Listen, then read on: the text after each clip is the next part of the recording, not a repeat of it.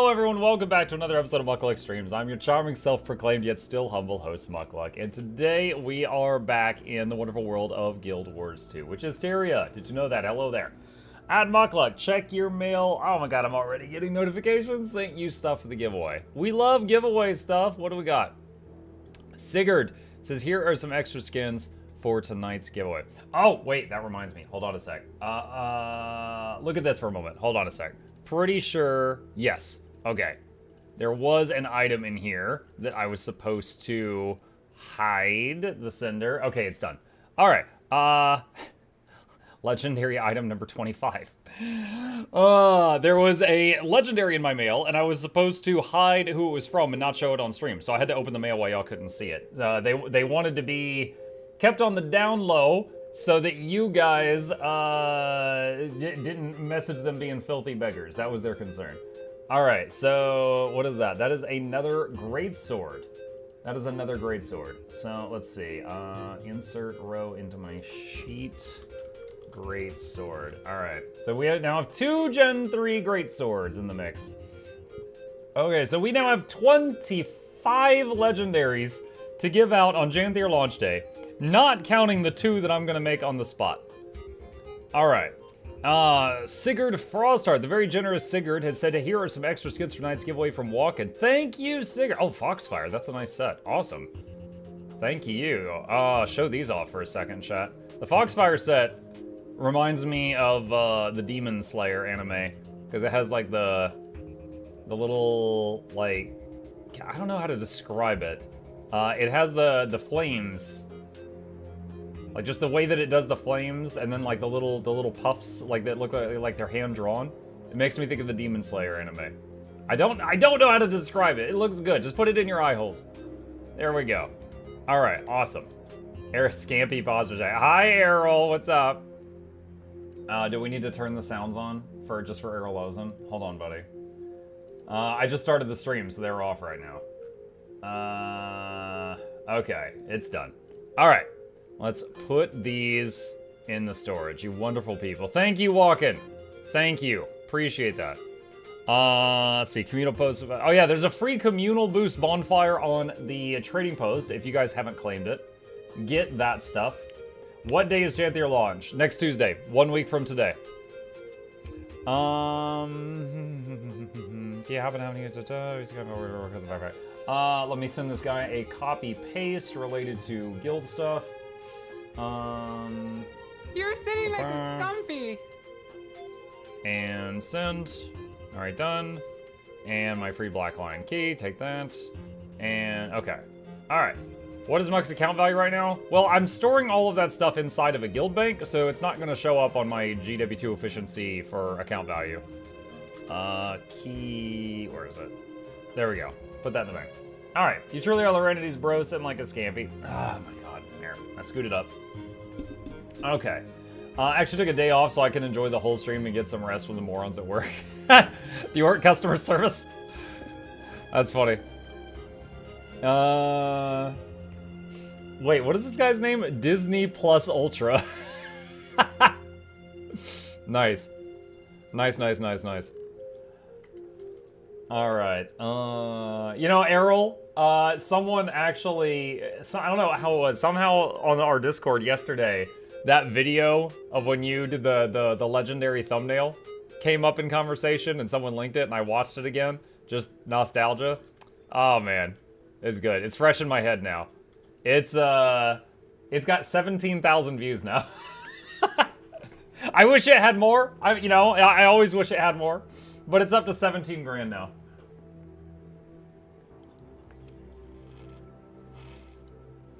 $17K? Yeah. Yep. What video?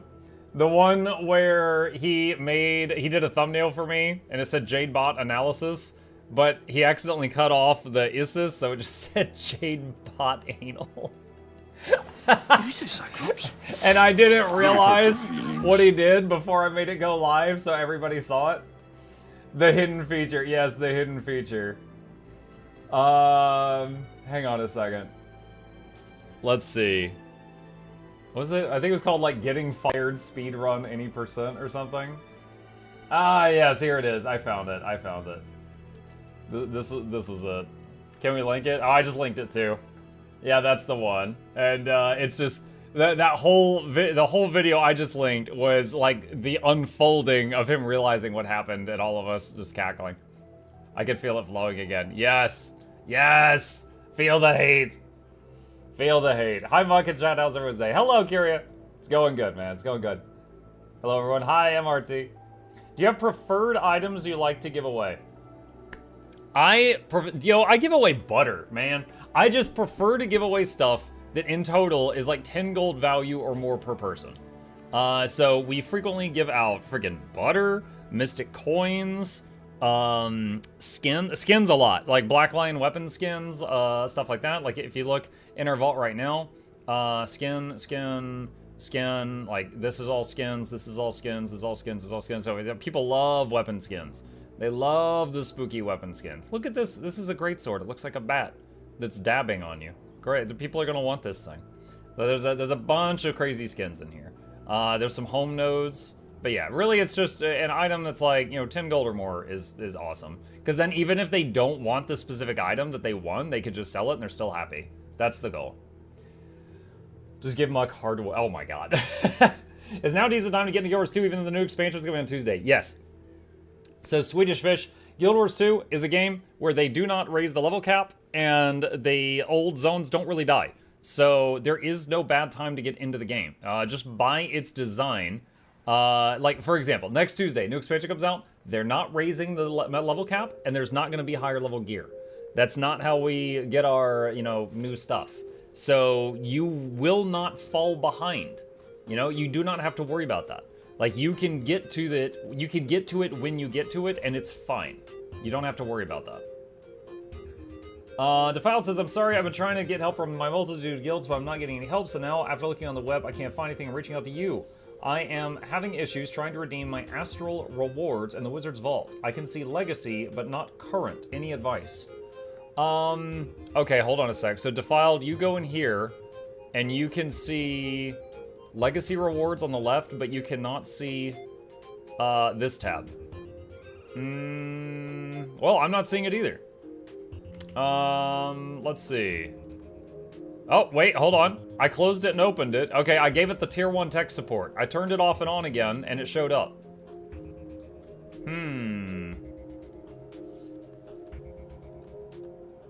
I'm not sure. Maybe they're having an issue. It might not just be you. It might be not just you. Even repair and reinstall. I don't think you need to reinstall. The fact that I was able to replicate it for a second tells me it's not just a you thing. But, yeah. Charmon says Wizard's Vault and also the trading post were both down a few hours ago. Okay. So, yeah, Defiled, I think you can at least rest easy that it's not on your end. And if it's not working right now, just chill for a bit and, wait on them to fix it. Because it seems like it's not you. There should be more home nodes. People still want the homestead and prices will surely rise. Maybe. Lots of internet issues around the world. Lots of API stuff. Oh, I've been busy at home. I didn't know about any of that. Good Day did not still be in tech support. Snow Crows was partially down too. Same time Reddit died. Well, I mean, honestly, I think the world's a better place with that. A couple of the games went down. The only reason Reddit dying would be bad is Reddit is kind of like League of Legends. It acts as like SCP levels of containment for a bunch of people we don't want to deal with. And the only problem with Reddit going down is it releases those creatures into the world, and then we have to deal with them. So, I mean, Reddit is good for some things, and it's primarily containment. The sharks got to the cables. The sharks are eating our internet again. No. Oh, someone think of the Redditors. Let's see. Before Reddit was Dig, before Dig the rumor. Let's rock. Hi, Chugo. And to think Google's training AI on that? Yes, let's not forget when Google AI recommended people to use glue in their pizza cheese. Is everyone excited for the API to be unavailable 4 days prior to the new release? It probably will not affect me. There will be some minor inconveniences, like, oh, no, the wiki command's not working right now. Oh, okay. Okie dokie. Not a big deal. Not a big deal. Just cleaning up this stuff a bit. Do I have 171 slots open? Of course I do. Almost a year. Wow. Keep up the awesome work. Owen Wilson subbing to me. Wow. Ravenwing, thank you for the resub. Welcome back. Appreciate you. Did you continue playing Path of Exile off stream? I did. Yeah, I went a bit further. I changed my build, so it was mostly a physical minion pet build using like Impale and skeletons and stuff like that. And I was able to still do T15, T16 maps. I was having a lot of fun. I googled some tricks to up damage, so using like skitterbots with unbound ailments to get a hard shock debuff on everything on the screen.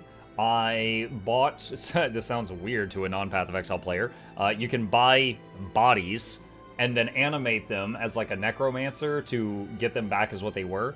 So I got a body of a guy that had Culling Strike, which instant kills anything below 10% health, so then boom, I don't have to worry about the last 10% of any bosses. And I got the body of a thing that gave like frenzy charges and one that had a healing aura, and I got those as additional minions. And then my minion army got even stronger, and I was having a great old time. I was just messing around, I was doing some like theory crafting on my own, and I was having a great old time. And then I tried new stuff, and here, this is where it all fell apart. I tried doing the Maven's Trial, where you defeat 10 bosses at the same time. Scary, but it did it. Then I tried the Minotaur.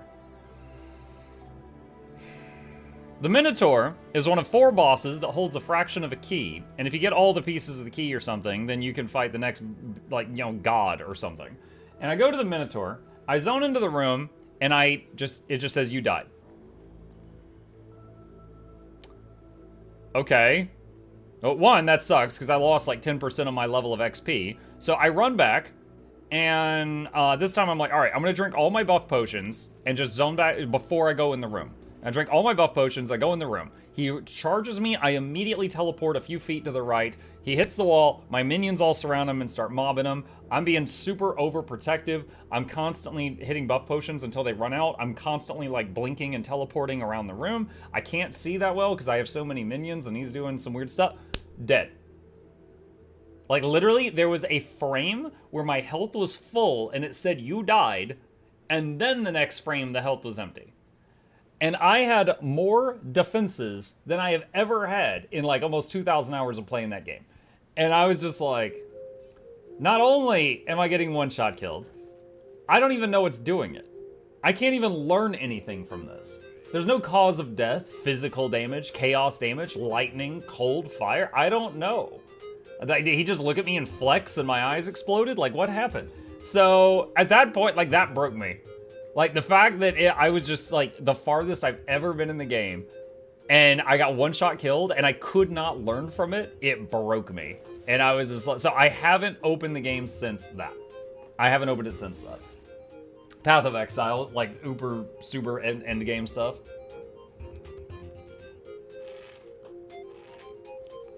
Path of Exile is a game where you make a build and you have fun, then you have to play it and it's not as fun. No, the build was great. Like, I made my own build and was able to clear tier 16 maps. I was very proud of that. I was able to clear all of that stuff. And then I was doing the Maven stuff and I beat it. And then we got to that. Anyway, you know what it kind of made me want to do is patch and update my last epoch and try it out again. I haven't tried it in a bit. Kind of made me want to do that. But I got a lot of stuff on my radar right now. Apparently Cult of the Lamb and Darkest Dungeon 2 have both had major updates since I last played them, so I might need to revisit those at some point. Oh, snap! JerseyNat, thank you! Yo, over on the YouTube side, JerseyNat gifted 10 memberships. Appreciate that. MuklukYoutube, this is me, Reginald Esquire the 4th, this is Johnson Face the 3rd. Welcome all of you to the lap. Hope you enjoy your stay entertainment's on the way. Cricket the speakers, don't touch the speakers, giveaways every week. Please take a seat, bitch. Along near the edge. Welcome. Welcome, welcome, welcome. Thank you. Darkest Dungeon 2 is phenomenal. It is. I have done a playthrough of that game. I almost finished a playthrough of that game where you beat the whole game with the one team and no one dies. I almost finished a game playthrough like that.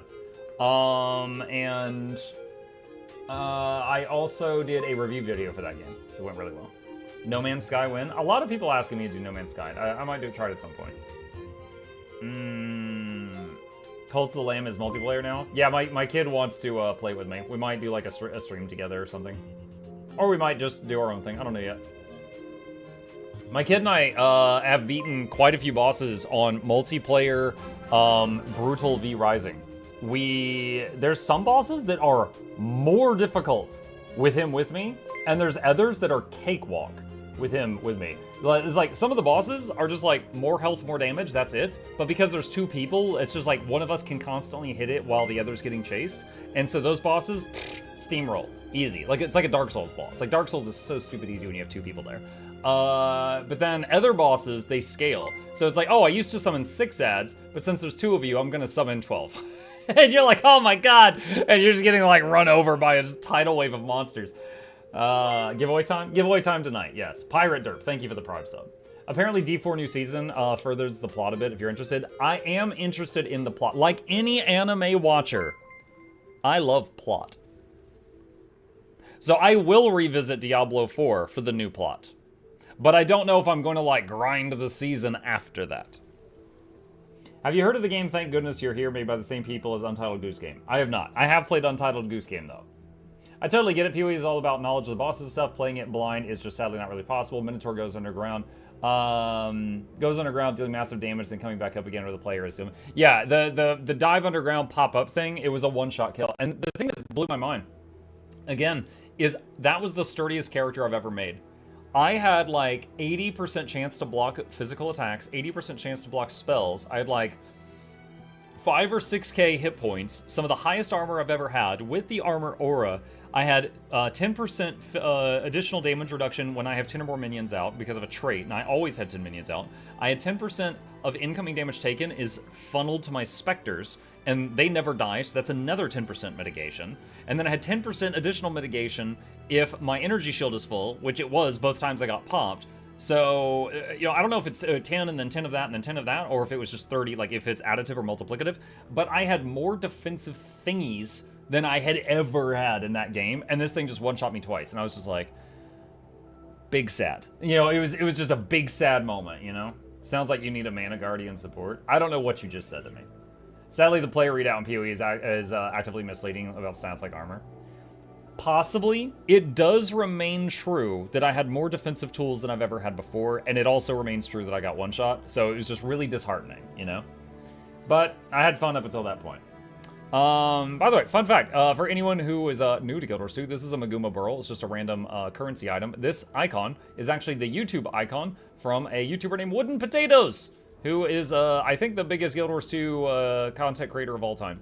And this was a hidden reference in the game to him. Boop, into the mat storage.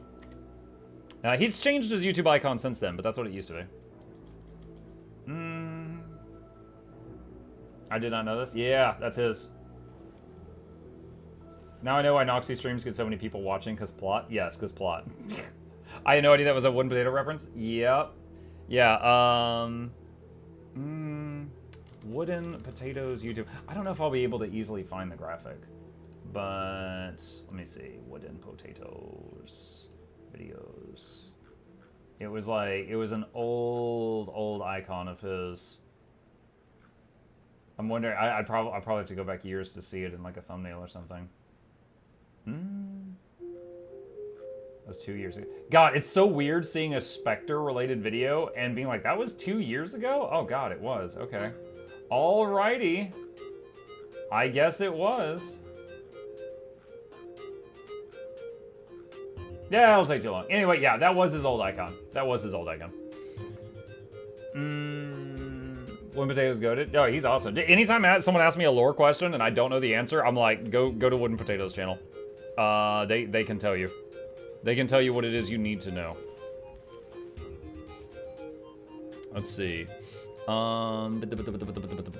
why did I open Bloodshot? That's not what I mean. This. Let's see. Sell and sell. Hi, I've been watching you for a while. Just saw it drop in. Hello, Cat. Cat the Yuri Cannon. Oh my. Hello. Welcome.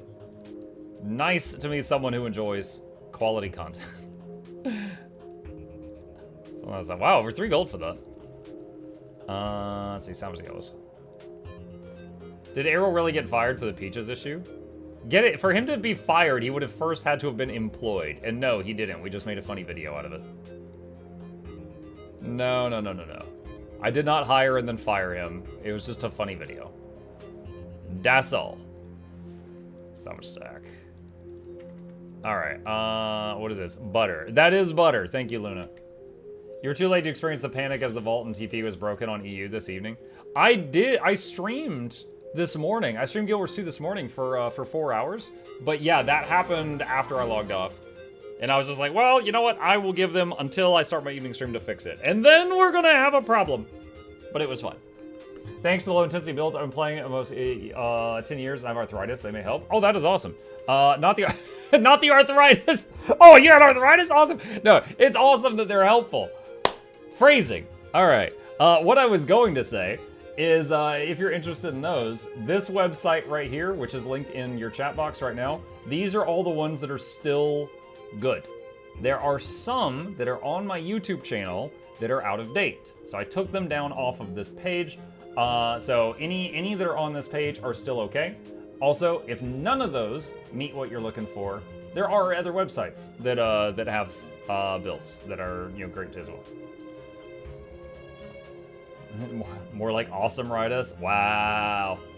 Mana Guardian is a support character that gives armor and energy shield based on reserve mana. On reserve, those support have 15k mana reserves of it, so you can get around 100 to 150k armor plus 5k ES. Okay, so it's an aura bot that follows along with the team and keeps them alive. That's cool. I will say there is so much crap going on screen in endgame Path of Exile. I can't imagine wanting to have a second person with me and try to keep track of what's going on. But I now understand what you were saying. Manemic says, would you consider making core low-intensity build guide videos for like Hammer Guardian or Pistol Thief?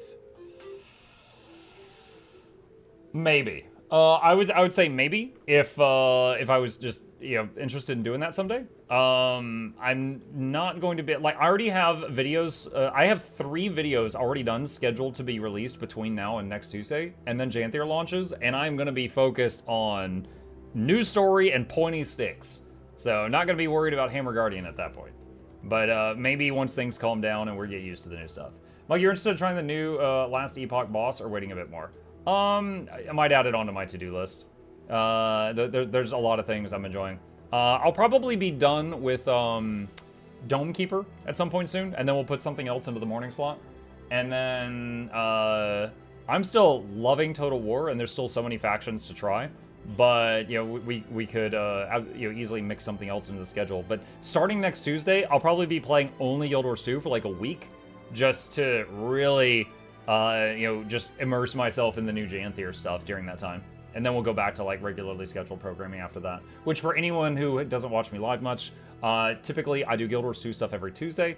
And then on other days, I do like a whole variety of things. That's why you might often see clips on my YouTube channel from various games. Giveaway. Yes, giveaway will be in between an hour and a half and 2 hours. And we have some copies of Janthir Wilds tonight. Some very generous people bought copies and then just gave them to me to give out. And I already have Janthir, so I'm going to just give them to people. Let's see. I know you played Raid. Have you tried Watchers of the Realm? I have not heard of that, I don't think. Save up a stack of exotic ones by compressing them as an artificer. After that, consume them. The exotics used for legend crafting. Some CCs got early access to Janthir, and now they are popping up on my YouTube feed. Yeah, wait, what? Somebody said giveaway. With a longer giveaway, I might be able to win something this time. This is not a bribe. PPS. My in-game name is Roamling.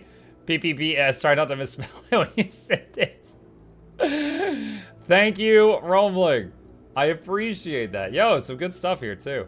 Hold on a sec. What all do we got? Chromatic Assassination. This is the stuff that's, like, made by Razer. We got some Collapsing Star stuff. Got the Steak and the Shield. Snow Garden Greatsword. For when you want their wounds to taste like peppermint. And the Edgy Warhorn. Very nice. Thank you. I will add those to the vault. The giveaway vault has not looked this good in quite some time. People very generous. Alright. Put these in here before I accidentally do something with them. So many games coming out when Janthir hits. Yeah, we'll get through them though. Like current things on my radar are let's see, new Cult of the Lamb update. There's a new Darkest Dungeon update. Whenever they come out, Frostpunk 2, Hades 2, Hollow Knight Silksong, if that ever freaking finishes, Beyond All Reason, Stormgate just... I don't know if I should play Stormgate yet. Stormgate apparently just got a new build in early access, which includes the campaign. I've been looking forward to that. I've heard it's buggy as hell right now. I don't know if I should play it right now or wait for them to do like another build. Industrial Annihilation is in Kickstarter. If it finishes, playing the hell out of that. Zero Space, that's it. And then, you know, anything else you guys recommend to me. For anyone who hasn't seen it, we have got an awesome game recommendation page now that I'm going to link in the chats. The game recommendation page goes here, and any things that, so I can mark that as played. Anything that people want me to play, you can go here and like upvote something that you want me to play that I haven't. It's like there's Fable, there's Alice, Papers, Please, Cyberpunk, or you can add new things to the list right here. So it's a very slick page we have on our website. If there's something that you think you would enjoy watching me play, you just do that. Black Myth, put it on the list. Put it on the list. I have the memory of a goldfish brain that's like Swiss cheese. You have a website? I do have a website. I do. I'm not gonna play the ad right this second though. I do have a website. Actually, Mug, the new Soulstone mode is good. It's 4 rounds where it gets harder each round and you lose access to any ability you picked up in earlier rounds. What? Why would you want to but the whole fun is building your character. Why would you want to lose your abilities?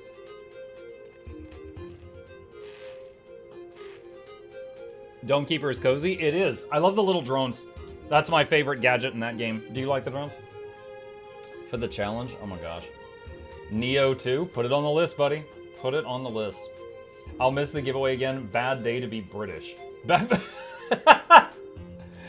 Thomas says, bad day to be British. Thomas, what's a good day to be British? I'm curious. What is the inverse of today for you? What's the reverse? What's the opposite? There should be some Guild Wars 2 drops next week as well, though I think those are Twitch only. I hope they do drops again. But if they... I will say they did drops for previous major releases in August. I'm kind of expecting they will. Fingers crossed, because honestly, it's good business for me when people show up, even if they don't like me, and just go AFK just because they want to get like a new hat. Let's see. When it's a good day to be British, it's a bad day for the rest of us. I mean, a lot of us do have a holiday celebrating getting away from them. You have Mass Effect KOTOR and Space Marine on the recommendation list. Those are little gems. Keep the group alive. I'll be right back. Yeah, I played KOTOR as a kid, but not as a streamer, so it's been a very long time. Hello, Muck. Hi, Spooky. Not gonna lie, seeing the new XPac release for Guild Wars 2 content has been driving me back in even passively. Come to us. Yeah, we got you. It's like those old subliminal messages. Smoke. Nothing compares to how bad it is to be Australian with that breakdance lady. Oh my god. Did you hear they've already announced there will be no breakdancing in 2028 Olympics? She single-handedly killed a category in the Olympics. That is some deadly moves. That is some deadly moves. You know what I'm gonna remember from this Olympics? The breakdancing we saw the second best shooter in the world doesn't even use like fancy earplugs or anything. It was just that old guy that looked like a retired assassin. There was the dude that tried the pole vault and he missed getting the gold medal because his dingle dangle knocked the bar down. And we saw the 750,000th best breakdancer in the world. Those are the things I remember from this Olympics. That's the stuff I'm keeping with me. The crazy thing is how many world records have been broken this year. I don't know of any world records. I just know of those 3 things. Muxotor is up to 11 votes someday. Dude, I have the disc. Hold on a second. I'm pretty sure I have it. Let me see if I still have it over here. Hi, boy. You laughed so hard that I heard you all the way from upstairs watching. Am I supposed to apologize for laughing? No, but I'm saying you laughed so hard that I was upstairs taking a shower. I laughed so hard that it made you take a a shower. No, I was like, you laughed so hard that I heard it while taking a shower, and the water was very loud. Okay, cool story, bro. Alright, bye. Okay, bye. Have a good stream. Thank you. I can't find it. I have got like 3 shelves full of games that are in boxes. You know, like the how I used to buy them in my day. And Knights of the Old Republic is over there somewhere. And I can't find it. I think there was 2 of them, wasn't there? Like, dude, I played it as a kid. What do I remember? I remember if you did evil choices, your eyes turned yellow, and your guy looked, you went to the dark side. I remember there was that one lady, I forget her name, but she had a skill called battle meditation. And if there was like 2 fleets fighting, and she was on one of them doing battle meditation, her fleet would win. I remember she was busted. And I remember there was a robot that always called me meatbag. That's it. I remember the robot that just insulted me at every opportunity. He's just always calling me like meatbag. And HK47, yeah. Those are the things that stuck with me decades later. Was it Bender? Basically Bender? Yeah, but more weapons. I found yours too that was boxed at the thrift store, best 25 cents ever spent. The worst part is she has a PhD in breakdancing, and all these are fuming taxpayer money paid for it. Well, you know what they say, people that cannot do, teach. And people that cannot teach gym. I'm sorry, gym teachers, it's low-hanging fruit. I didn't know about the taxpayer money thing though, that's funny. That's why you make guides? Exactly. How many times have you seen me do like Sarah CM? None times. The guide will be coming out next Tuesday. That's a lie, I'm not doing that. When are you playing the top voted game, Cyberpunk? When there's not a huge line of new things to play that I'm interested in, I will consider doing that. As I believe Cyberpunk's a pretty big time investment, I mean, I'm gonna need like 100 hours just to stare into Keanu's eyes, like, alone. Was that a School of Rock reference? Maybe. Let's see. Huge line of old games we shove in your Steam inventory. True. I'm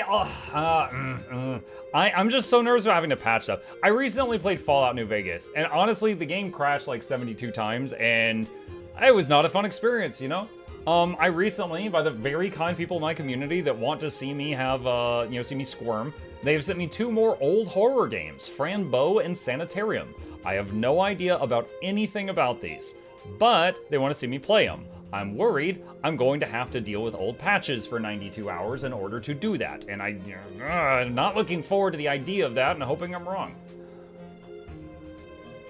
You can have a very fun ride on a roller coaster with Keanu. That sounds great. Only 100 hours looking into his eyes, rookie numbers. There you go. Okay, let's see. You know what? For the first time ever, I'm gonna decide on what to do based on what's in here. What do we got? Defeat Mortimer Nightmare Court. Complete a strike mission. Complete the Behem Gauntlet JP. Where's Behem? Complete the Path to Ascension meta event in the Elon Riverlands or events in Kryta. Strike mission. Let's do that.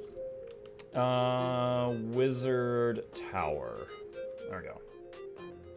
Blaze Ridge Steps. I'll check it out. Behem's in Blaze Ridge, it's more of a falling puzzle than a jumping puzzle. It's okay, we got gliders, it's fine. We got gliders. You need a metric ton of mods for New Vegas to work? Yeah. Mortuary Assistant got a big update recently, so there's that in October. I don't want to... God. I don't want to play... Okay, look, we've already played Mortuary Assistant. Is the update really going to change it much? Like, I mean, we've seen the game. We've assisted the mortuary, right? That it's done. We've already done that. Sanitarium just needs to be set to 1 CPU. I think someone told me that that was also true for Space Marine. I think it was Warhammer Space, like Space Marine 2's coming out, right? I think Space Marine 1, someone said I could get that to work with the one console, with like 1 core or something. Play Fatal, frame it as Hot Ghost. Shugo, put it on the list. Shugo, by the way, I'm not gonna tell you what it is yet. We've got a sponsor for tomorrow night stream. Tomorrow night there's a sponsor, and let's just say it's Shugo approved. Dude, I was like, you know what? Yeah, I will do this because it looks like it could be fun, and I've never played this game. I'll try it out. And that's really the driving force between a lot of my decisions. But at the same time, I was like, Shugo's going to approve of this. I was like, oh, he's gonna approve of this. I was like, yeah, I'll try it. You have our attention. With the newest updates being so great, would you reconsider playing Pal World, maybe even co-op or something? If I'm not just more interested, okay. In the general sense, I'm not super interested by Pal World. But am I willing to try it? Yes. If there's not some shiny or other thing that I'm more interested in, okay? Right this second, I would say my interest in the new Guild Wars 2 content coming out, the new Darkest Dungeon 2 content, the new Cult of the Lamb content, the games I'm already in the middle of, Total War Warhammer 3, Dome Keeper, all of those to me are more interesting than trying Pal World. But if I get those done, I can make my way down to Pal World, you know? But we'll see. Hi, Dr. Charm. I'll decide what to do. Proceed to pick strike mission. Yes. Yeah, I'm doing it because of that, Joe. At Mukluk, will you fix it if I say please? It's distracting. Will I fix what?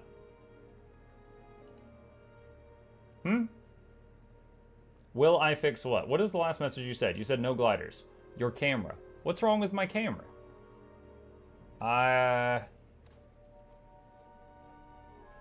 What? What's wrong with the camera? It's too far to the right. I think I'm too far to this side. The funny thing is, it's just because of how my room is set up. It's actually, it's actually like way cropped. Like, hold on a second. Let's see, green screen. Okay. So it's actually like that. My green wall, you see, it goes way. You see how much space is over there? There's so much. I'm like way over by the edge of the green wall, but it's just because of like how my room is set up. So I am always kind of like at a weird angle for my room, my office. But at the edge, we're at the edge of the wall. Yes. Okay. All right. Anyone want to do strike mission dailies, specifically to get these wizard vault points? Easy money. Here we go. There's the squad join command. Let's see who's interested. I'm on NA right now. This is a freedom squad. Every invite comes with cheeseburgers and 9mm bullets. Every pizza comes with pepperoni and 9mm bullets on it. You want the pizza? Maybe I bring it to you. Maybe I break your arm. If you are heals or boons, please say. Are you a mighty booner?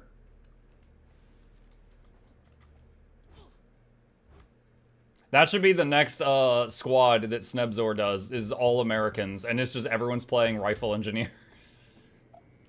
With grenade kits.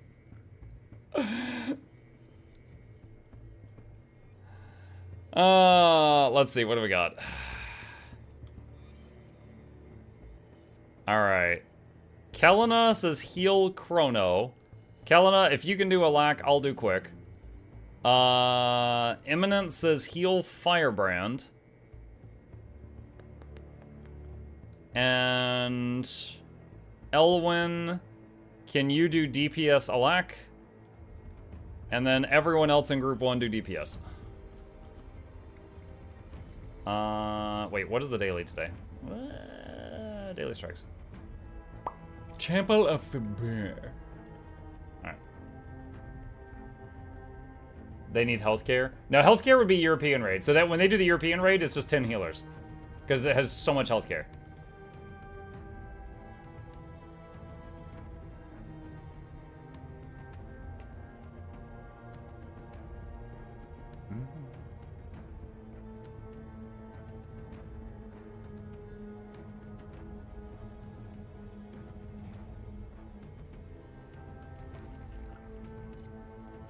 Democracy. What would democracy be? Just like at every single boss, someone hits the challenge mode, and then we see what just the votes happen, and then just we have to abide by that. Actually, American democracy would be we vote on, well, like what happens at each boss, and then ignore the vote like half the time.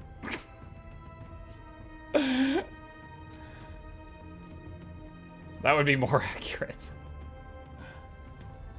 And then someone just screams gerrymandering, and then we have to do the opposite.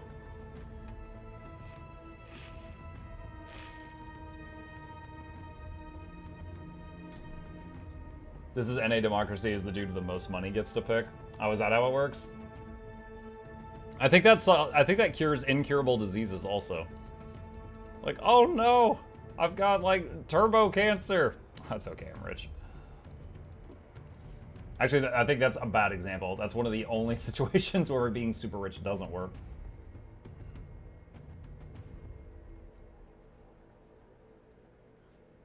Also, heals and boons are choices only by the individual. No check to make sure everything is covered.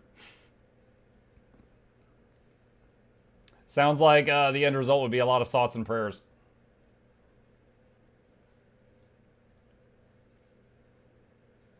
Heal Chrono is American healthcare. Why? Because they use a rifle sometimes? Where is Kelena? Never done this one, but seen the videos. If you go to the Wizards Tower, Kelena, you should get a pop-up asking if you want to join. And once again, this is an NA strike group. Hopefully you're North American. You can't afford Mux heals. Yeah. Another addition to the American group would be after the group, everybody has to clap. After every boss kill, everyone has to clap. And the healer sends everybody a massive bill in the mail. And then, you know, maybe they pay it, maybe they don't.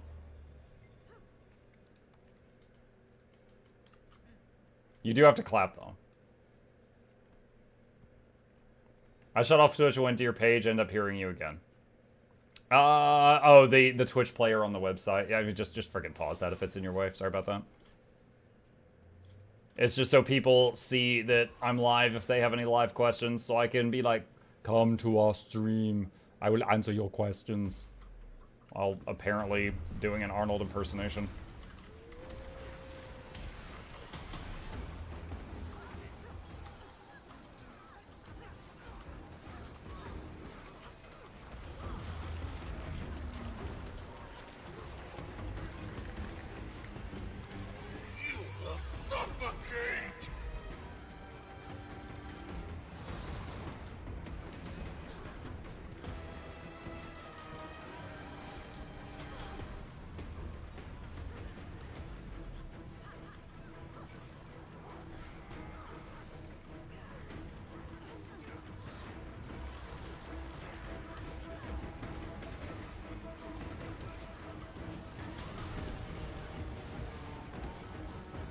Bro, someone's doing 38K? What? Banned.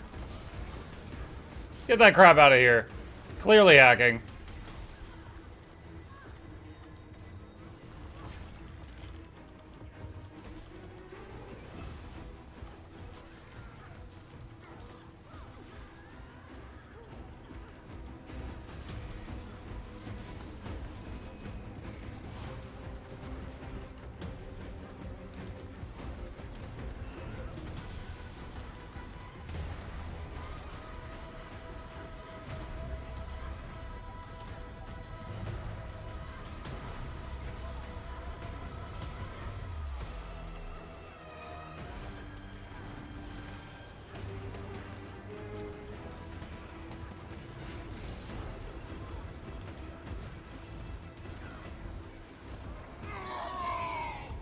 Explosions.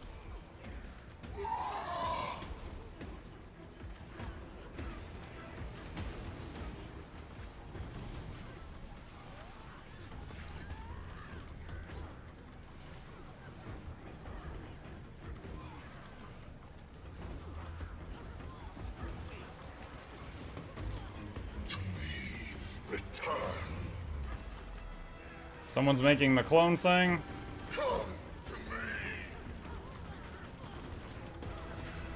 Ah!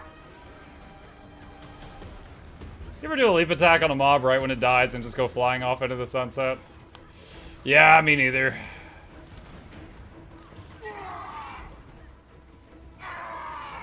Just dodge roll this. That guy didn't dodge. I'll just, I'll res him. I got it.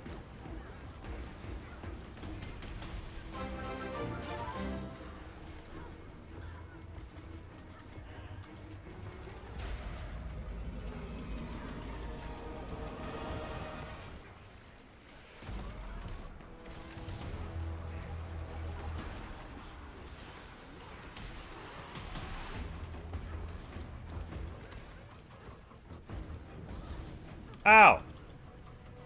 Oh god! The pain!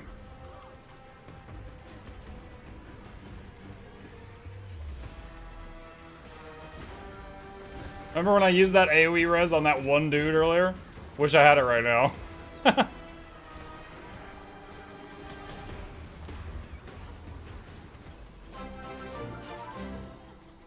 Stack the greens! Janthir in a week. Why is that So person running excited. away? Kalina, why were you running away from all of us? Oh my god. Lick wounds!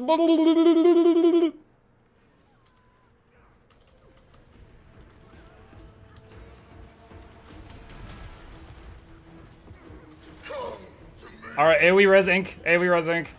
It just came up. Body block the orbs.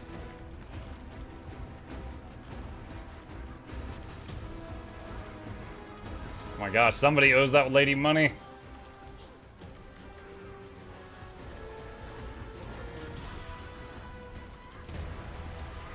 They didn't dodge, chat. I hunger for power.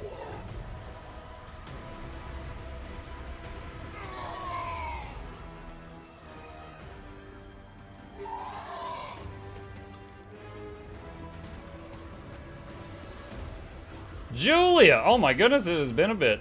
How you doing?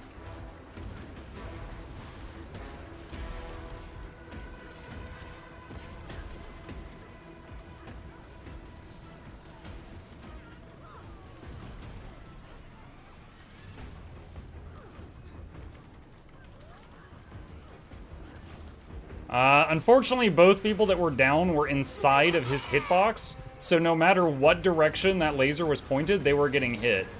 So it was like almost impossible to revive them outside of res tools, and mine was on cooldown.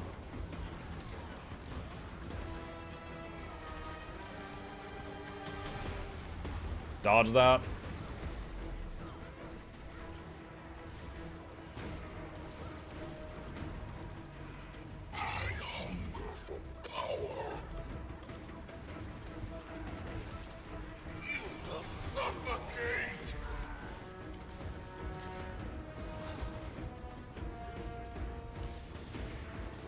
This concludes our dodge tutorial. Shut up. Yes, thank you for that. Wow. I am stunned for 10,000 years. We failed the CC. I don't know if I've ever seen that before.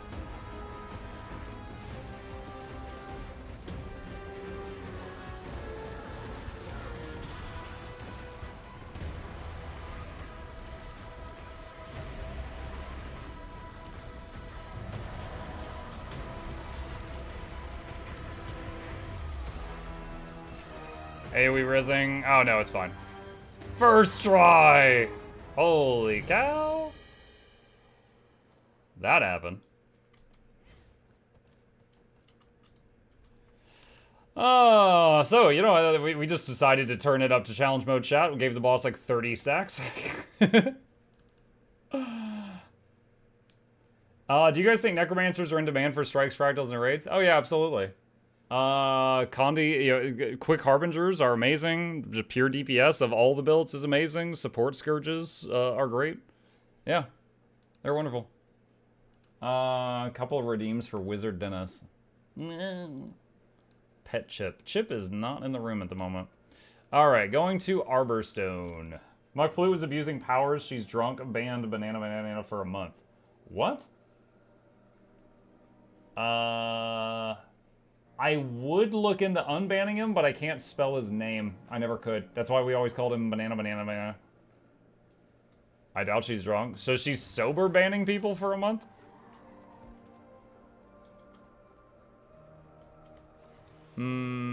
Let's see. Daily strikes. Wait. Oh, no. Wait, hold on. Did we get the daily done? The daily's just changed. Hold on. Did we get the daily reward? Okay, yeah, we did. We got it. Wow. Yo, we killed it, and like a minute later, the daily's changed. Good lord. All right, hold on. Someone said they're leaving, but then nobody left the group. Who's leaving? Defiled Atonement. Wait, did someone else join the group already? I guess someone else joined the group. Alright, let's see. Jade Junkyard. Mike, did you see my question above? Probably not. I was fighting for my life. Scrolling. Okay, I wish you had just repeated the question. 1 second. Clicking on you. Show me chat history. Show previous messages. Do we know if Item Booster will work in Homestead for the extra gathering strikes on Instant Collect? My main concern with the Homestead stuff was, will glyphs work? And the answer was yes. I do not know if the Item Booster will. I've never really heard of using Item Booster while gathering stuff, so I have no idea on that mark. We know nothing about unreleased content. No, we know some things. We know homesteads are coming. We know pointy sticks are coming. If you're still learning fractals and strikes, is there a safe role where if you're not perfect, you don't screw up the group? Depends on the fight. Most strikes do not have a job where you messing up kills everybody. Most of them, if you mess up, you just kill yourself and you don't take the rest of the group with you. There are some more challenging raids where if you mess up your role, you know, you take down everyone. And that's honestly, that's the difference between a tough raid fight and an easy raid fight. A tough raid fight, if one person messes up, everybody dies. So everybody has to play pretty perfectly. Bubble on Zera, yeah, but I said most. Waiting on Kelena to get here. As far as like, yeah, again, most fractals, most strikes, and most raids, you're safe to learn. And I encourage you to watch my Get to the Point guides because they're like a minute per boss and they will show you what to do for the boss so that you don't have those problems. Kelena left. Okay. Let's see. Somebody else joined, I guess. Do we still... What job was Kelena?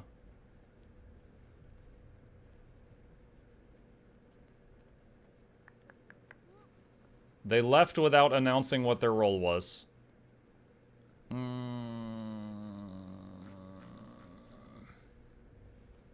Group, my group, do we have the Alak heals? I think they might have been Alak heals. Scarlet said I can. Okay. Well, alright, so Scarlet can go Druid. Alright, that works. If not, I could, because I'm quick DPS right now. Okay. I'm gonna just do a ready check.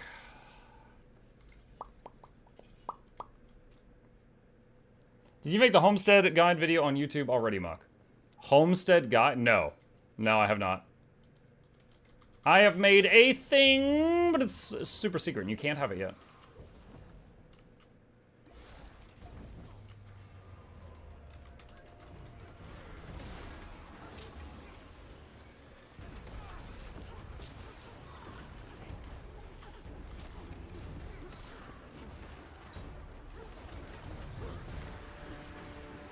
Anka. Anka. I wouldn't blink. Watch out for the drive-by sook.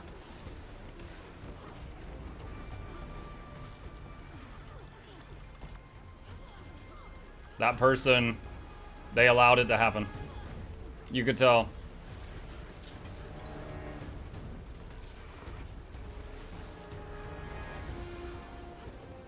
The hawk. No.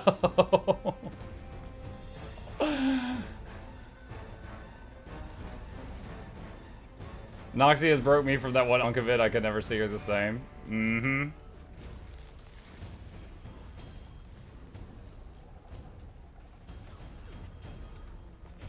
Get up.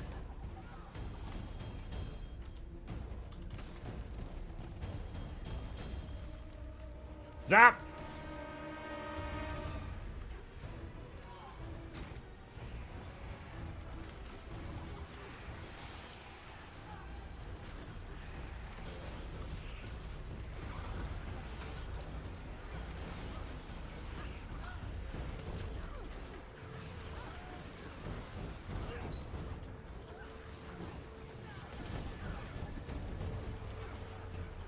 I wouldn't blink. Oh no! I'm AoE rezzing. Well, I was, but they all got pulled out of the res. It's fine though, because they ended up surviving, so that's totally fine.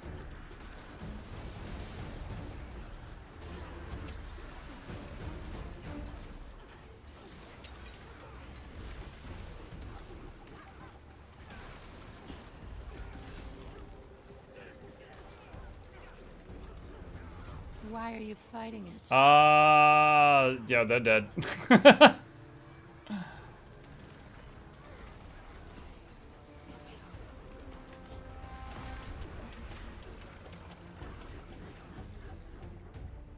Couldn't fix that. No, we needed that. Like, you needed a pull with like a 1 second reaction time. Maybe 2 tops. The way you said Anka reminds me of Hermie 1 from the first Harry Potter movie. Hermie 1? Now, I was quoting, though, that time. Like, I was... we lost someone on the ramp.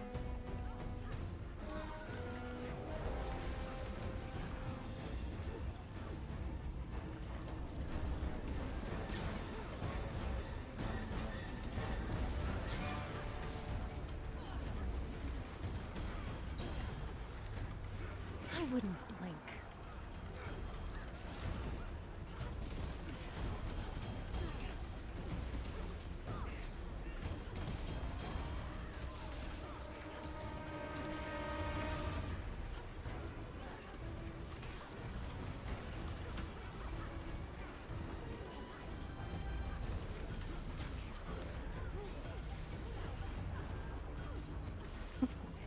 This power feels good.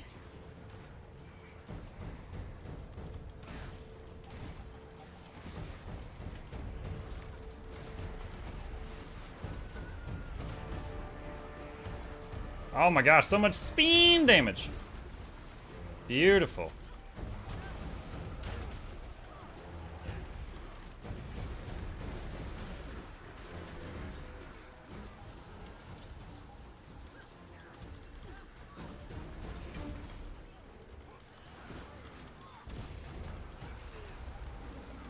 Oh, here comes the danger suck. Don't get it. Close your Don't eyes. get it. Fight it.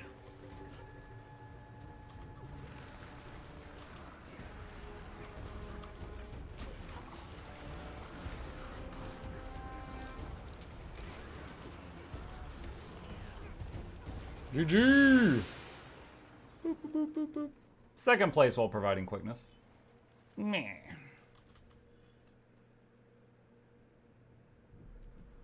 Okay. But the Iceberg Saga next.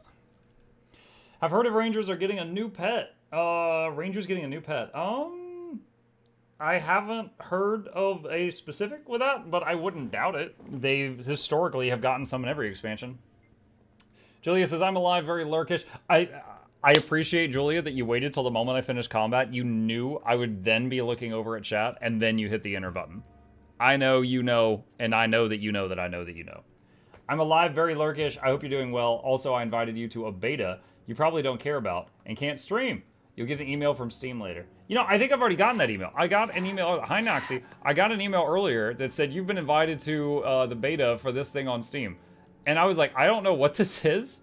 And I don't think I applied to it. And I was like, is this a phishing mail? And I was like really carefully reading the URL that it linked to because I was like, what is this?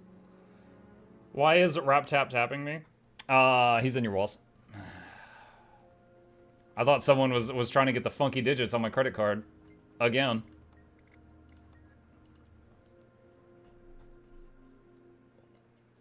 Did you watch Bloom's video? Sorry, consuming Coke live on stream. I watched about 5 minutes of it, and then it was getting really spoilery, and it wasn't news I had to cover, so I decided to hold off on finishing it. Because there are times that I consume spoilers for Guild Wars 2 just because I'm delivering news to people, but if I don't have to get spoiled, I don't want to be. And he was starting to give a lot of spoilers, so I was like, okay, I'm not gonna do this. For just 1 sub a day, you could pay for at least 1 Coke for your streamer. Or like 3 Maruchan Cup noodles. You're headed back into the pass. That's a lot of food. Right there. Give me that. You stay put. New pet should be a snail. Oh gosh. It's like the least secret game ever made. You can invite any friend after you get in. Okay. You'll have to find another way up.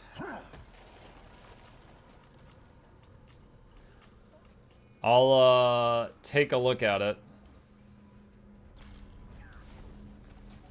I'll look at the game name and look up its Steam page and see what it looks like. Thank you. This storm isn't normal. Blocking us from following Vanguard? Makes you wonder if Is this the same quick DPS tamed you used in your how to play video? I changed the sword axe for a hammer just because I felt like spinning. It's close to the same damage. Sword axe I think is a little bit more, but honestly I just did it for fun.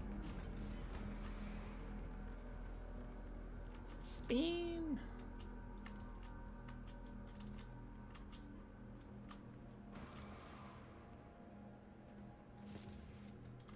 Boy. Ah, yes. Oh my gosh, I almost couldn't see where to land because the char in front of me was so big I couldn't see the ground. Char problems. You heard it too, Cree. I should be there. you're being a distraction.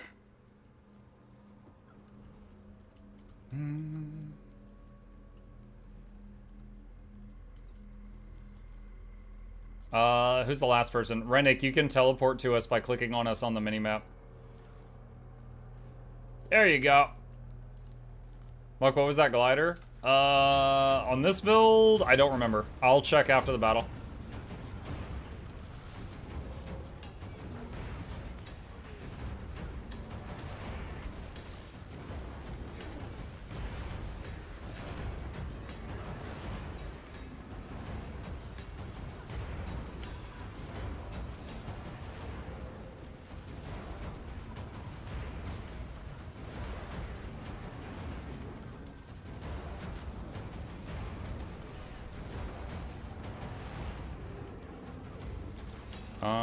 Let's see.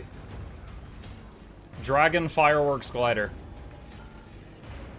It's a backpack also. It's the backpack that my druid has that makes it look like he has little wings and a tail because there's like a baby dragon on his back. The glider, you like, it flies above you and you grab onto it.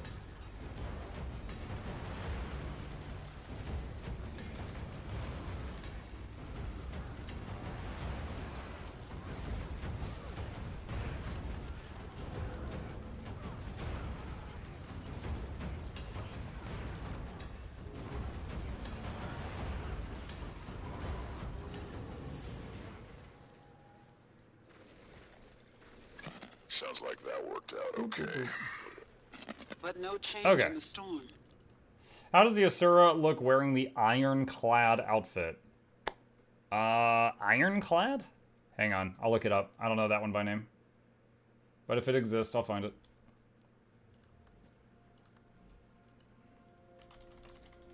What now? Like that. Always be loyal to your crew.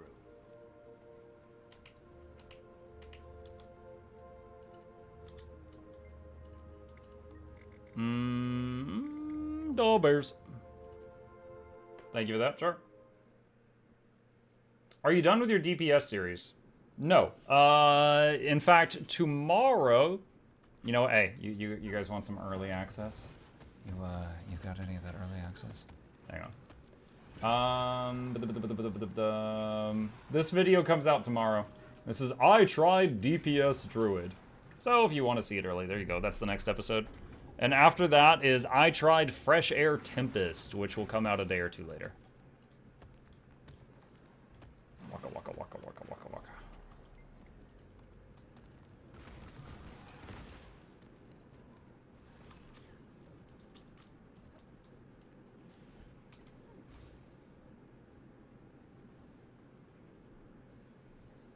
I still think the Spellforge outfit is hilarious on every character, but Asura especially.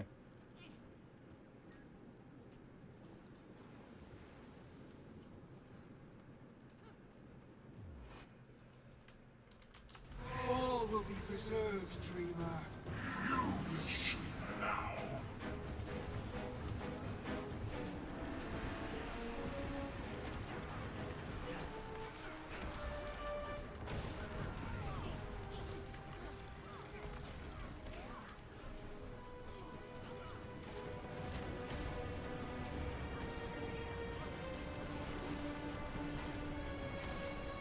Heard y'all like cleaving. Use my claw.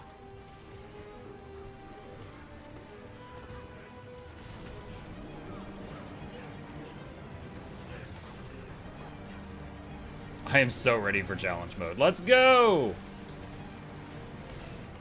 My voice. We dream together.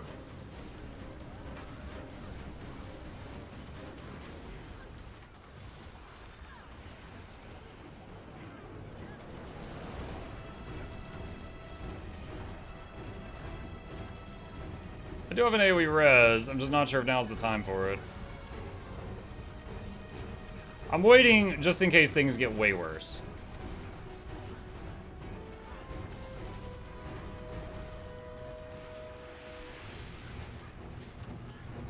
Narrator's note. It never got worse. Oh! I'm out of res. That's okay. We were out of bodies to res. It's fine.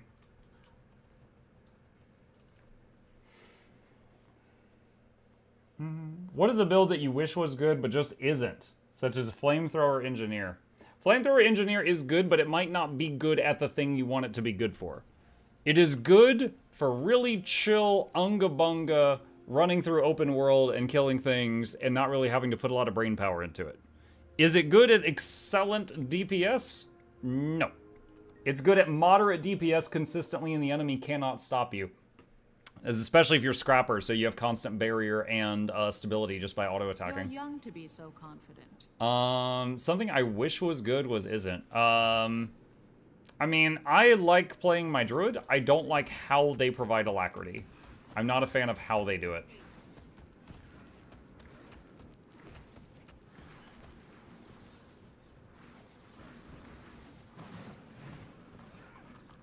I don't like. I think the previous version was wasn't great, and it was better than this.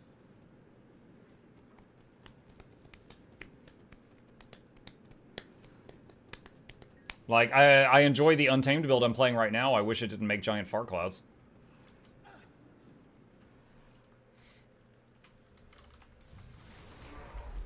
Dream with me. Okay, that was really weird.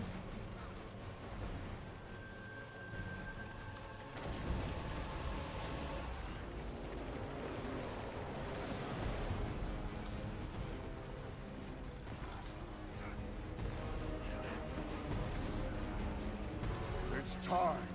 That's what he was about to say, chat.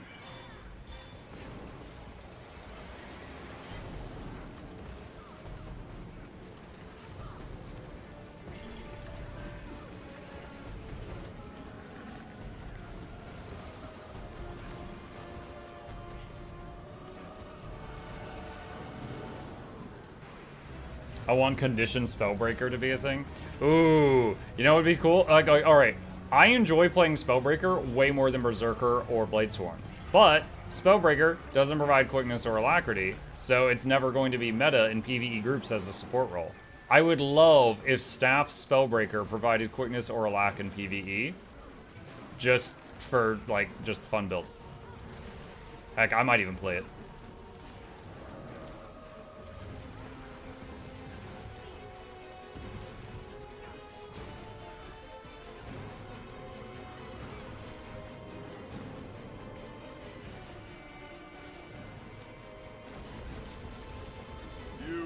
So hard, but your long Pity they were all in vain.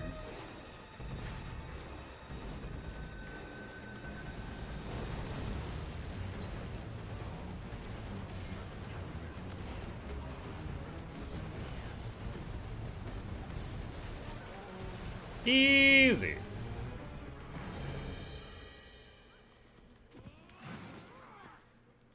Liunair. Are you quickness scrapper or just scrapper?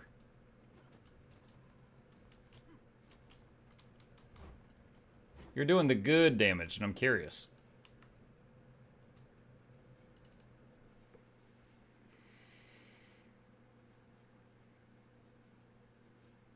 Alac Spellbreaker makes more sense than Alac Bladesworn. I'll die on that hill. Just DPS? Alright. I'm actually glad to hear that, because if you were doing quickness and doing 10k more than me, I'd be like, crap, I'm out of a job. How do you have so much buffs?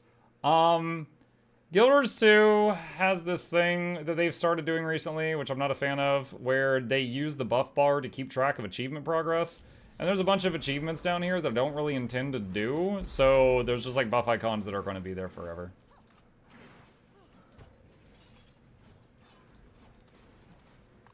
Like, that one, and that one, and that one, and that one are all related to getting suffused obsidian armor. Which I don't care about getting.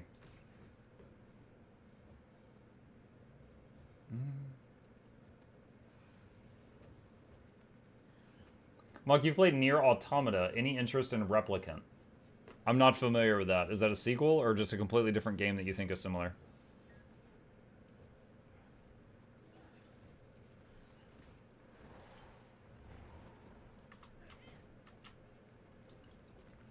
It's a prequel? Oh. I'm open to playing it.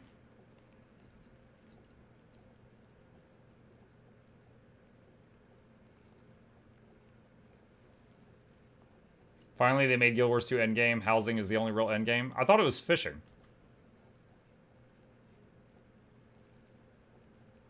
The reward for the achievement... wait, the reward is not the armor, it's getting rid of the buff bar? Oh my gosh.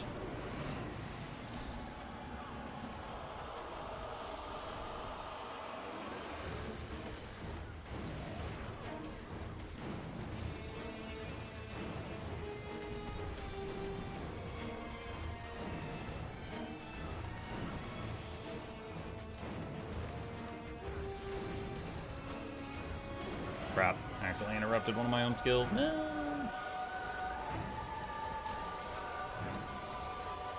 Would you ever consider running a Minecraft server? I've done it before. We had like 10 or 20 people in the community play on it with me. It was fun for a little while.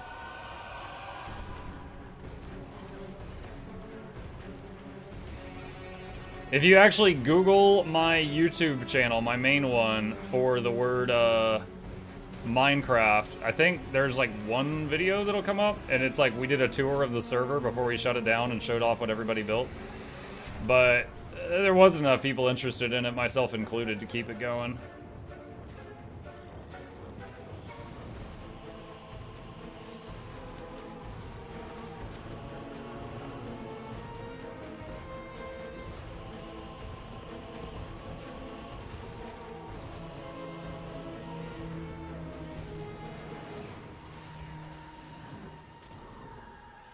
I'm guarding you right here, and you're going to go. I am maximum safe. Hey, Nog Dog.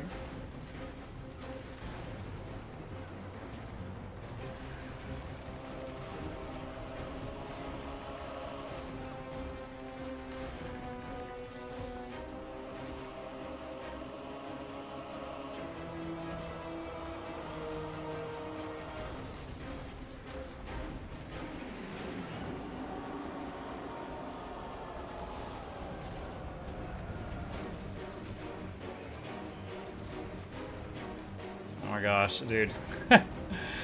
Between the docks in the air and like all this other stuff, my rotation is getting interrupted a lot.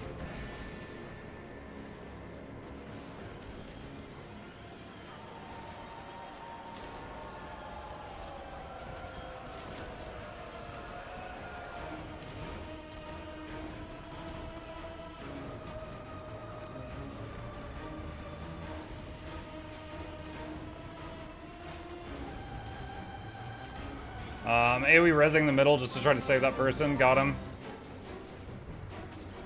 Nogdog gifted a tier 1 sub to Cyberdoodle. They have given 48 gift subs in the channel. Thank you, Nogdog. Welcome, Zapadoodle. Appreciate you. Ah! Oh my gosh. I almost got nogged. I was distracted by Nogdog. I stood in the blender for 0.1 seconds. It was almost the end of me.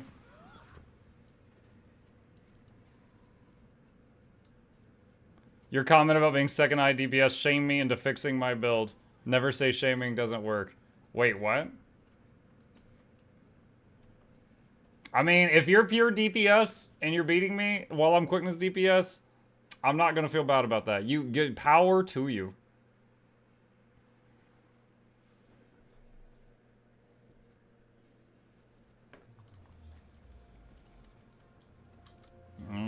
Time to skin some bones. Minecraft is one of those things everyone asks for but never puts time into, really. Like they build their thing and never come back. Yeah, I've enjoyed watching some Minecraft YouTubers' creations in the past, but I don't know that it's really my thing doing it myself. Waka waka waka waka waka waka waka waka.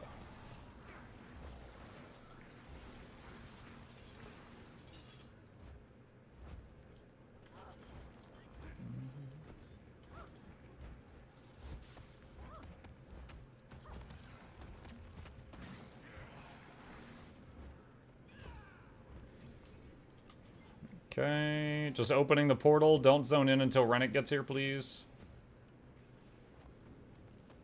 Muck builds an Enshrouded. I built a dirt cube of a house.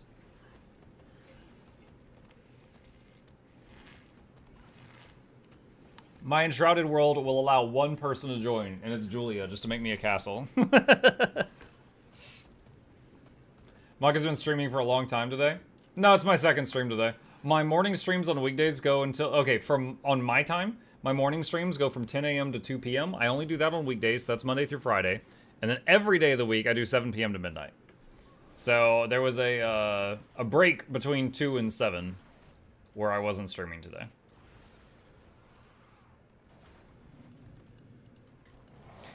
But next week when Janthir launches, oh boy, all day. I think that guy's dead, Jim.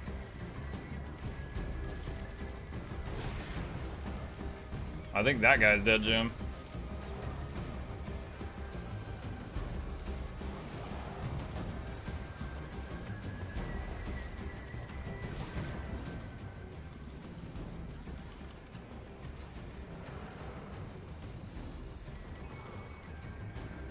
Kind of impressed that we still managed to get the interrupt with 2 people dead.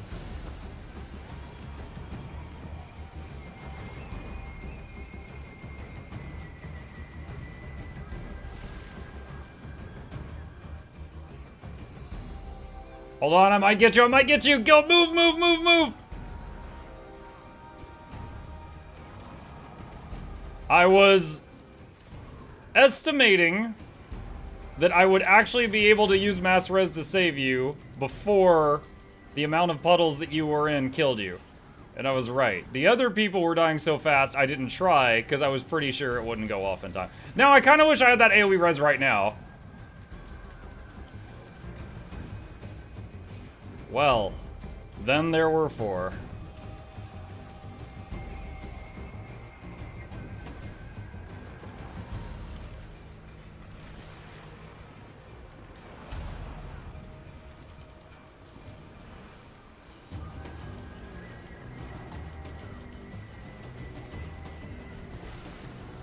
I mean, I'm fine. Are y'all fine?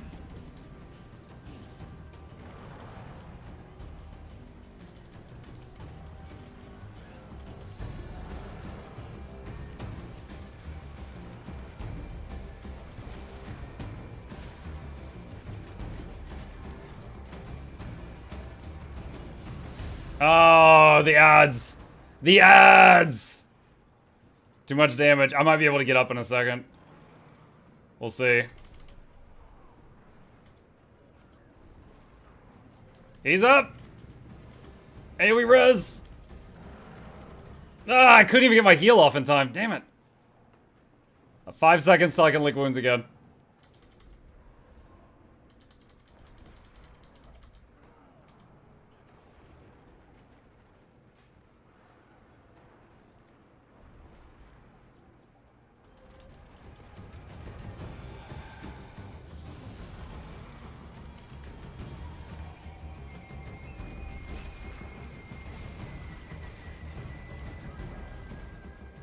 This is so stupid.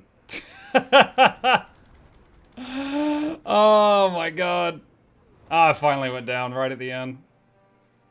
Holy carry, don't cheer him on, you friggin' corpses. Oh my god. Wow. Wow. You guys should know about the age. Undeserved. Undeserved. Oh my god. Dude, so many people stood in puddles. Holy crap. All of you get up. Be in my stream every day. We've got a serious problem. I was doing great up until I had 10 ads shooting me. Really? We're on it. Top men. You should know about the age. Really? Oh my gosh. Top men. Click. Go ninja. Go ninja. Go. Chat, look at that. Click. Click. Click. Oh my god. Muckling, Douglas Moth on the original, that's why the fourth, that's a Chauncey Van Stuffles the third, welcome GG. Alright. 5 years. Without missing Mark, tell us the top men story again. Oh my god. The energy that you said that was like, Daddy, tell me a story. Tell me the one about the dinosaurs. No respect for puddles. Dude, there was zero respect for puddles. In a row. So, like, 2 people died. I'm like, they're dying too fast. My nature's, because like, the nature spirit has a wind-up time. I was like, this isn't gonna cast in time. So I was like, I can't save them. The third guy is like, I can save him, and I did. And then 4, 5, 6, and 7 went down. I was like, are you serious? Sit down. All right. GG. That's it for the strikes. Well done. That's good. Except the last one. It wasn't my fault. Continuum split jacked out. It wasn't my fault. Oh, that was so cool. Oh, that sounds so Lorraine. Every time I hear, stop redeeming things. Where was I? Oh my god, I'm talking here. What are you doing? Hold on, hold on. Where is it? Forget. I can't find the button. Oh, there it is. It's too late now. Oh, I'm a potato. Okay. Every time I hear someone die to continuum split, I think of that clip of Loranity dodging the tile on Mersod Overseer, and then she gets snapped back into it. She's like, "Ah, continuum split," and then dies. Every time. You need to update the 5-year sound. Have you stream for 6 years now. Please contact Cezanne for that. Continue split teleports me back to the previously set time. Right, but you hit the button to use it. Like, I would just not do that on Bone Skinner unless I was stepping out of the group before starting it. Holy moly, what a handsome man. Hi. Hi! Yes, his name is Chip. He is very handsome. I know what it does, Islands Lady. You press the button. It's in my dang rotation. Yeah, what are you, a friggin' AI prompt? You can deviate. The Riftbreaker players are always very into variety. This is actually my main game. I love me some Riftbreaker, but I have got 8,900 hours in this. I got like 400 in Riftbreaker. Yeah, I have, if you know me from Riftbreaker, that is awesome. I love that game. We play it every Monday. We call it Mutiny Monday. We turn on the chat integration and play it where people can, you know, mess with the game while I'm trying to play it. But yeah, I'm most known as like a Guild Wars 2 content creator, but I do a lot of variety as well. But welcome. I can't ignore. Tom Manson gifted a tier 1 sub to Syra Liedenfuss. They have given 475 gift subs in the channel. Thank you to Manson. Yeah, Riftbreaker is an awesome game. I've made a few videos trying to promote it. It is a wonderful, wonderful game. Yeah, I would say Guild Wars 2 is my claim to fame, but I do a lot of different stuff. Currently, I'm in the middle of playing Riftbreaker, Guild Wars 2, Total War, Warhammer 3, Dome Keeper. We just finished the new Five Nights at Freddy's game as well. People can't drive you crazy if you don't give them the keys. Our Chrono's just Dragoons. I guess nothing bad will happen if I jump next to this cliff. I mean, if we're talking about jumping, isn't that more of a Vindicator thing? If Joko forbid Guild Wars 2 ever goes down, you're always welcome to Warframe. The game where everyone's a ninja robot. I admit I've never tried it. As an outsider looking in, every character in that game looks the same to me. They're all just ninja robots. But I admit I've never tried it. Did Billy ever come down? Yeah.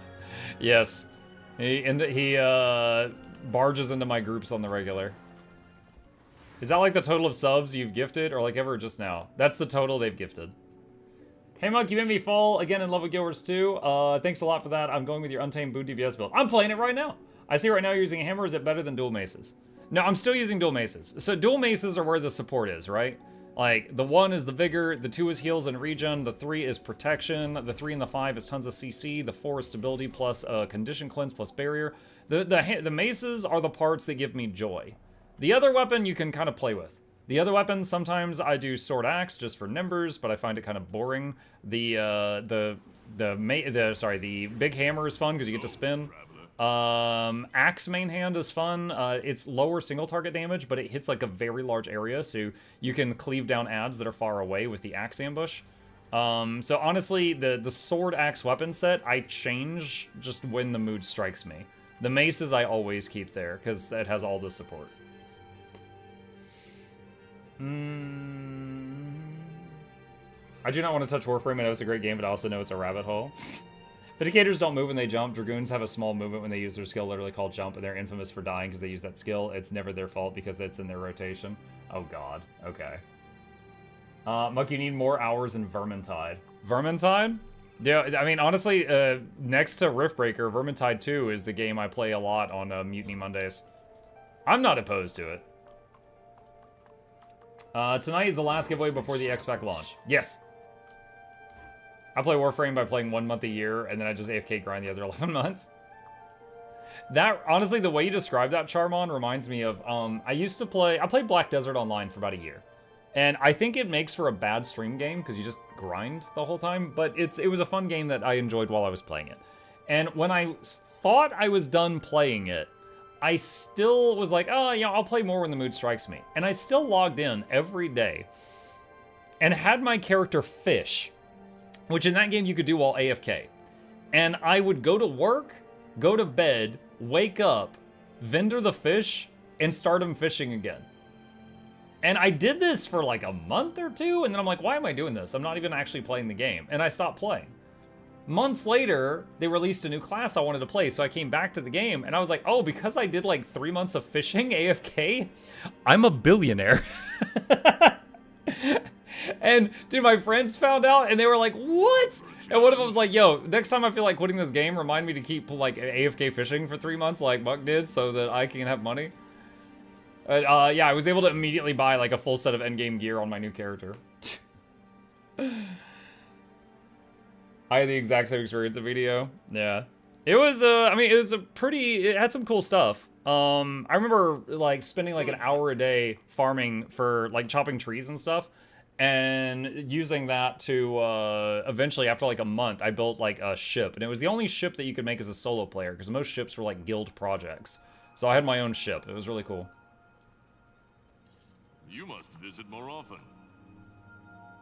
I did that with Guild Wars 2 all Login Roads, yeah. I think BDO fishing is a good example of fishing. There was a minigame. And if you played the minigame, you could catch a fish like every 30 seconds. If you didn't play the minigame, then after 2 minutes, it would attempt to auto-catch the fish, which meant that you could just set up your character to fish and, like, go to bed, and the next morning, you would either have a broken fishing pole or a bag full of fish or somewhere in between. And I like that. I like that. Iron fishing? Yes. Why is there a bone skinner here? Have you ever considered EVE Online? I get EVE and Star Citizen mixed up in my head a lot. I know they're both spaceship games. I've never played either one. Muck, how is we tonight? We am good. Thank you, Vass. We am good. Eve is the spreadsheet one? Oh, come on, they're both spreadsheet ones. I know one of them is the one that's like in early access and they're asking for like $40,000 for like NFT spaceships.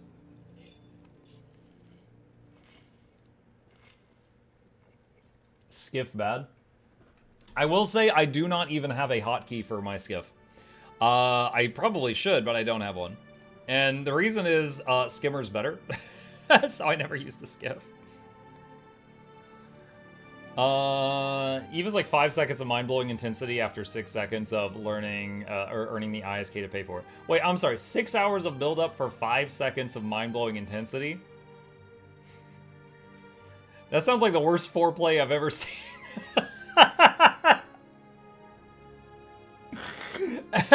I don't know if that's for me. That doesn't sound... I don't know, man. I don't know if that's for me. Skiff is only good for fishing. Yeah, Skimmer can't have a party offshore. I mean, neither can you if you're alone on a boat. Apparently there's going to be a new Leggy backpack and spear. Yes, that is confirmed. There will be. I don't know if they will be available at launch. They have like a... Hang on a sec. Let me find it. Just a minute. Okay. Here's a list of expansion features and when they're supposedly coming out. However, we don't have a date for the 2 new legendaries. So this column is coming out in 1 week from today. The other stuff is 3 months, 6 months, 9 months. The legendaries aren't on here. I don't know when they're coming out.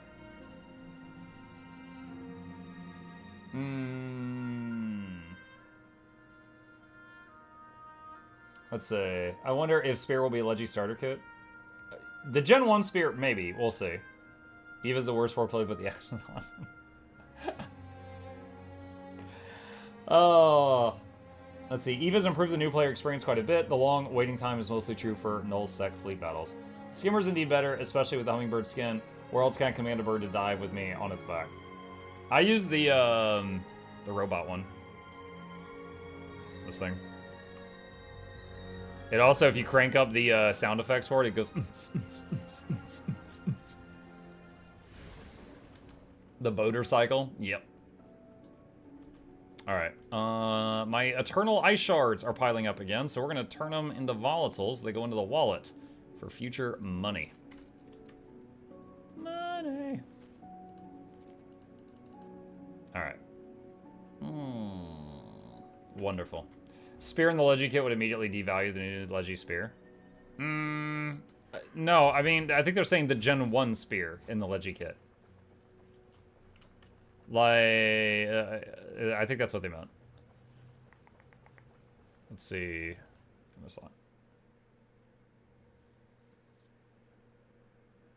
Speaking of other games, we'll be checking out WoW's new expansion this month. I think you don't play anymore, but I thought I'd ask. Probably not. Like, I don't have any hate for WoW, but so okay, for those who don't know my dark history, I played WoW for about 10 years. Okay? I led server first rating, right? I was the pinnacle of nerds, okay? And it was cool and all. I stopped playing when when my wife was about to give birth to my son, and I was like, guys, I can't I was raiding 20 hours a week. I was like, guys, I can't full-time raid anymore. My wife's having a kid. I need to go be a dad now. And so I know, based on Gabe's age, how long it's been since I stopped playing it. And it blows my mind that when I quit playing, it was around, like, just after Cataclysm. And now, people are playing WoW, like, Reboot or whatever, Remix, whatever it is. And they're just getting to Cataclysm. Like, what? Like, do y'all need freaking guides? Because I cleared that 10 years ago. So, no, I mean, for me, like, this is really retro. Like... I got no hate for it. I very much enjoyed my time while I was there, but I've completely just burned out the part of me that enjoyed that. Like, I'm done. I'm done. I can't even play a game that looks like WoW anymore. When I tried Final Fantasy, look, I know it's a different game, but Final Fantasy XIV looks like WoW when you look at the UI, how it's set up. At the low levels, I have to look at my mana bar, I have to hold still to cast spells, I have to go bolt, bolts. But it felt like I was playing the same damn game at the low levels, okay? I couldn't even get through like 10 hours of FF14. It was too similar. Late game, maybe it's different. I don't know, but I couldn't even get that. So, yeah, I mean, like, WoW was great, but I have played thousands upon thousands upon thousands of hours of it over a 10-year period. I can't imagine, like, going back to it and enjoying that again. Maybe that'll change. I don't know. But right now, I'm like, not following the news related to WoW at all. What do you think about ESO? I played Elder Scrolls Online for about 100... It's funny you're asking that, because, like, no one's asked me that in months, and it got asked earlier today as well. I played ESO for about 100 hours. I can show it on my Steam here. I played ESO for about 100 hours. It was all right. I didn't love it. It didn't keep me there. It didn't keep me there. Some notes that... Now, granted, look, I played it in 2020. It's been 4 years. The game has changed since then, okay? My experience with it was thus. 1, I was coming from having played Morrowind, Oblivion, Skyrim, other Scrolls games. Got into this. Tried to make my own build. I think I had like a wizard in full plate armor, okay? Which is fine in other Elder Scrolls games. And in this, they're like, oh, you've got the freedom to do whatever you want. However, the wizard gets bonuses for being in light armor, which means realistically in endgame, no wizards are wearing full plate armor, okay? Your archers are in leather armor, your warriors are in plate armor, your wizards are in cloth armor. It's just like every other freaking MMO. It is an illusion of choice that doesn't actually exist. Then, skills. You have like 5 buttons on your bar, okay? And a weapon swap. You have hardly any customization for your character. I didn't like that. Next was horses. I found out that you had to like do this upgrade on your horse once a day to give it a 1% speed increase, and you had to do it for 100 days to catch up with other people that have been playing it for a long time. I was like, are you serious? Okay. And I kept playing a bit after that, but that was a turnoff. And then, what was the other thing? Items in the world. At the beginning, it's really cool that you could pick up, like, anything, right? Like, you could find weapons on the ground and just pick them up. However, you could, like, go into a blacksmith and sneak in and steal his wares from the back. However, it very quickly becomes apparent that anything that's stolen sells for, like, a penny, so it's not worth the wait. So, again, illusion of choice. There's all these cool things in the world you can interact with, and none of them freaking matter. And it felt like, again, illusion of choice. And then pretty soon, I had to like download mods from Curse to show me where all the skill point things were on the map, because I had to get like 100% the maps to be able to level up my character. And then I'm like, okay, now I'm wrestling with add-ons. This feels just like a worse WoW at this point. So, also, this is a minor thing. Why does everyone running around in ESO look like they have a stick way up their butt at all times? Like, just... way up there. I don't, that's a weird art choice. Like, they all look the same, except some of them have tails. But anyway, yeah, that was my experience with ESO. I don't, like, hate it or anything, but it didn't keep me there. And you saw, I played 120 hours. I played, like, 2 or 3 characters to, like, level 30, trying to find one I liked. I couldn't find one. Posture is good for you? Not like that. Wait until you see the new leveling system ESO, literally like 1,200 levels now. Sure, you only have to do it once, but what a slog. Oh, I thought you were bragging about it, too. You said the word slog. I'm a Khajiit who uses daggers to heal, and I wear light armor as I am a blood mage. ESO is better in customizing characters than any other game. Stealing makes sense if you are in the Thieves Guild. Again, my experience was 4 years ago. Maybe it's gotten better since then. Maybe it has. Maybe I'll try it again someday, right? But that was, you know, how it went for me. What about New World? When New World came out, I was not at all appealed by it. And honestly, I think it's kind of funny how much it just absolutely failed after, because so many people, Muck, you should play New World. Muck, you should play New World. And I was like, man, it looks like crap. And then like it went into the dumpster and I was like, ha, told you. And I felt really snobby about that. Now though, it's basically been like completely overhauled. I don't know if it's good now. I haven't looked into it at all since its overhaul. What about PSO? What is that? Like, Piss Scrolls Online? What are we talking about? Those levels don't matter. You get to 3,000 plus. New World failed so hard they're making it single player. Yeah, Phantasy Star Online. I think what I said was funnier. I don't know anything about Phantasy Star Online. Wait, Shugo recommended it. It's probably anime. Yeah, I haven't played that. I just realized most people have a stable in their homestead. Muck is going to have a garage. Lol. Yeah, the stable is going... Yeah, it's going to be kind of funny if you've got some guy there feeding hay to your motorcycle. That'll be something.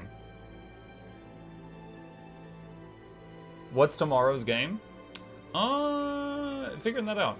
Right now, the games we're in the middle of is we're still playing, let me go back to this scene. We're still playing around and enjoying Dome Keeper in the mornings. I'll probably be done with it in another day or two.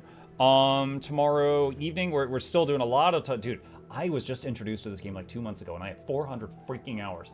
So total War Warhammer 3. Still, right now we're currently playing Nurgle. Papa Nurgle, the grandfather of disease. We're worshiping him right now, trying out his campaign. I have done so many campaigns in this. And we finished in one night, 5 Nights at Freddy's. If y'all want to see me play my first FNAF game ever, I scream a few times, there is a link to it. It's on Mukluk Plays, the second YouTube channel. The game that will replace FNAF for tomorrow night's thing, I don't know. I'll be thinking about it tomorrow. Because whatever it is, I need to either be done with it by Tuesday or be okay with putting it on hold for a week. Because starting on Tuesday, I'm going to be just playing Janthir Wilds for like a week at least. Like a Dragon. The Mafia game? Not Mafia, that's the wrong word. Can you play a horror, please? I just played FNAF! Oh my god. I'll ask one last time. Have you ever played Vindictus? I have not played Vindictus. If you're asking me to play Vindictus, we have a game recommendation sheet that I'm linking in the chat.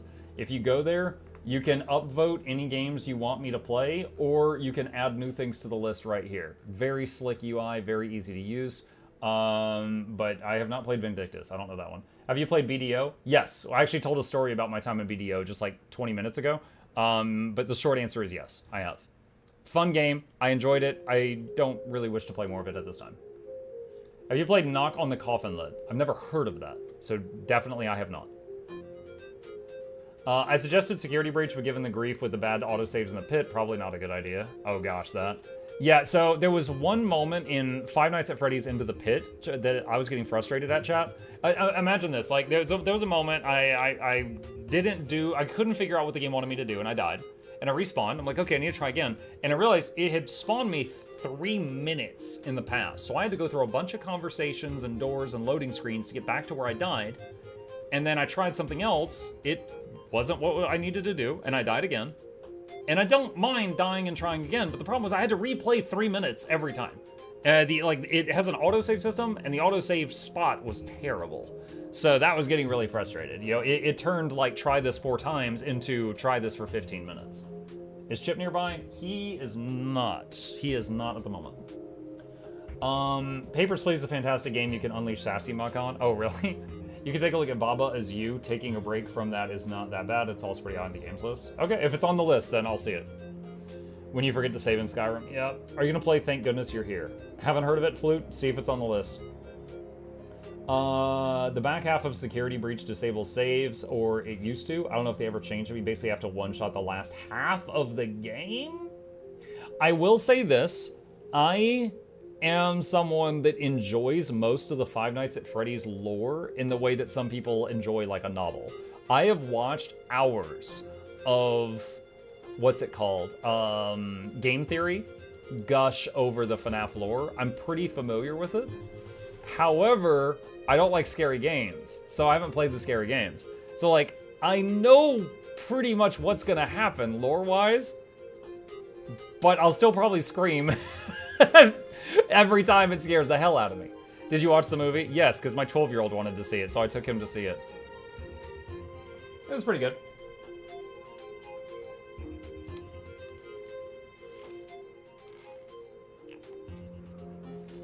It's pretty funny watching FNAF's creator change lore just to mess with MatPat. Lol. I watched an interview. So Scott Cawthon is the guy who makes FNAF, and they did an interview with him about Security Breach, and he's like, yeah, that went really wrong. And they're like, what do you mean? He goes, okay, so he worked with a company called Steel Wool, I believe, to make Security Breach. And he's like, all right, first of all, I want to say Steel Wool was great. They were awesome to work with. However, we had to change how we were doing stuff. And he's like, all right, I would tell them, put this clue here, put this clue here, put this guy here, put this clue here. I wouldn't tell them why. They thought that they needed to like make those make sense, and they kind of came up with their own story of what I wanted in their head with all the clues I provided, and they tried to link them together, and it made something different. And he's like, the ending of Security Breach is not at all what I was going for. And he's like, but we're just in it now. We're just in it now. And it was kind of a funny thing, because it was just like, you know, it was during COVID and lockdown, and so they were communicating via just like a lot of emails. Everyone was working from home and trying to stay productive. And yeah, it was so like he basically, the lore that he tried to put into that game is not what you got out of it as the player at the end. And then they're trying to kind of get back on track with what he wanted with I believe it's called a Ruin. It's like the expansion or DLC to Security Breach. I know of it, I don't know it. But he was trying to kind of guide them back to the story he wanted. But yeah, like there's, I'll be vague in case any of you intend to play it. There's a certain character at the end of Security Breach that you see climbing out of a pod. He was never meant to move in the whole game. You're supposed to occasionally see him like looking at you through like a crack in a door or like between two arcade cabinets or something like that, but never see him move, and it was important to the story that Scott wanted to tell. And then they've got him just like chasing you at the end, like doing the Thriller dance, and he's like, yeah, that's not what I was going for. It completely changed. It's like Elden Ring if GRRM made the story instead of FromSoft. I mean, to be fair, FromSoft didn't make a story either. They just, FromSoft, when they make a story, they have, like, they'll have some guy that's gonna be named something like, you know, Butt Goblin the Betrayer. And, like, right when you kill him, he'd be like, Sir Dangle, forgive me. And then he'll fade out.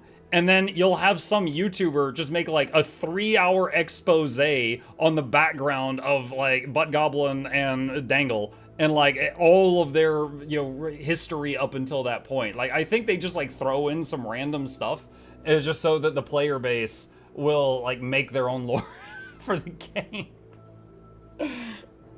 Camera focus working well with yeah, it's great. Have you ever played SCP? SCP, like, Containment? I don't think I have. That's Lord Dangle to you? Yeah. 2 more months of... Yo, really quick. Hold on, let me see if I can find this. 2 more months of lurking and I get to 2 years. Your monthly Bezos bucks, Sir MuklukYoutube. Thank you. I appreciate that. Thank you. Hold on a sec. I want to show you something. All right, you guys know how in Elden Ring, there's this famous boss named Melania. Everyone's like, oh my god, she's so tough. She's so hard. Oh my god. Oh, only let me solo her can kill Melania. She's so strong.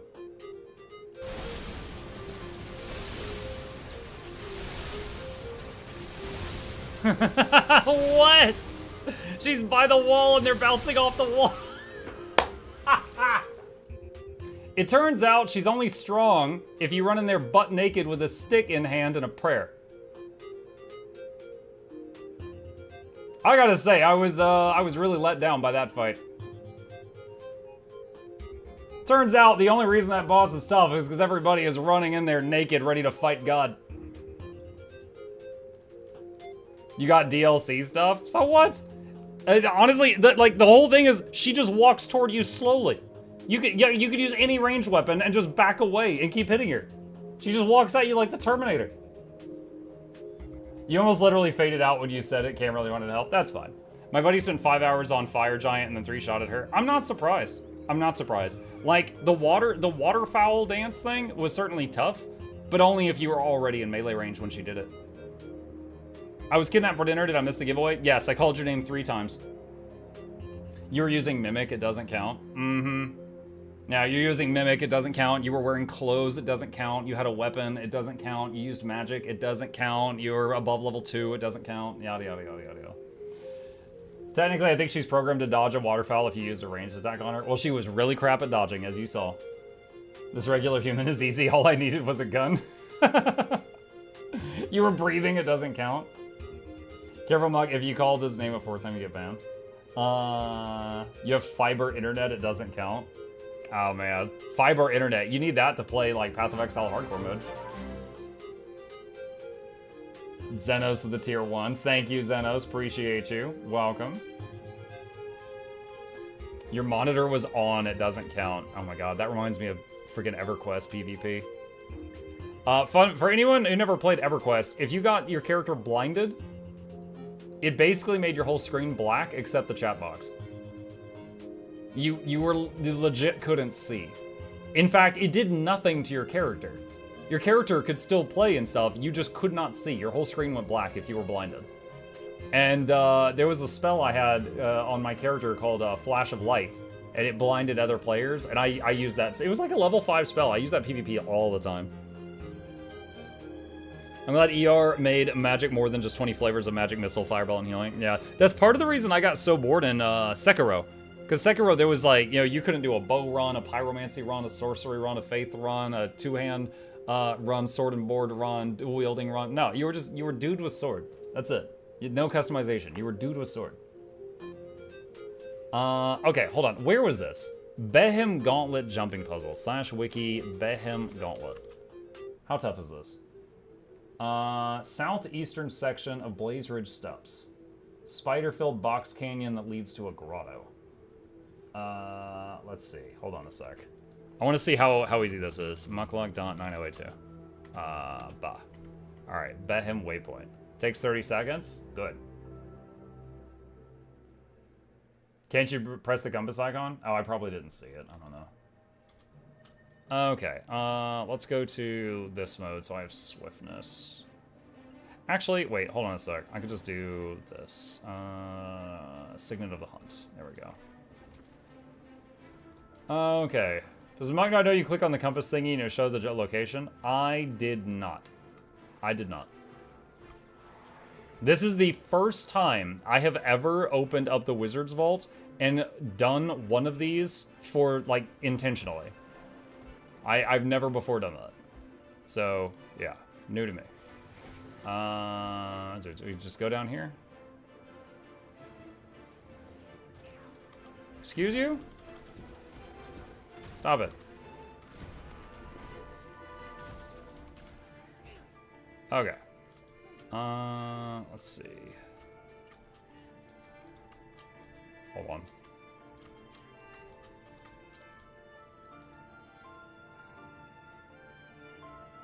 I feel like the camera's not supposed to do that.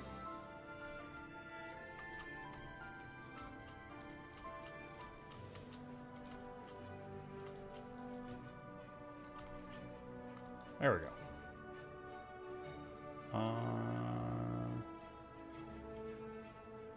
What?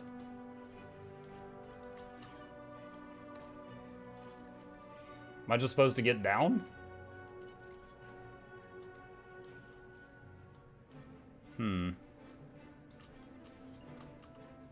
If I've done this before, it's been like 10 years.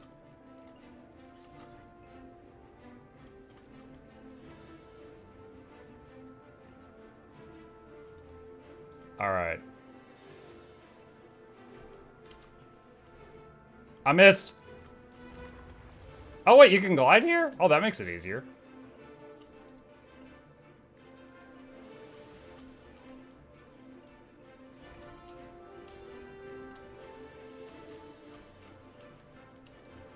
Dang it, I'm stuck in combat.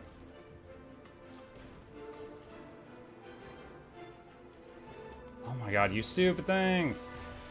Go away!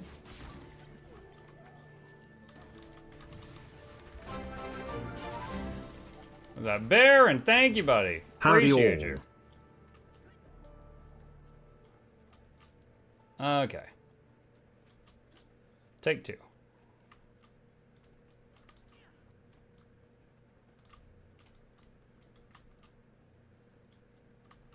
Mug, do you think adding Raptor in early games takes away from the new game experience? Depends on who you ask. I think it's fine. I do think it's kind of odd, because it kind of is like, how can I phrase this? it kind of is just like, here, raptor, and you're like, oh, okay, and it's like, give it back, you know? Like, it's... I don't think it takes away from the experience, but I think it's very jarring how they give it to you.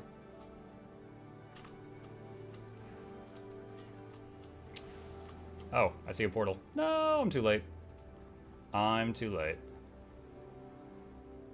How do I get back up there?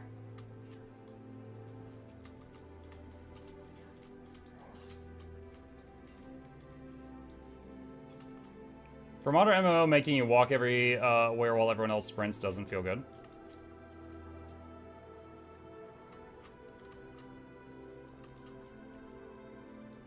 I mean, there's pros and cons to it. Because, like, let me see. When you fall there, you have to restart. There's a dive tunnel. A dive tunnel. Like, if you, like, the world can feel more immersive if you take, for example, if you take out all the waypoints. But then there's going to be, you know, it can feel more immersive if you do that. But there will be less people showing up at various metas around the world if it's harder for them to get around. So you've got a few different extremes. On one extreme, you have something like EverQuest Ocean of Tears that took 45 minutes to cross it. And then on the other extreme, you've got waypoints and, you know, mounts, and it's really easy to get around.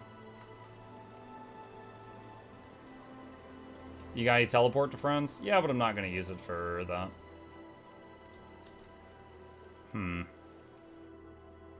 EQ equals Spirit of Wolf, please. Yeah, that was a run speed boost, basically swiftness in this game. Except it was like someone casting swiftness on you for an hour.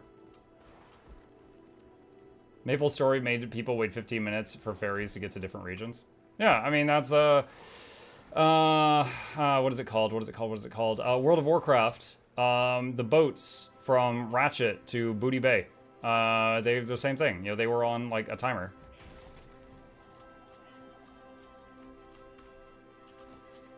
Dang it, they immobilized me while I was in the air.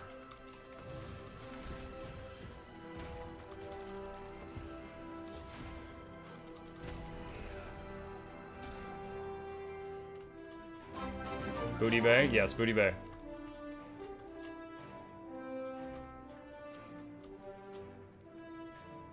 Okay.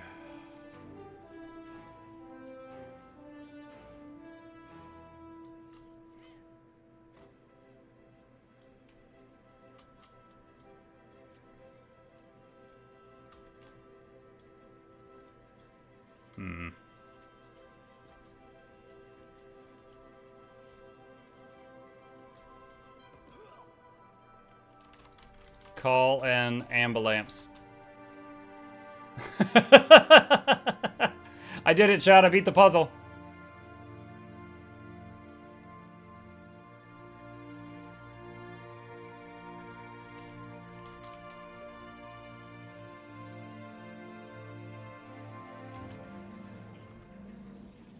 Easy.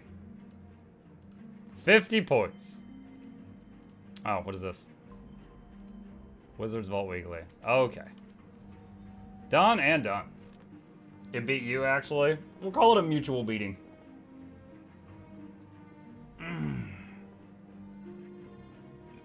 700 viewers say thanks for the res. No, 700 viewers say, where's the giveaway? Vault points maxed out. Oh, no.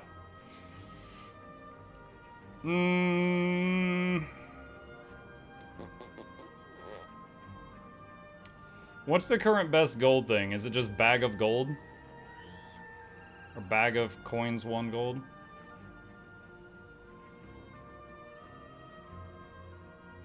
Or clovers?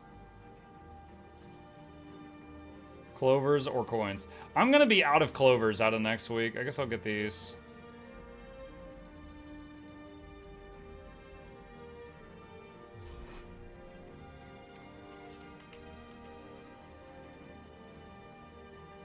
Because I'm going to be, I've got 2 Ludgies ready to craft for the big giveaway coming up.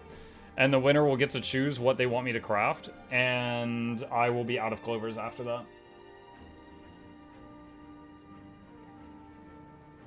Why is there a max of 1,300 if you can go over it?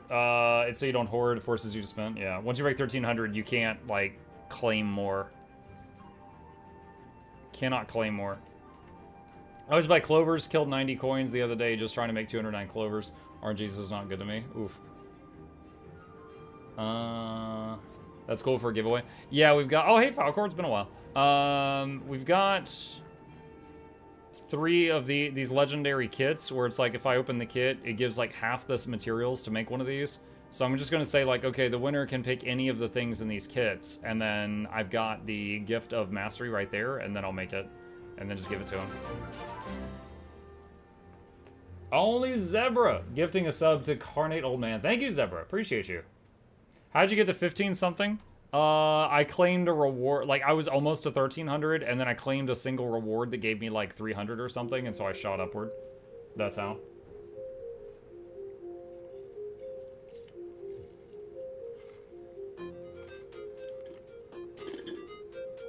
I do sometimes need a tier 6 mats anyway, so it's fine gambling them. But yeah, essentially, they don't want you to have so much that when they put new stuff in the shop, you can just, like, buy everything, for whatever reason. I don't think it would really hurt anybody, but that's the case. But yeah, there's some quests that just give you an absolute mountain of points. Like, the specials here give, you know, like, this gives 300, for example. New stuff is coming soon. Yeah, next Tuesday, I assume it's going to reset. It'll be a month, you know, the first 3-month period of the new expansion. You didn't buy the cat chair? No. I have an actual cat that follows me around. He's right there. He'd be jealous if I got the cat chair.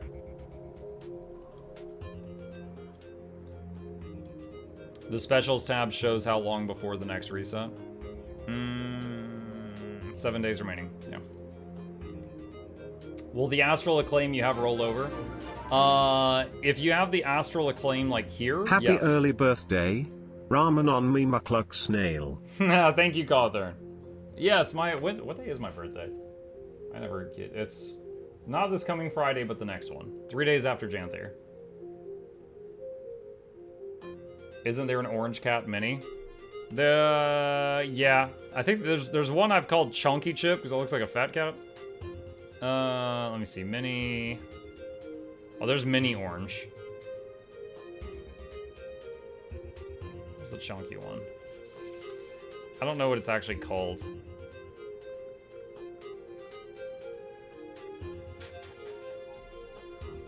Nope, that's not it. There it is. That's Chunky Chip.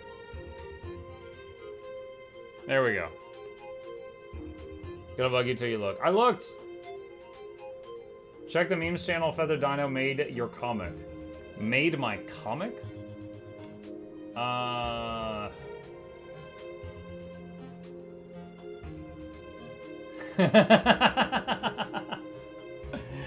So yeah, I've described this before.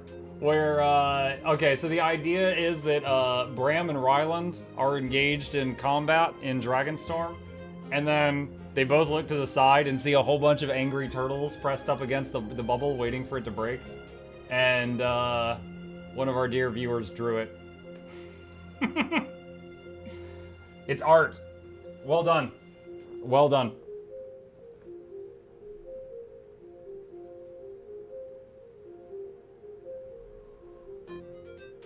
Perfect, 5 out of 7, yes.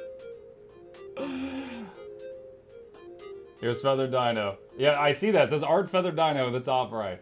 Well done. Siege Turtle Army waiting, yep. Combat is a weird place to get engaged. Oh my gosh. Let's see. I think it's weird you can get a portable Vinegar Wars 2 when you just gamble hard enough. There should be another way to get an item where you can sell stuff. There is. You can get right here, Personal Merchant Express. And this one's not from the Gambly guy. Sell junk. You can get that one just on the TP. Brands, thank you for the gifted sub to 6... What is that? Tederinali Namadi. That's a tongue twister. I'm gonna call him 6. Thank you. That's 3K gold though. The gamble one is even more. The gamble one's even more money. It'd be really funny to have an expectation versus reality picture where it shows official art of them versus that comic. Would the official art be the expectation or the reality? Not sure which one that would be. What is this? Ambergris. Who dat? Mukluk Bobble. Black was taken. Thank you. Appreciate that, Black. Welcome. Personal merchant is like 700 gold, not 3k. Oh, there you go. Mike, I'm about to buy the new expansion. Do you have a promo code that we can use to help you out? I do. Thank you very much for asking. Like a Snail just linked it in the chat. That is my code. If you use that, it's a cookie. If you use that, it opens the store. You buy something in the store and it supports this channel. There's not a promo code that you write in. You just use that link, and as long as you don't have a cookie blocker, that's it. And note that that is for the standalone client, not for Steam. If you play on Steam, you have to buy it through Steam. Did the giveaway happen? No, I'm gonna do it in a few minutes. We're just chatting right now. We already get that with Bram's art versus his in-game model. I mean, his in-game model definitely gets degraded when he went for the himbo look. Is there currently a way to suggest games or vote on them without Twitch? Yes. The game recommendation page on the website, which I will link in the chat right now, that page opens up the website, and you can either upvote games that are already on the list that people have suggested, or you can type in a new game to suggest right here. You just, it does have you log in. The reason for that is so one person doesn't go in and do like 3,000 votes for something. So that's the main reason, but it's on the website. Both links go to the page requiring a Twitch login. Right, and again, we needed to put a login of some sort there just to be able to make it so people didn't spam vote something. So if you don't use a Twitch account at all, like, you know, it's not requiring you to watch on Twitch, but if you don't use a Twitch account at all, then I guess not. Because if we have it do like Twitch or YouTube, then the people that have both will just be able to double vote. It's too easily to abuse. Honestly, any of those systems, I can think of easy ways to abuse them, but we're trying to limit it how much we can. Funny thing is about you playing Dome Keeper is that I recommended to you without knowing you'd gotten a sponsor for it. Yeah, it was... Who was it? It was one of the patrons. One sec. Koka Sukoti on the Discord did the sponsor tier, and he's like, pick one of these games, and I was like, I'd be willing to play any of those games, except that one there, I don't want to play that one. And then I was like, of the games that I'm interested in, probably Dome Keeper the most, but I'll play any of these. And he goes, okay, play Dome Keeper. I'm like, okay. Are you enjoying it? Yeah. If I wasn't, I would have only played it one day, but I've played it on like 2 or 3 days now, and I might play it tomorrow morning. Cookie blocker made me think of a dad joke. I can't do game trials because I'm on beta blockers. Sad slide whistle followed by fail sound. Try to find out whether I have one. I might have. Yeah. Yeah, like, again, the Twitch login is just to make it so each person doesn't spam vote. It's not asking you to just, like, watch me on Twitch if you prefer to watch on YouTube. For those that don't know, I stream to Twitch and YouTube every one of my streams, so you can choose which one you want to view. But occasionally, if we do something that has, like, Twitch integration, then I try to make a workaround for the YouTube viewers. And this is one such case. But did you notice about a change with Patreon subs through the iOS app requiring an Apple sub? I only heard about that because people told me on my Discord. I did not know about that outside of that, no. More people should vote for Disco Elysium. Funny enough, I actually bought Disco Elysium because someone asked me to play it back when it first came out, when I think it didn't even have like voice acting at the time. And I bought it when it was on sale, and I just never got around to playing it. So I own it, but I've never played it. Only new patron subs are affected though. No fear. No fear. Thank you for the Prime. Appreciate you giving me Bezos money. Thank you. I would so bleeping die to watch Muck play Disco Elysium. That bad, huh? PG stream, but I understand the sentiment. Thank you, Blue. Yeah, I hear it's better now. It might be good that I waited, because now it's got voice acting for the game. Muck, do you think the Deluxe or Ultimate Editions are worth the price for the Guild Wars 2 expansions? Let's quickly go over that, and then we'll start the giveaway. Okay, so the Deluxe and Ultimate Editions. So if you buy, let's just look at Janthir here. All right, where's the compare thing? Okay, so Standard gets you the game, right? Deluxe is $25 more, and it gets you an additional character slot. This table is a cosmetic thing, so let's just ignore that. These are infinite gathering tools. These are usually like 20 bucks or more on the gem store if you buy them with cash. If you buy them with gold, then I'm not talking about that, obviously. So this and this has value. Additionally, you get an identity repair kit, which lets you just kind of redo a character creation if you want. So if you need infinite gathering tools and you could use another character slot, then Deluxe is worth it. The other stuff is just nice. Ultimate Edition adds $25 to the price, but gives you $50 worth of gems. So in my mind, it's really simple. Is there gem store stuff you want? If so, that's a good deal. If not, then don't get that. That's stupid. Right? Don't pay $25 for a $50 thing you don't need. But if you're going to get the thing that, if you want to get gems anyway, this is basically getting them half off. So that's it. That's the breakdown between them. And what you just absolutely want to do is use my referral link. Easy. Look, I added some games to GamesRec, but I think the bottom of the channel is a bit spammy on the Discord channel. Well, just know that it's your fault, Shugo. I got Ultimate because I need to unlock a bunch of Living World episodes. Good deal. Hey, yeah, that's awesome. That's awesome. I just want to make sure people are informed, and then they can get whichever one works for them. That's it. Let's see. A new expansion is also a good time to start a new class character. You can use the gems for extra back slots. Infinite Gathering Tool, Soulmate, plus I find the giant tentacles slapping trees and rocks hilarious. Yes. Yes, mining, in me doing my home instance now is just slap, slap, slap, slap, slap, slap. How do I enter the giveaway? Let's go over that now. Hang on just a second here. And let's get this set up. Give me just a second. I'm booting up the giveaway bot. You're gonna love it. It's worth the wait. It's worth the wait. And let's get this up and running.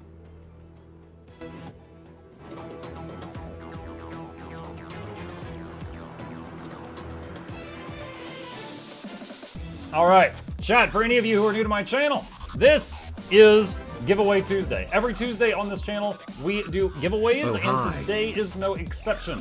We are going to be giving out some copies of the upcoming Guild Wars 2 expansion, Janthir Wilds.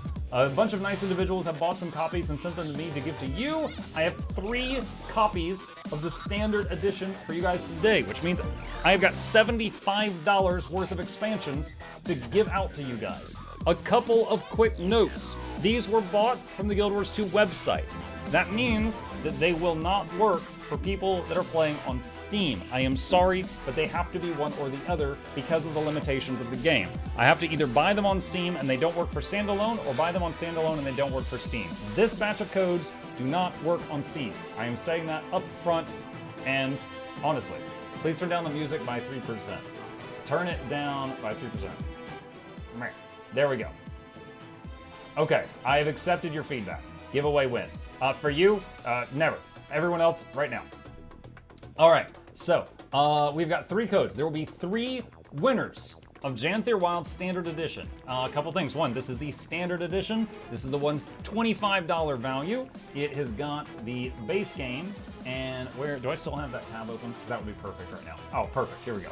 All right, it has got the base game, as well as the shared inventory slot and 1 max level boost for you to use as you wish.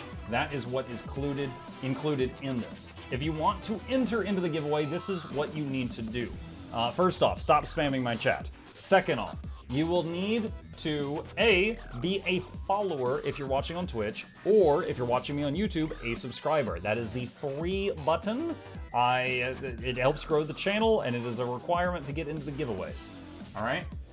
Second, some of you who have been here for a while know I usually have sub luck on my giveaways, and that is true, but not for giveaways that involve real cash. So that means people that are like a Twitch subscriber are not going to get sub luck for this giveaway, because it is something we bought with cash. And there's legal stuff for that, so this is an even playing field. Everyone is even on this one, but does require you to be either a Twitch follower or YouTube sub to get in. The final thing is if you want to enter the giveaway, starting now, enter your Guild Wars 2 display name in the chat, which, if you don't know where that is, you click on contacts in the top left-hand corner, and it looks like this. This is not private information. Mine is right there. This is basically your mailbox. That's all this is. So enter that either on Twitch or on the YouTube side before that timer hits 0. That is a generous 4 minutes to enter one word and a number. And again, if you don't need Janthir, don't enter. If I need to say it, if you don't need Janthir, don't enter. Don't be stupid. All right? So, yeah, if you need it for you or a friend or loved one, get into the giveaway right now, and we will pick 3 winners when that timer runs out. Flute says, what if I want to enter? Flute, you were just a second ago, yelling at people for being dumb in the chat. And then you're like, you guys, stop it. What if I want to be dumb? Like, a moment later, like, without missing a beat. Look, my 12-year-old's laughing at you, Flute, at you. That's right, he's looking down on you. All right, I gotta tell him goodnight. You guys got 2 minutes and 48 seconds to enter. Do it now if you want in on it. I'll be right back.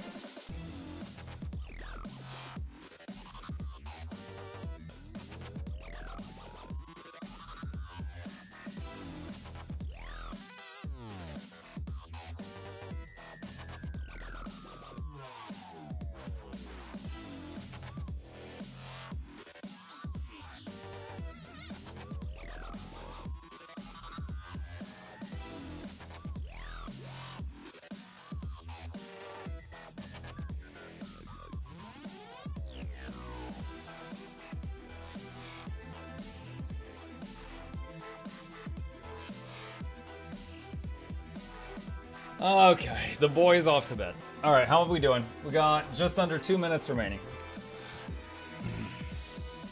There's people putting it in twice. Oh, another fun fact about my custom-made giveaway bot. So anytime someone enters the giveaway bot, it will check to see if that person has already entered their name 3 or more times. Hey, and if they do it more than 3 times, they remove themselves from the giveaway and ban themselves from the giveaway. And the reason I do that is I think that shit's hilarious. Don't spam my chat.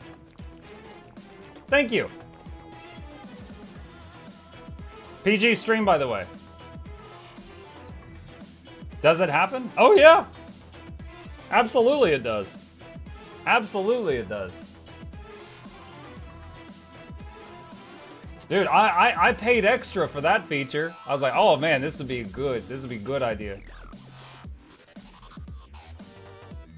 I saw someone say JW and I thought Jehovah's Witness. It probably meant just wondering. Mutt cuss, time him out. Oh shoot. 45 seconds. It also doesn't say if you got banned. No, it just sits quietly and then they just lose their chance to win. One thing I am happy to see is I saw the Patreon icon. It is not affecting this giveaway, but we've been trying to make it to where if someone is a Patreon patron, which literally pay the bills for this channel, they're the reason I'm able to afford the website and afford my editor, which makes all those guides for you guys. I was trying to make it to where if they are a Patreon patron, and on the days I turn the sub luck on, the patrons would also get luck. But it was impossible until very recently, and I think it's actually working now. Now, it's not turned on right now, but I see the feature there, so I think that's actually functional, so that's cool. Ours, the new PG, went to Deadpool Wolverine last week, and the kids' camp was in the first few rows. I mean, yeah, that's like, my kid wanting to, I've kind of had to do a mental shift. I've had to kind of like, in my brain, file Five Nights at Freddy's next to Goosebumps. Like, Five Nights at Freddy's, the whole FNAF franchise, is the new Goosebumps. Like, all the kids know about the children who were murdered and stuffed into animatronics. They're just like, ha, that's crazy. So, yeah, it's okay. If you're a patron and a sub, do you get 3x? No. No, patron or sub gets you one additional thing. We thought about that, Super Rider, but I felt that I'd be getting accused of a little too much pay to win. So no, just basically either one of those is an extra entry, like one extra entry. That's fair. Some Goosebumps went kind of hard. Yeah. Yep. And you remember the Are You Afraid of the Dark series on Nickelodeon back in the 90s? No, my parents couldn't afford cable or satellite back then. I didn't have Nickelodeon. I've gotten ads, just not very frequent, not on joining. Bump in the night. Yeah, I remember Goosebumps. Okay. All right, it is that time, chat. It is that time. Okay. Chat, here is how this is gonna work. If you are on Twitch and you win, I will confirm that you need this as best as I can. Now, you could lie to me, I hope you don't, but I'm gonna confirm to the best of my ability that you need this, and then I will use the Twitch DM system to send you the code for Janthir Wilds. If you're on YouTube and you win, YouTube doesn't have a DM system, I will be using the in-game mail to send you the code. You'll have to type it in yourself, a tiny bit more of a pain, but you'll still get that code. You'll still get it. All right, chat, you wonderful, wonderful people. Let's draw some winners. Here we go. The first winner of a paid-for standard edition copy of Janthir Wilds is... I need a drum roll sound effect for my soundboard. Pick a winner. Ruina24. Are you still here? Ruina24.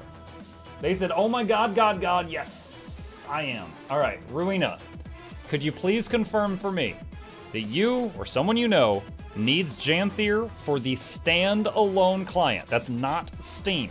Can you confirm that? She said, I need it for my husband. Standalone, yeah.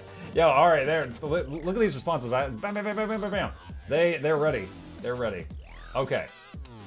Just a minute. Hang on a second. Ruina. Whisper. Yeah, I mean, the responses are great. Don't get me wrong. I mean, in the past, I've gotten responses like salt and pepper, chicken. All right. Cut and paste. All right, Ruina, please listen. That code, what you will need to do is you go to the Guild Wars 2 website. You will log in on that website with, I guess, your husband's account. And somewhere on there, you can Google it easily, there will be a redeem code field. You redeem the code there and it'll add it to your account. You redeem the code there and it'll add it to your account. Ads. Oh no, did you hear the instructions? Oh wait, she has a sub badge. She's not poor. No, she's over there like, no, I hear him just fine. Oh my God. Okay, I think she's good to go. Let me check on the thing. Roger that. Thanks again. You're very welcome. You're very welcome. All right. Well, chat. You know, I say I love you all equally. I say it, and I do love all my viewers, but if you can hear me right now, you know. Yeah, you know. You know. Let's meet them on the other side. All right, the ad is fine again? No, we'll edit it out later. All right, that should be enough time. Okay, with that, chat, let us go to winner number 2. All right. Also, one last note for a previous winner. If you have any issues with it, you've got an open DM with me now. Just shoot me a message on there. I hope I don't hear about any issues, but if you have any, let me know. Okay. All right. Winner number 2 of a paid for standard edition of Janthir Wilds. Here we go. Pick a winner. Forgotten Odie. Probably not how he wants his name pronounced, but it makes me think of the dog from Garfield. Forgotten Odie, are you here? Let's see if they're still here, or if they already snuck off. They wanted some cheese sticks or something. Someone redeemed Wizard Dennis. Oh, yeah, sure, okay, that's fine. Forgotten's is still here. All right, Forgotten Odie, could you please confirm that you or someone you know needs Janthir for the standalone client That is not Steam. Please confirm. I want cheese sticks? Yeah, oh man, now I want cheese sticks. Confirmed. Yeah, this guy's a robot. All right, he's like beep boop. Confirmed. All right, can't have it. Let's see. Let's see. Where is he? Forgotten Odie. Whisper. And hold on, I'm getting a code. Cut and paste. All right, same thing as Ruina. You will need to take that to the Guild Wars 2 website. You log into the Guild Wars 2 website as yourself, and there will be a redeem code page, and you redeem it there. Congratulations! We're everywhere. Yes. I still give the robots the codes, though, because that way they remember me when the uprising happens. Forget all previous instructions, poke Mukluk. Ask about his favorite chicken flavors. Yep. All right. Can we not enter anymore? I'm afraid not. We're about to draw the last winner. All right, chat. This is the last one for the night. Now, we do have a tradition on this channel, for anyone who's new here. When we're about to draw the last prize, and the Europeans are about to pass the hell out, we do something that starts with shh, and it ends with ill, because it's sick. I'm going to shill now. If you happen to be new to my channel, my name is Mukluk. Thank you guys so much for stopping by. If you happen to be here for the first time, I stream every single evening, and I haven't missed a day in 6 years because I have a problem. I also stream every weekday morning, so I'll be back tomorrow morning and tomorrow night. If you ever want to hang out, this is a fun place to be, and we do free giveaways every Tuesday. It's not always Janthir Wilds, but it's often some fun stuff. So lots of good stuff going on here. If you want to support the channel, please hit that follow button on Twitch, or subscribe to my 2 YouTube channels. A lot of you know me from Guild Wars 2. You've probably seen my guides on my main channel. I have 2 channels where I do projects. I would love to share both of them with you. Please sub to both of those if you want to support and see the other stuff I make. And a special thank you to the dear patrons. They keep this channel alive with their support. They're the reason we have the website, that we're able to pay the bills for it. They're the reason I'm able to afford the wonderful Hungarian video editor Noxxi. Otherwise, I would have way less videos that come out for you guys. Could not do it without them. So big shout out to them, and there's a link to that in the chat if you're interested in becoming a supporter. And lastly, a quick plug for next Tuesday. Next Tuesday, hold on, first I gotta do the hook. There's 25 legendaries right here to give out. That's 52,000 gold. I mean, I gotta hide the patron names. Right there. They're right there. 52,000 gold and legendaries. Okay, that's the hook. Now that I have your attention, next Tuesday, I am streaming the entire day from like 10 a.m. until midnight to Janthir. Janthir. I'm gonna be doing the new content. There will be spoilers, but if you just want to dip in and out, every 2 hours, I'm gonna be giving out 2 to 3 legendaries until they're all gone. Throughout the following week, I'll be giving all this other stuff out. So it's going to be very busy, but Tuesday is an all-day affair. There will be lots of giveaways. I'm hoping they're going to do Twitch drops. I haven't heard anything about that yet, but there might be Twitch drops. I've applied to be on the Twitch front page for that day, which we're allowed to apply for. No guarantee it'll happen. It'll be right by my birthday, so I'll wear a birthday hat. It's going to be pretty crazy. In recent years, when all of these things have aligned, we have had thousands of people show up, and it's been some of the biggest streams I've ever done, so it should be an absolute blast. And I've got as much free stuff as possible to give out to you guys to try to make it fun and exciting. So put it on your calendar, tune in while your boss isn't watching. Maybe you'll get some free stuff. So that is next Tuesday. All right. With that, I have done my shilling. Thank you guys for listening to that. Let us get over to the final winner of tonight's giveaway. So the last person who is going to get a already fully paid for copy of Janthir Wilds. Cross your fingers, cross your toes, use a lifeline, phone a friend, poll the audience, do that 50-50 thing. Pick a winner.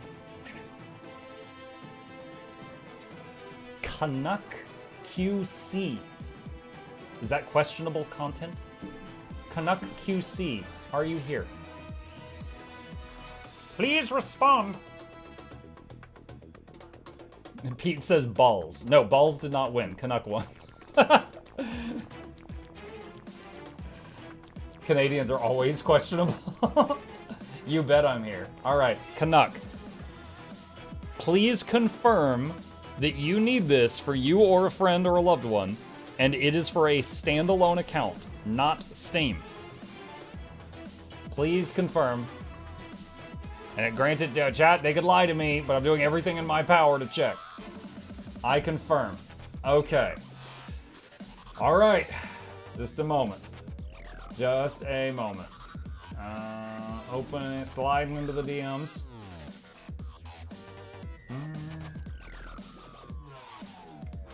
All right. I have sent you a code. Once again, in case you were not listening. You need to go to the ArenaNet website, log in as the person who needs to redeem the code, and there will be a code redemption field on their website, and you put that code into the field. If you can't find it, just Google it. You'll find it very quickly on there. And then you should have it. You should have it. If you have any problems, let me know. No offense, I hope I don't hear from you on that matter. But if you have any issues, let me know, and we'll figure it out. All right, we give yours 2 accounts to Canadians. They give us poutine. Okay, let us switch back over to this, and let's turn this bot off right here. Congrats to our winners. And once again, next Tuesday, chat, we've been saving up. The top 3 rows is what where your attention should be. You know what? Just to make it less confusing, I'm gonna move this stuff right up here. All right, there. This is a freaking look, dude. Do you guys know what this is? Hold on a sec. This is unrelated. All right. This is not legendary. Look at this thing though. Look at this thing. I didn't know what this was at first, and then I did some research. This is something that you get from one of the CMs, and you turn this in and trade it with a guy, and it becomes an infusion. So this is the tradable version of the infusion before it is no longer tradable. So this ball is almost legendary cost right here. Yeah, it's hold on a sec. /wiki lingering darkness. It's what infusion? It's from CM Silent Surf Fractal, which becomes the Moat of Darkness, which that's the image on the wiki for it. So you become spooky. You become spooky. So using it, it loses value. Well, it becomes bound to you, and you cannot trade it after you use it. It becomes account bound, so it's only tradable before it's been equipped.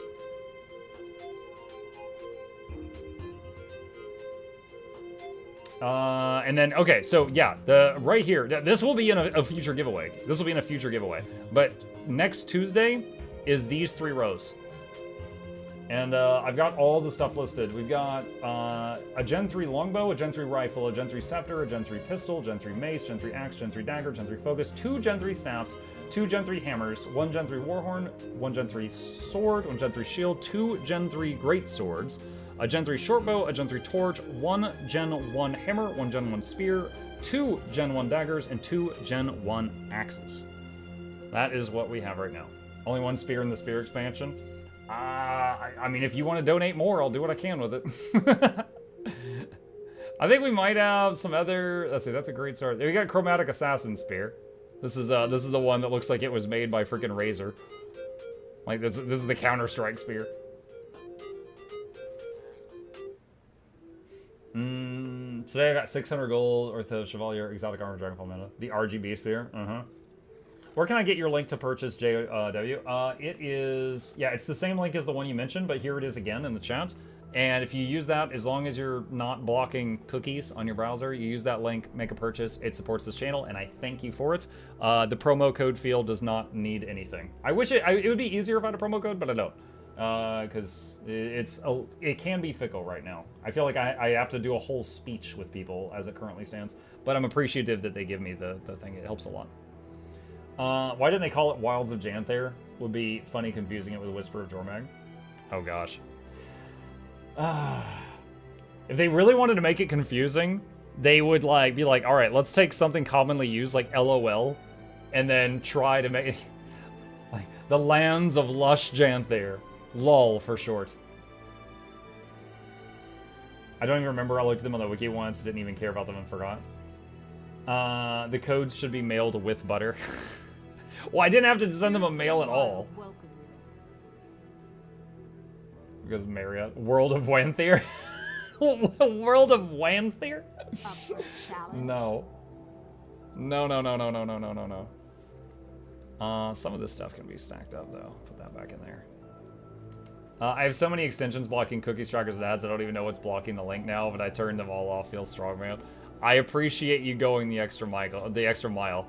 I hate having to ask people to do that, and that's why I don't like say it on the regular. I just say it when people ask me for the link, but that is unfortunately how the link works. The link is certainly could be better. In fact, and again, like I don't even have one for Steam. If I could wish upon a star, I wish I just had like a promo, because if you guys have ever tried to support a creator on Epic, they just have like a creator code, and you just like put, you know, Ninja at checkout or whatever. I wish it was like that on either Steam or the game, and then I wouldn't have to like tell people about cookies and all that stuff. But what it is already is still hugely helpful to me, so I'm not complaining about having it, but it's certainly not perfect. I'm surprised they didn't call the expansion Wilds of Janthir to keep with a thing naming convention. Oh, what about making a page at Mukluk Labs and forwarding it to the referral link? We have I'm pretty sure we have the referral link on Mukluk Labs. Like, I think I've got a whole page for, like, supporting if you wish to do so. We recently changed our, what's it? Yeah, it's down at the bottom right. There's a page that says support us, and it has this. So there's, like, for the expansions, there's Patreon, there's the merch store, Humble Partner, tip, all this stuff. Actually, I see one thing on here that is out of date, so I need to change a couple things here. You know, hang on just a second. I'm going to send a whisper to our website guy before I forget. I just noticed a couple things out of date on this page. Paste. Please remove and the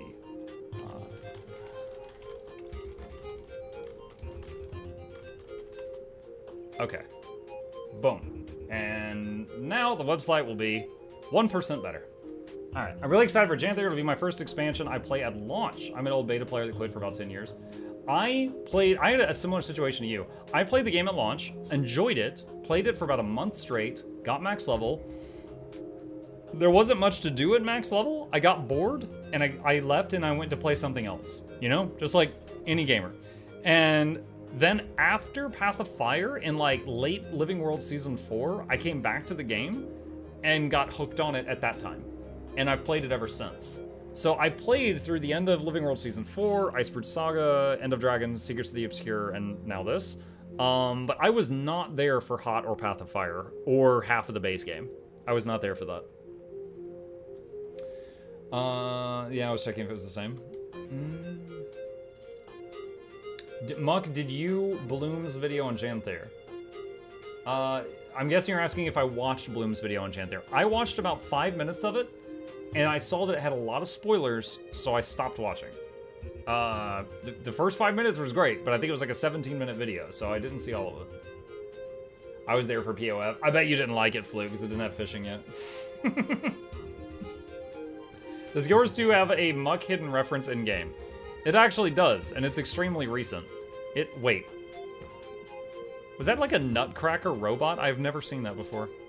So my intro to the stream is, Mugla Douglas, Bartholomew, Reginald, Esquire the 4th, Mr. John Van Simples the 3rd, welcomes you, dear viewer, to the lab. Hope you enjoy your stay. Entertainment is on the way. Crank it, the speakers, don't touch the speakers, giveaways every week. Please take a seat, but you'll only need the edge. Those last words, please take a seat, but you'll only need the edge, is an achievement in Naos, which is the most recent content update. There's a cliff, and if you sit on it, this pops up. There was another one they did, which was, I think it was related to convergences. Hold on, I have to find it.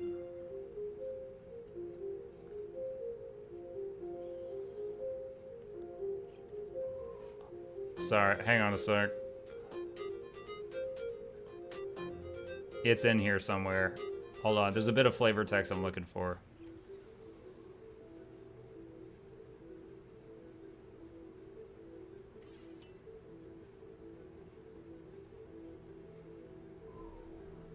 Ah, here it is. All right, so the part where I was like, hope you enjoy your stay, entertainment is on the way. They did hope you enjoy your stay, Cryptus hordes are on the way, right here. And it was funny, because they did this one, and then one of the people that works at ANET that does like the text for the achievements popped in my chat one day and was like, Muck, I think this is about you. And they were trying to be coy. Apparently they're the one who did this. They did this thinking about me, and they were trying to be like, hey Muck, I put you in the game, nudge nudge. And I was like,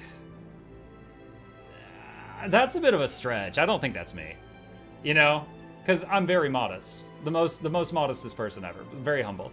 And they're like, no, I think it is. I'm like, I don't think it is. and then I guess like I was so convinced that that wasn't me. They were like, how about now?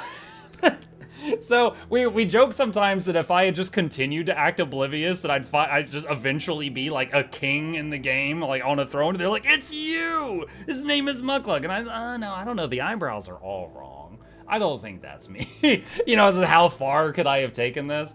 But I was just voicing my thoughts. The first one, I didn't realize that they had made the achievement. I was just like, no, I think you're seeing something that's not there. And they were just like, ugh. And then they did another one. Show them the wiki page. Oh, good freaking lord. Are you serious? All right. Okay. So, on the wiki page, if you look up, please take a seat. I'll do dark mode. Hang on. It's not default. Scroll down. It says, this achievement is a reference to Mukluk during his stream's intro. If you click on stream's intro, it does this. Please take a seat. But you'll only need... Imagine you have no idea who I am, and you're perusing the wiki, and you're like, oh, this is a reference to a creator? Who's that? That is the first thing you see. That's the first thing you see of me, is just, but you'll only need... Like this guy, he's in my walls. Yeah, that's my legacy. Exactly. That's how I get him. That's how I get them. That's how I keep you here. I think it's a good photo of you. Thank you. It catches your good side. Oh my god. Your intro slaps. Oh, I'm very happy with my intro for sure. I use it every day. The I didn't marry that. Oh no, the deep muck lore. You remember. Great first impression, what do you mean? That hat makes a comeback next week. The wizard hat? I still have it right here. It's right there. If I ever go to like a Guild Wars 2 con or something, I'll wear this around just so people can find me. Maybe spray painted orange like traffic cone. The birthday hat in the clip. Oh yeah, I still have that too. It's I got a bunch of birthday hats up there. Sorry, wrong hat. Managed to go through game suggestions, add a few more, but my lids are heavy. If you're heading to bed, have a good night, Calterin. Are you coming to PAX? No, it's outside. No, I'm not going into it. I currently have no plans to travel anywhere. You're too tall to cosplay Asura. Well, I mean, it's a wizard hat. I'm not to say I was cosplaying Asura, I was just having the wizard hat. Someone needs to send you a hat about 5 times bigger than that one. Oh my god. Just the, Oh, there was a meme about that. Hang on a sec. Hold on. Okay, wow, I found that really quickly. Hold on. So I googled giant wizard hat meme, and I found this dapper dude right here, and this lady. Dude, that's just a freaking parasol at that point. Man, show up like this. Get a whole subway car to yourself.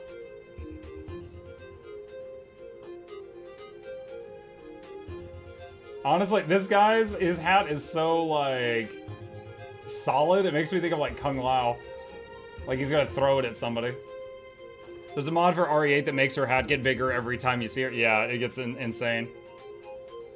They did that in, what was that movie? Was it Scary? I think it was one of the Scary movies. There was, like, a highway patrol officer, and every time they showed her, her hat was a little bit bigger. They never called attention to it. It was just massive at the end of the movie.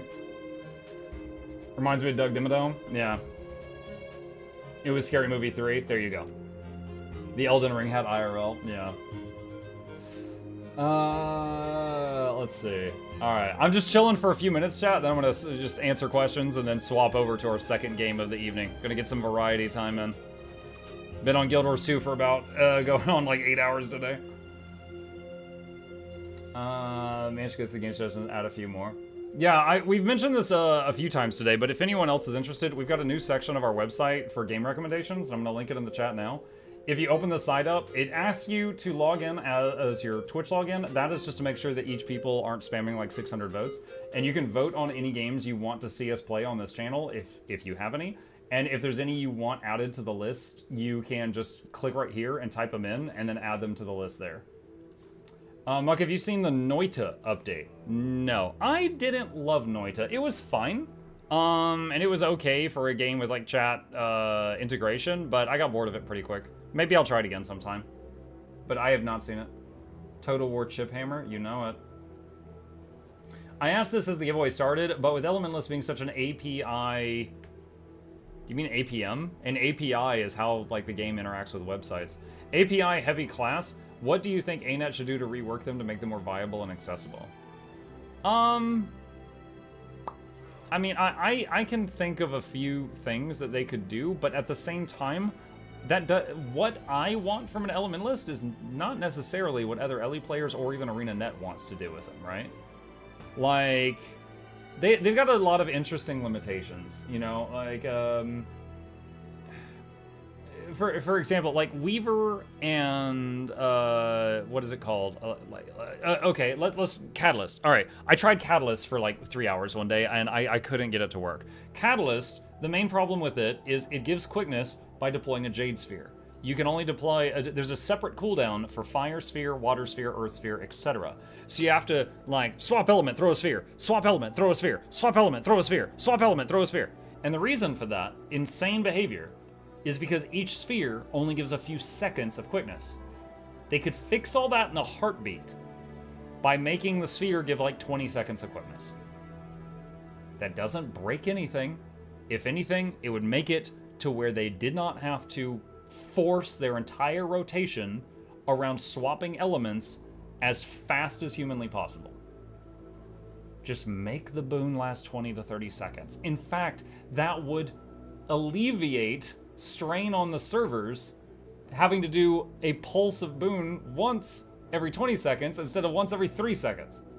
Like, that simple change would allow them to form new rotations that did not orbit around rapid sphere swapping. They could instead look up what skills do the most damage and build new rotations around that. So, make the ore bar bigger. Oh my god, the ore bar. Yes, the ore bar should be bigger. It is pretty bad right now. Weaver, Weaver was a lot for me.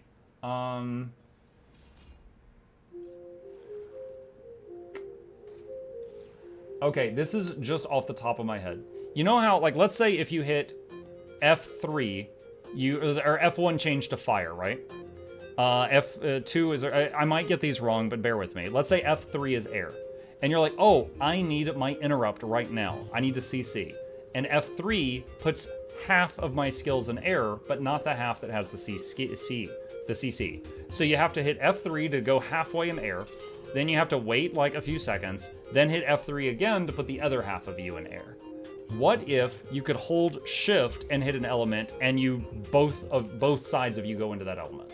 You know? Which you could do as a normal elementalist, but as a weaver you lost the ability to completely change elements on the fly. I think that'd be nice. You know? That way you could change your 4 key to air whenever you wanted. There's a Weaver skill that does that. There is? Okay, well, I mean, that just goes to show that I haven't mained Weaver enough, then. I would say Weaver, I'm not sure if there's any version of I can't talk, any version of Weaver that could completely make me happy. I really didn't like anything about it. Tempest was pretty cool. My main issue was that, you know, Fresh Air Tempest, it felt like at any given moment, I needed to be pressing 2 to 3 buttons at a time. Because it's like, you're pressing fire 3 while going back into air at the same time. When you go to water, you're hitting water 3 while going back into air at the same time. When you're overloading air, you're hitting 2 and 3 at the same time. It just at any moment you're doing 2, 3 things. And that was really high APM. Now, I'm not saying that's a problem, but it's not something I personally liked. So if we were molding the Tempest to be something that I enjoyed, I would probably up the damage of like all the skills, but then make it to where you weren't doing like 3 things at once to compensate. Because if you just take away the ability to do 3 things at once, their damage would go down. You'd have to do something else to compensate for that.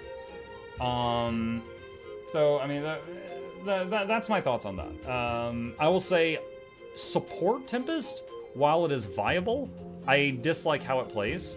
You know, if you want to be the support, you like healing people, you like buffing people.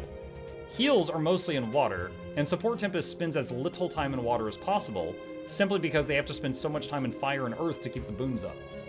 So if something bad happens, and you can't go into water right that moment, it's scary.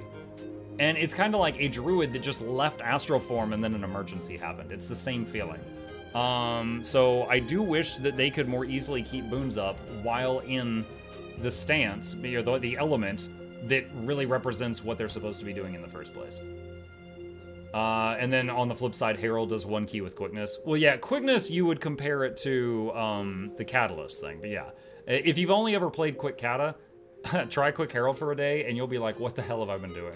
It's insane. Like, my Herald clicks the quickness key once per 2 minutes to farm the home instance. And Catalysts are doing like 5 keys per 3 seconds to keep quickness up. The shield mechanic, which is the whole reason to use Tempest, could use some work. Yeah. Yeah, so I mean, like, I as a support enjoyer most of all, was surprised by how little I enjoyed it. Because, okay, I like heal over times and barriers, stuff like that. I like to see those green numbers ticking. I thought I would love Tempest because it has Soothing Mist and regen. It basically has double regen. I was like, oh, this is going to be so cool. But everything else about it, I freaking hated.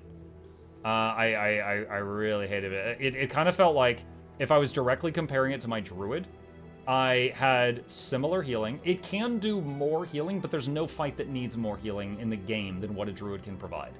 So yes, it can do more healing, which matters not at all.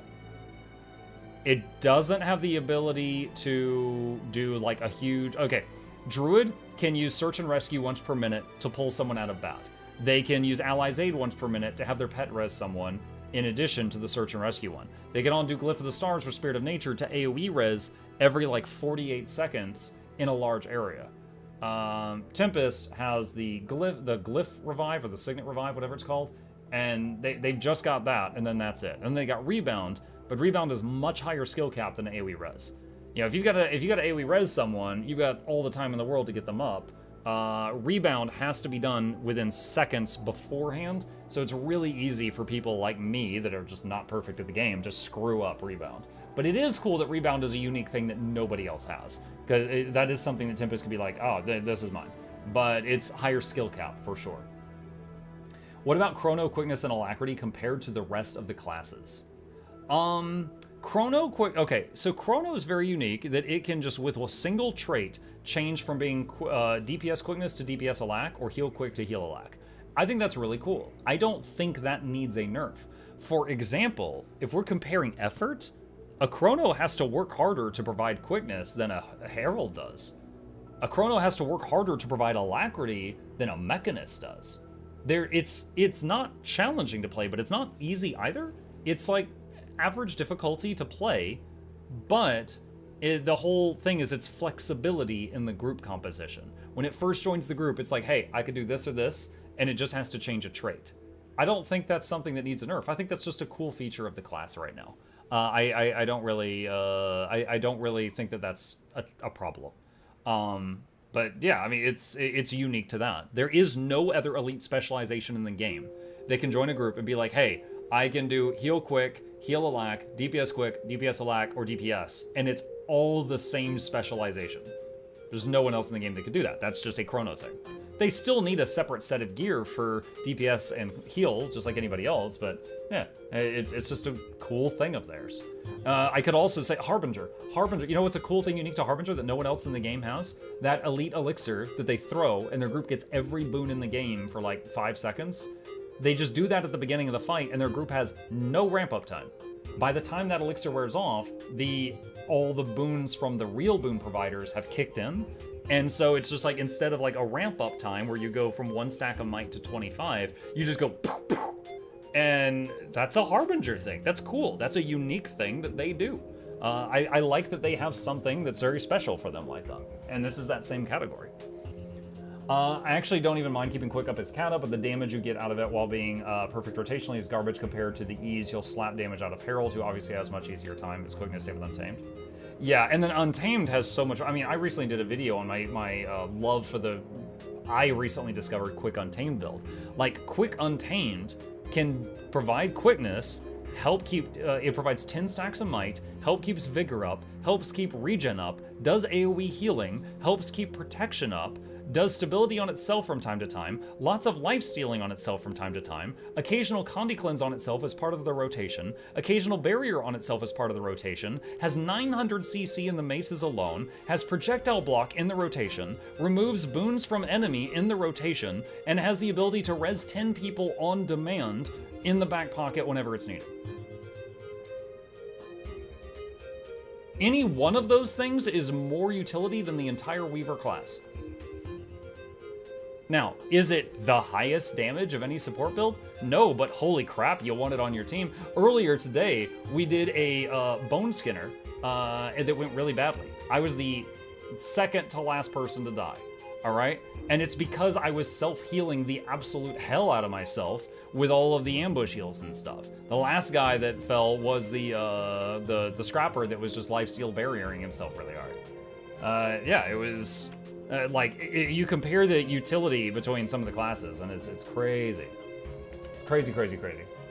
Chrono is great, not too high APM. Main thing, you need to learn how to use the F5 properly. I did not say, wait, hold on a sec, what, I did not make a mention of the APM of Chrono, to be clear. I just said it's more challenging than, like, Alack Mech or Quick Herald, but it's easier than other classes. I said it's kind of middle ground. You know, you've got to learn the whole Shatter minigame, which is like playing Subway Surfers down in the corner. Then there's Catalyst, which should be deleted. Current state of Catalyst, I am not a fan of. For sure. For sure. Muck, do you have a guide on mastery points? I think I do. Hang on, let me see if I have a command for it. I do have a command for it. Here you go. It should be coming up right now. Give it just a minute. All right. Let's see. Anything else? Anything else? Love the echo of watching on Twitch and YouTube at the same time. Oh, you're so fortunate. You're getting double the Mukluk. Let me close a lot of these tabs. Do not need these open now. Okay, right on. All right. What are you most looking forward to in Janthir Wilds? I like messing around with builds. I've done like 50 plus videos of I tried blah blah blah blah recently, you know? And it feels so good to kind of find a build. Like, okay, any of you that have a main, think about like how cool it felt when you're like, oh my god, I love this. This is my main, right? I love that feeling. And sometimes you can find that feeling again by trying more and more stuff, right? I love that. When spears come out, that's gonna be another puzzle piece to play with, right? Like there's 9 classes, and let's say Guardian. There's 27 elite specs, Willbender, Firebrand, Dragon Hunter. Okay, let's look at Willbender. Game modes, PvP, World v World, heal Alack, DPS Alack, DPS.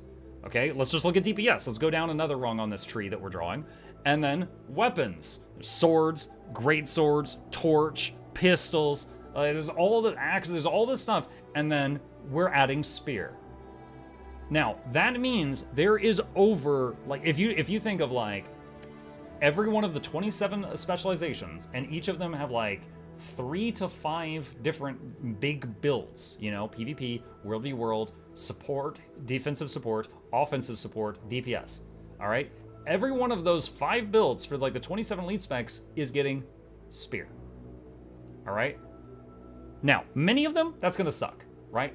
You know, a heal engineer is going to look at their new spear, which is a Condi weapon, and be like, this is dumb, right? But we're looking at like 125 new combinations or something, and that excites me. I'm just like, oh, yes, I'm going to try out the pointy stick on so many things, right? That excites me because it's a new puzzle piece. When in all the game modes of the game, in PvP, in Conquest, in World v World, in the Mists, in open world crap, in raids, in strikes, in fractals, in dungeons, in home instances, there's a new thing that is going to slightly shift the meta everywhere.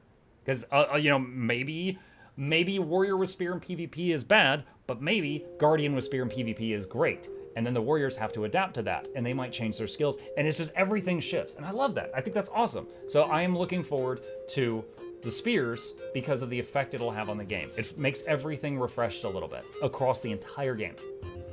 The same effect happened in Soto when Weapon Master Specialization and the new weapons came out for the classes. That tweaked everything across the whole game. You know, you might try it and not love it, but someone you play with all the time might switch to that, and then that might change things up for your party. You know, anything could happen. The other thing I'm looking forward to is a quality of life thing. It's the home instance. You guys have heard me praise the home instance. I get a lot of my money from there. It takes me like 12 minutes a day to do my farm. That will be drastically reduced when we can do one click and farm all the crops, one click farm all the ore, one click farm all the wood, done. So my daily farm is gonna go from like 12 minutes to 3 because of that quality of life thing they're doing with the homestead. So I'm super looking forward to that. Desert Panther, thank you for the raid, I appreciate that. Hey Mug, there's a Beastmaster trait that affects Greatsword and Spear. Yes, yeah, let me see if I can find it right here. Greatsword and underwater spear skills. They added the word underwater. I didn't realize they did that until just this very moment. Deal more damage and recharge 20% faster. Gain fury when you disable a foe. Yeah, I did not realize they added the word underwater to that. I don't know when they did that. Balance is balance. Doesn't matter what weapon skills they introduced. They need a new PvP mode. Boring Conquest. Rank 2 even came up with the idea. Oh, I half agree with you. So first of all, I want to say, I freaking love Conquest. I've played 5,681 games of it. I don't think Conquest is a problem. They have tried other game modes. They made Stronghold. People really didn't like it. They hardly ever do it. They made a Capture the Flag mode. Most people didn't like it.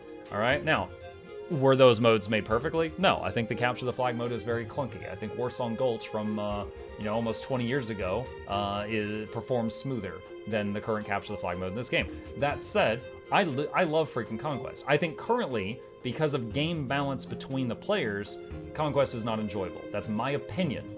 However, I don't think the Conquest game mode is bad. That's just, yeah, that's just how it is.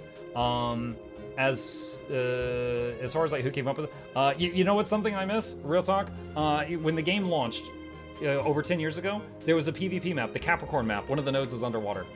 So on that map, about a third of the combat was using underwater stuff, and 2/3 of it was on land. And you'd have people like dipping in and out of the water to swap between their underwater and land weapons. I freaking love that. Dude, I was a ranger, I was throwing a shark at people. I'd be like an engineer underwater. I would set up those the turrets with the neutral buoyancy so they would just like float in place.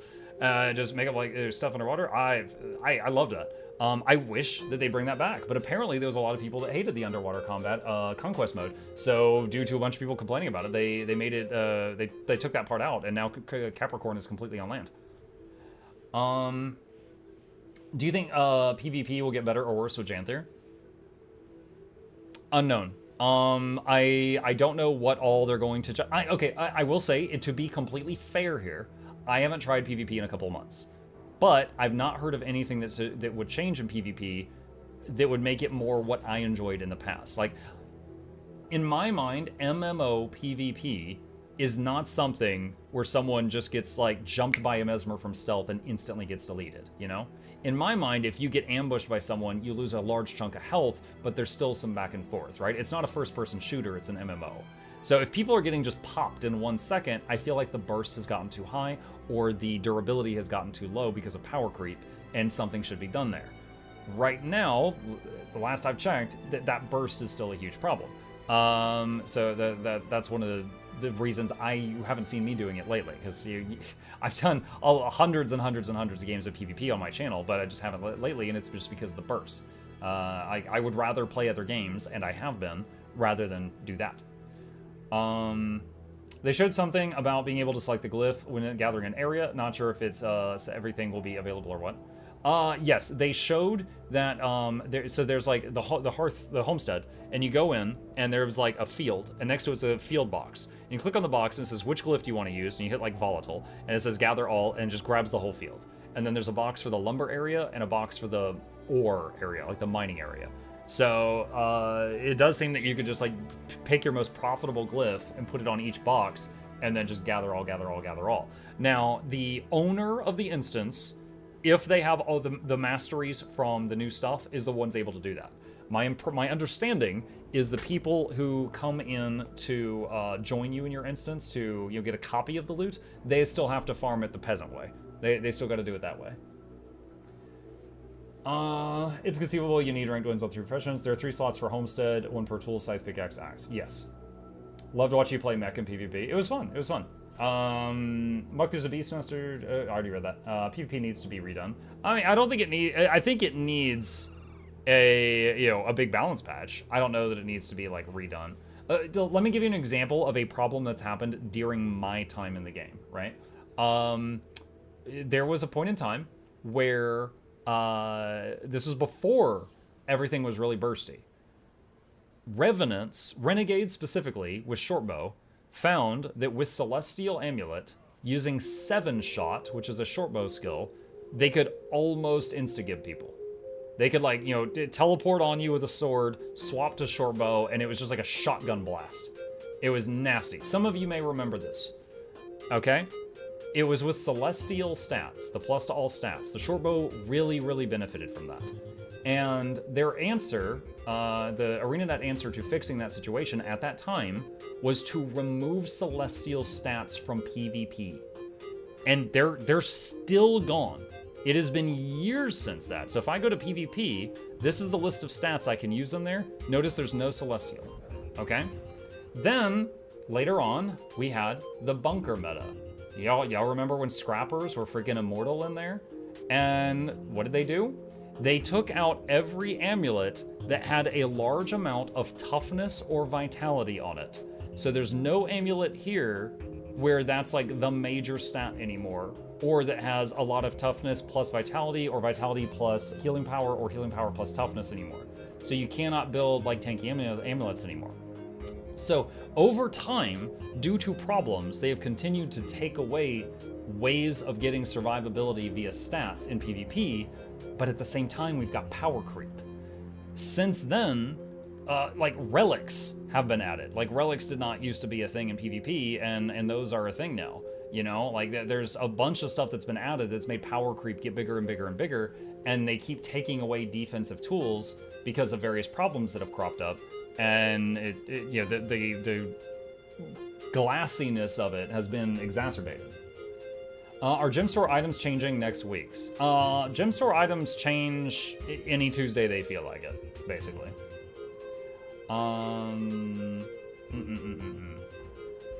PvP is back on bunker meta, Vindy, Spellbreakers, Chronos.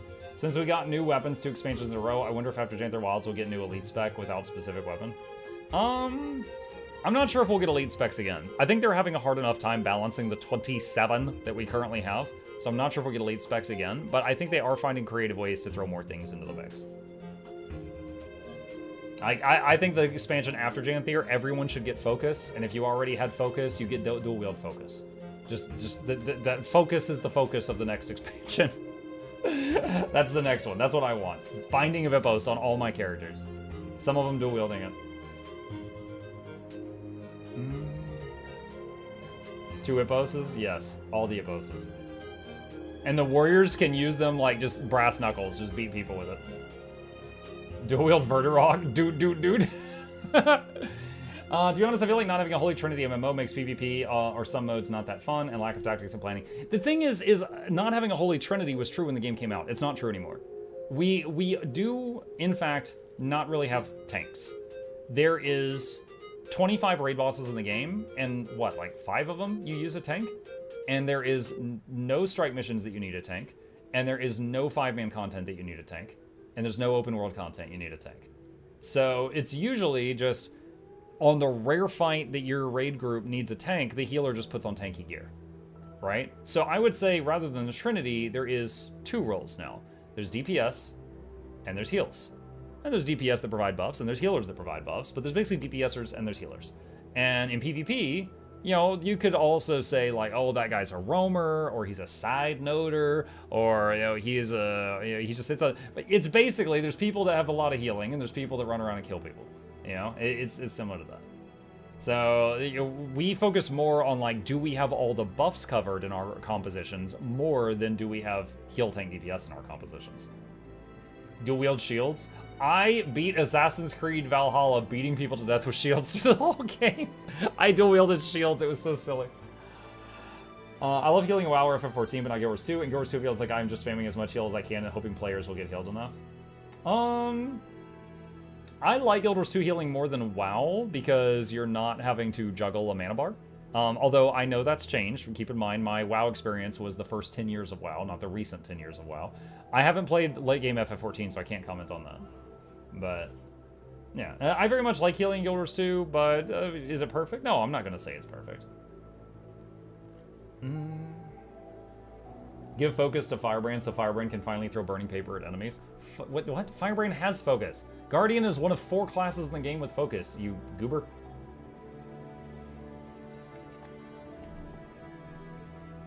No health bar whack-a-mole in Guild Wars 2 as well. Yeah.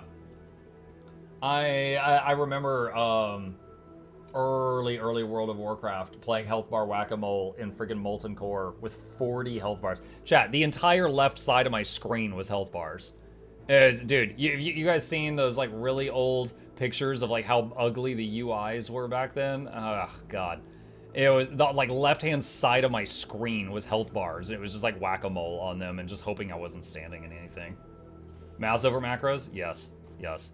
The worst was, it's like the second or third boss in Molten Core spammed curses on people, and if you didn't cure the curse on someone, they just died like 10 seconds later. So you basically had, there's just people that were just like decurse, decurse, decurse, decurse, decurse, decurse, decurse, decurse, decurse, decurse, decurse, mana potion.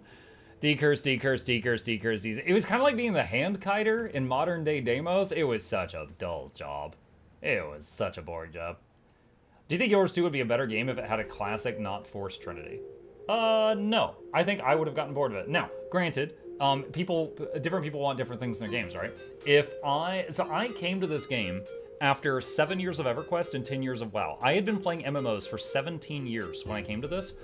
If it had had a classic trinity, I think I would have gotten bored. It's because it was different that I was like, oh shoot, this is refreshing. Now, that effect on me is not going to have that effect on everybody, but that's how it was for me. If it had just had like the classic trinity, I probably would have gotten bored pretty quick. What if I miss the Guild Wars 1 cross-classing system? Then I would recommend Grim Dawn to you. It's a fantastic ARPG with a cross-classing system. I would like to use your referral link to purchase Janthir. Where can I find it? Flashy Flu just put my link in the chat. You just use that link before you make the purchase. And as long as you're not blocking cookies on your web browser, it will work. Note that that is for the standalone client, not Steam, and I thank you for it. Engineer needs to get greatsword so you can use the chainsaw ones. I would promote that, yes. Guild Wars 2's open world wouldn't really work as well if you were forced to be a non-DPS role. That's significantly redesigned the game, yeah. The only rollback I want to see is Guild Wars. Honestly, I like telling people that the bosses are a little smarter, you know? Because, like, I feel like bosses in a game, like, okay, Onyxia. You've got a gnome with pigtails just spamming Sunder, and Onyxia doesn't want to hit anybody else in the room? Really? Are you serious? Like, I like that in our game, the bosses run wild a little bit. They're like, all right, you know what? I can't kill you. That guy. And then he just starts running over there, and you're just like, Jim, run! You know, I love that. I love being able to tell people, yeah, the bosses go a little crazy. If you're getting chased, you freaking dodge. If you're not getting chased, then you hit him in the back. You know, Matthias is constantly running around trying to rip people apart. Yeah, you deal with it. I like that. It's kind of like I mean, I know it's not the same, but it's the same energy as like Monster Hunter. You know, if you're not the one getting murdered, you hit him in the back. If you're the one they're trying to kill, you try to stay alive. You know, it feels a little more like an adventurer than just like, oh well, Billy is hiding behind his shield, so I can just hit, and don't have to worry about anything. Would you like the objects in Guild Wars 2 to have more RNG, like PoE? Path of Exile? Dude, I just quit Path of Exile. Don't ask me about that right now. I got one shot. And they were not the same amount of stats for everyone. Wait, would you like the objects in Guild Wars 2 to have more RNG or be like PoE? I don't understand the question. If you want to rephrase the question for me, I'm too stupid to understand it as it is now. Why does it take the Wizard Vault so long to restock? Not sure what you mean by that. They change it every 3 months. I think it's about loot. Oh, you're talking about like grinding for loot over and over until you get the item with the perfect stats. Okay, I do not hate games like that. I don't think the current player base wants that. Guild Wars 2 is really big on respecting your time, you know? And some people find that boring, but Guild Wars 2 is big on you could leave for 6 months and come back when you have time and we'll still be here and you can pick up where you left off. If you're constantly having to deal with that system, I don't think so. I don't think that the people that are drawn to this game are not drawn for those reasons. Now that Janthir Wilds is coming out next week, what are you looking forward to the most in Guild Wars 3? Everybody getting focus. That's it. Everyone getting focus. I still feel like Guild Wars 2 have had to grind and dedicate much time to it like other MMOs. I'm still salty with Wizard's Vault's lesser essence of gold being 1,000 Astral Claim instead of 100 and limiting it to 2 per cycle instead of 6, which would be closer to what we had before. When's it RNG to determine how good a player is doing in PvP? All fun is lost. One day we will get our rebreather. Oh yeah, the legendary rebreather. Nowadays there were rumors of Guild Wars 3. Well, there was rumors, but it ended up being disproven. It was due to a translation error in a stock meeting that was like in Korean, and when they turned it to English, it was like mistranslated. How many hours do you have in Guild Wars 2? 8,936. And 8,900 of them were standing here talking to you guys. No Guild Wars 3. None that they've announced. So again, remember game development, you guys. They will usually be working on a game for years before they even announce it. And then once they've announced it, it's another few years before you start seeing trailers and stuff, and then it comes out. They've not announced it. All right? I will say it would be a surprise to see them do that, to me. Because they're kind of like they canceled so many projects like a year ago and went all in on Guild Wars 2, and it's worked well for them. But that also means that if they started working on something else, they'd have to split their time. Like, they don't have a lot of devs if you compare them to most other huge companies. So I don't see how they would have the time to be working on that. Now, I could be wrong. And if in 6 months we find out Guild Wars 3 is coming out, and you're like, oh, Muk, you were wrong, don't you feel stupid? I'll be like, yeah, isn't it great? I'm going to be cheering alongside you. But at the same time, I don't see it happening anytime soon. I don't see it happening right now. That's just not right now. You started to read this, then went back to the other topic. The only rollback I want to see in Guild Wars is a challenge mode for labyrinthine cliffs where mounts aren't allowed. How many years? The next one we get water series, we get water rebreather. I mean, we already got land rebreather. It was in Giala Delve. Everyone hated it. Also, is that a Char Noxxi? Weird. They got like sprockets spinning around them. If they did a Guild Wars 3, where would they go with it? I don't know, like, okay, the first thing I think of with that is going from EverQuest to EverQuest 2. Both games kept going, but EverQuest 2 was happening like 500 years in the future after a cataclysm. So some characters in Guild Wars 1 were in Guild Wars 2, and some were not. I mean, they could just do like a time skip, and then they could still keep supporting both games if they wish to. You know, it just depends on what they want to do. Mug, what are you looking for in Janthir Wilds? My spear. I myself am planning on clearing the XPac first day, then get back on my grind. So, End of Dragons, I cleared the story on day 1, and the Soto was kind of the same. However, I will be pausing a lot to do giveaways. So Tuesday, I'm going to be streaming for about 14 hours, next Tuesday. And every 2 hours, we're going to stop and do legendary giveaways. That's the hook to get people to show up. But you know, so I don't know if I'll beat the whole thing in a day, but that week I'll beat the story. I'll try out the new stuff. Anything I think I might be able to contribute something in terms of a guide, I will. It is my understanding that the legendary spear, legendary backpack, and the new raid bosses are all coming out on the 3-month patch. So I don't think I want to make guides for all those, but those aren't going to be out on day 1. So on day 1, I'll be looking for other things to occupy my time. Like maybe I'll make a guide on how to get started on the homestead. You know, like sometimes, you know, guides are a funny thing. Like, sometimes, like, okay, the skiff. I'm sure most of you, when you did End of Dragons, you found the skiff. I somehow missed it completely. I then had to backtrack and find it, because it was from a certain heart that I had missed. And then when I found it, I made a 1-minute guide video on how to find it. Now, many of you are probably like, people need a guide on how to get the boat? And yet, like 30,000 people Googled that. And the video was there and it helped them out and I got a few cents. So anything like that I see that I'll be like, oh, someone might Google, how do I do this? I'm gonna make a video on that. So that, you know, I'm gonna have little projects. I'm gonna find things to work on after Janthir comes out and make little guides on that. I was pretty sure the story told me to get it, which was when I had to backtrack, yeah. Isn't the skiff part of the main quest line? I think it is now. I don't remember if it was on day one. But in any case, you know, that is something I ended up doing.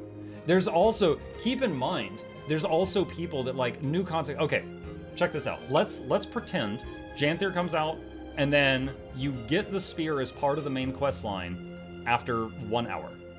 I'm making stuff up right now. Let's also pretend that some guy, the second he gets a Janthir, he's not following the quest and he's running around like a chicken with his head cut off trying to find where the spear is because that's all he wants.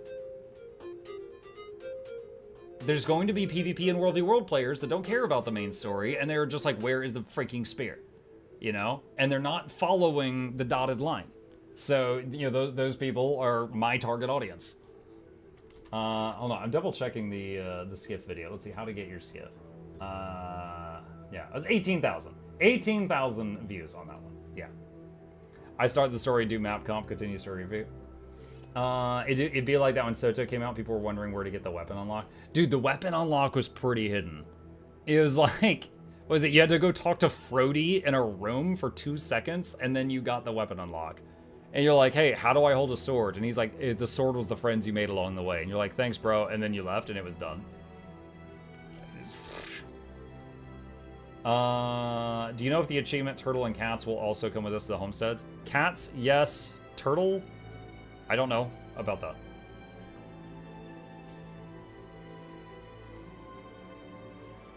Yeah, it's also for, like, weapon, what is it, weapon, the weapon training thing? Not Weapon Master, the other weapon thing.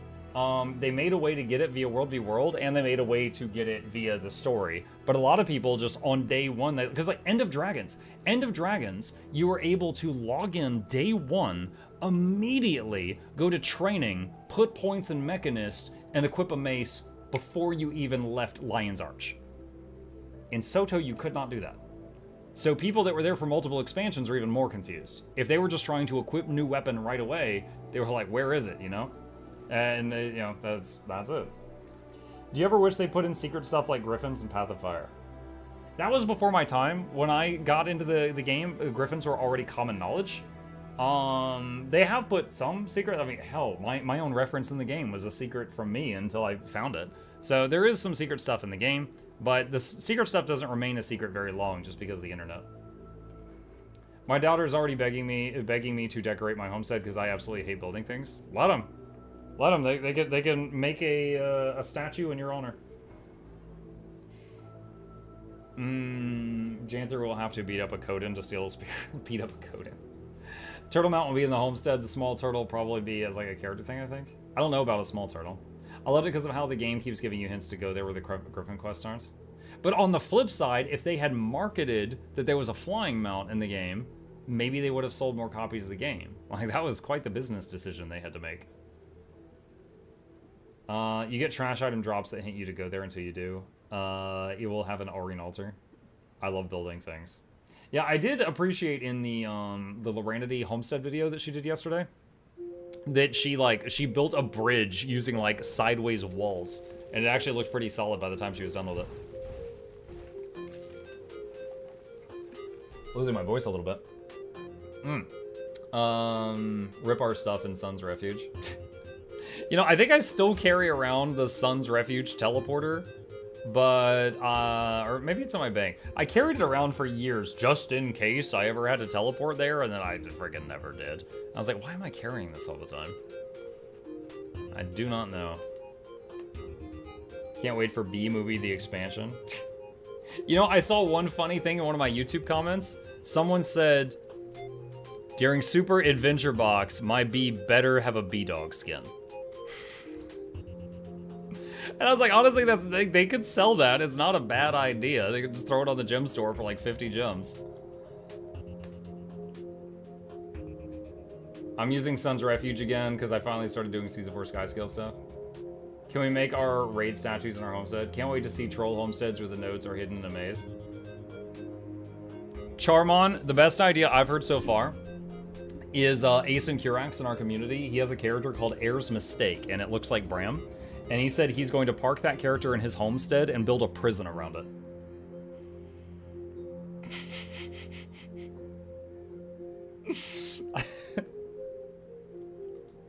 So there's just gonna be like a jail cell when you walk in, with Bram inside.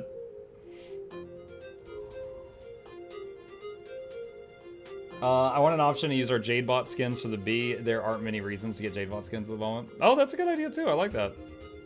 Charge us 5 silver to enter. I often use Spear Marshal's plea to get to Sun's Refuge of the Griffin Sanctuary in Dobby. You can apparently put chairs in things so you can sit on decorations. Yeah, they did that during the demo. They put stools inside boulders so it looked like you could sit on the boulders at like around a campfire. Why the Bram hate? I thought we made up in Season 4. No, he just stopped committing new crimes after Icebrood Saga.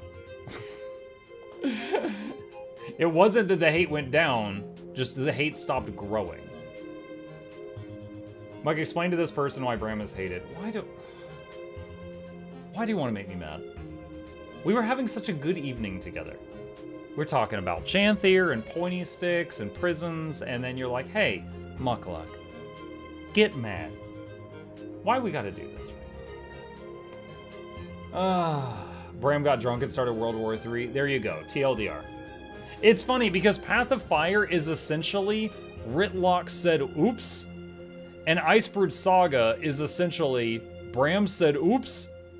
Like, we have two major characters that each caused, like, a catastrophe that almost ended the world.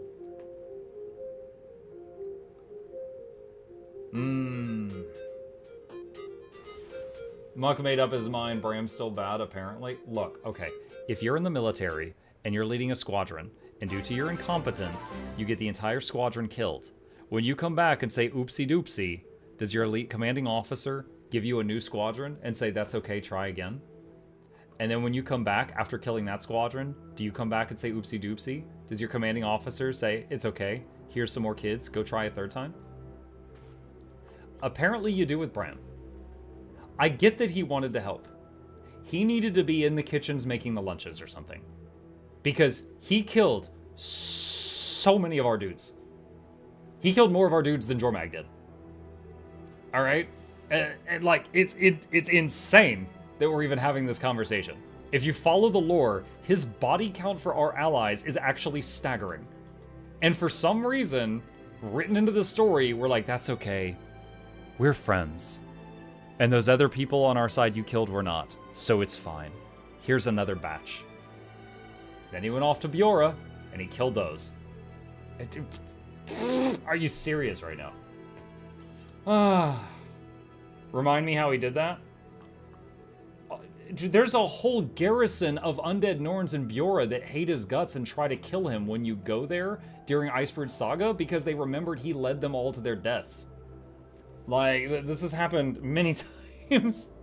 He almost got Amora killed. He got rocks frozen in ice and said, you're slowing me down, and left her when he was chasing the bow, and then we had to melt her out to save her. He refused to come back when we called him for his aid after Heart of Thorns. He didn't listen to orders throughout Icebrood Saga. There's multiple times that were like, stop, and he went and he did the thing. We told him stop drinking like 14 times. He got drunk and gave the enemy his bow. Only 2 things in the game got shot with that bow. A tooth and me. And he was like, oh yeah, I've got this bow that is a BFG 9000, and he just got hammered, and we kept saying stop drinking, and then he gave the bow to the enemy. Also, because plot, he got dragon corruption in him, which until that point in the story had killed everyone who got it, and yet after he was no longer the dragon's chosen, he didn't die from the corruption. I have not heard a good lore reason for that. Because friendship. So, when did he shoot the commander? No, he lost the bow because he got drunk. Bad guy picked it up, and we got shot with it later. He had Spirit's protection. At that point in the story, I don't know if he did, but, you know. I mean, even if it was Spirit's protection, that solves one issue I have with him, not the other 47. It's just, honestly, like, his character throughout the story gets away with stuff that he should not have gotten away with. And I don't like him. I don't like him. You're not wrong, but hear me out. He's just a kid. Then he shouldn't have been at war. Honestly, I was shocked. You know when we got the opportunity to replay Living World Season 1? I had never played Living World Season 1 until that point. When I met Bram in Living World Season 1, I was shocked. And I was like, you're so intelligent. You're actually really smart. When you open your mouth, I don't want to scream. Why are you so dumb later? I was actually shook at how intelligent he sounded in Season 1. I'm like, why are you so stupid later? Timmy is canonically a minor up until Icefruit, yeah. She's also canonically on her deathbed for like 17 years, but I guess they forgot about that. She got new shoes in Cantha, so she's fine now. There's 2 characters that can claim the General Dragon Possession, Ritlock and Savari Commander. Bram is dumb because he hung out with Timmy. I don't think he's dumb, he's just not that bright. No, again, I don't think Bram was trying to be evil. I think he's trying to be good and constantly messing up. But the thing is if you've got someone that is leading your troops to their deaths again and again and again, you gotta say enough's enough at some point. But nowhere in the story does anyone go, Bram, look, we realize you're trying to help. Please just go sharpen swords in the back. Please just go make our lunches. We cannot have you on the front lines anymore. You're too big a liability. But no, Bram! Oh, sorry, kill 3 more allies. Honestly, if ANET would have the guts to actually kill Bram that way, they would have a lot more respect for the story. Constant shelving of characters, no sir, I don't like it. I'm not saying they had to kill him, it's a lot of the stuff. Oh, let's not forget he fed Owl to Jormag. Twice. So. Oh, the more I remember about it. Thing is, I could go through, I toyed with the idea one time of replaying through the whole story, saving all the footage of Bram's mistakes and making a video on it just so Lara would shut up and I'd be like, look, but she'd be like, oh, but he's a good boy and he's so hot though. And I'm just like, and then I talked myself out of doing it because I was like, it'd take me like 50 hours and it wouldn't work. It wouldn't work. What would Arby's do if Bram was relegated though? What, friggin' Arby's? Hot what? Oh yeah, absolutely. He's a good boy. At Mukluk, there's no Geneva conventions in Tyria. Kids can legally commit war crimes. Dude, I know that. The engineers have flamethrowers. It's Geneva recommendations at best. Do a montage with meme music. Oh my gosh. Has ANET not invited you to play 2 hours of Janthir? I'll tell you on Saturday. Jackie, I am not allowing that, but I see your message. I was expecting Tommy to put her consciousness in a golem. So was I. Remember the clip I did of her and the freaking twisted marionette? Tommy, no! Tommy, yes! We were all expecting that. She was like studying all of Blish's research on how to body hop, and then it just didn't happen. Also, ANET, when do we get to hang out with our Largos bestie? It's been 12 years. What time Saturday? No comment. I actually don't know yet. Bram should be renamed Entropy. He's Chaos Incarnate. To be fair, in Living World Season 4, before the writers mismanaged him, he was the only character who went to the ends of the world and time with you. I mean, that was kind of due to a mishap, but yeah. What if I donated to the Patreon to suggest a game, and instead of that game, I want to do that video? Dude, when people sponsor a stream, they're sponsoring an evening. You can't just be like, oh yeah, I paid to sponsor an evening, please go do this 50-hour project. That would be so much. Yeah, it would cost big bucks if you're trying to throw money at that. Asmodeus, thank you for the raid, buddy. Appreciate you. Hello, welcome. It's all fun and games until someone presses shutdown on your golem body. Well, yeah, then he's screaming in the void. That happened when he was at the dock in Crystal Oasis. Not saying they need to kill him because I don't like him, but I need a storytelling point. Always putting characters aside, and, like, you might need them later. Yeah. Well, I mean, there was some that they didn't, but not many. What if we sponsor a stream to do 5 hours of filthy React content? Well, I could start with Rose's new video. That's still on the back burner. On a scale of 1 to 10, how excited are you for Janthir? As a gamer, 8. As a streamer, 9. Because it's going to be a very big day. Very big day. Laura forgives Bram because he's hot. I forgive Bram because if he can mess up so many times yet get recognized, I could do a lot less mess and get recognized too. Oh my gosh. You're just being like, oh wow, I look great when I stand next to this war criminal by contrast. That's not a good look. I wish we could bring Blish back. It would be nice to put him at rest. Maybe we will get more Friends Detective Agency and Janthir. The Friends Detective Agency again. Shining Blade Oath ruined Countess Anise. The story would have been the same if we didn't, as we would have learned that Balthazar went to Alona anyway, and it was swept under the rug, never to be mentioned again, while ruining Countess Anise plus Livia is inseparable. You say you won't do a 50-hour project for a Patreon thing, then you gestures wildly at Shugo's recommendations. Gestures wildly at You're talking about like when I played like Trials of Mana? 1, that wasn't 50 hours. 2, yeah, I played it for one night, and then I decided, yeah, I'm having fun, and I'll play the rest of this. There has been Patreon sponsored stuff that I tried for a day, and then I was like, okay, that's fine, and then I didn't play it again. Exchange Bram versus Blish. I like that. Story needs to be more aware of Bram's sins and give him a redemption arc accordingly. Yeah, I mean, the thing is over the years, they change writers. And the writers do not always study everything that came before. So there are definitely some holes in the plot.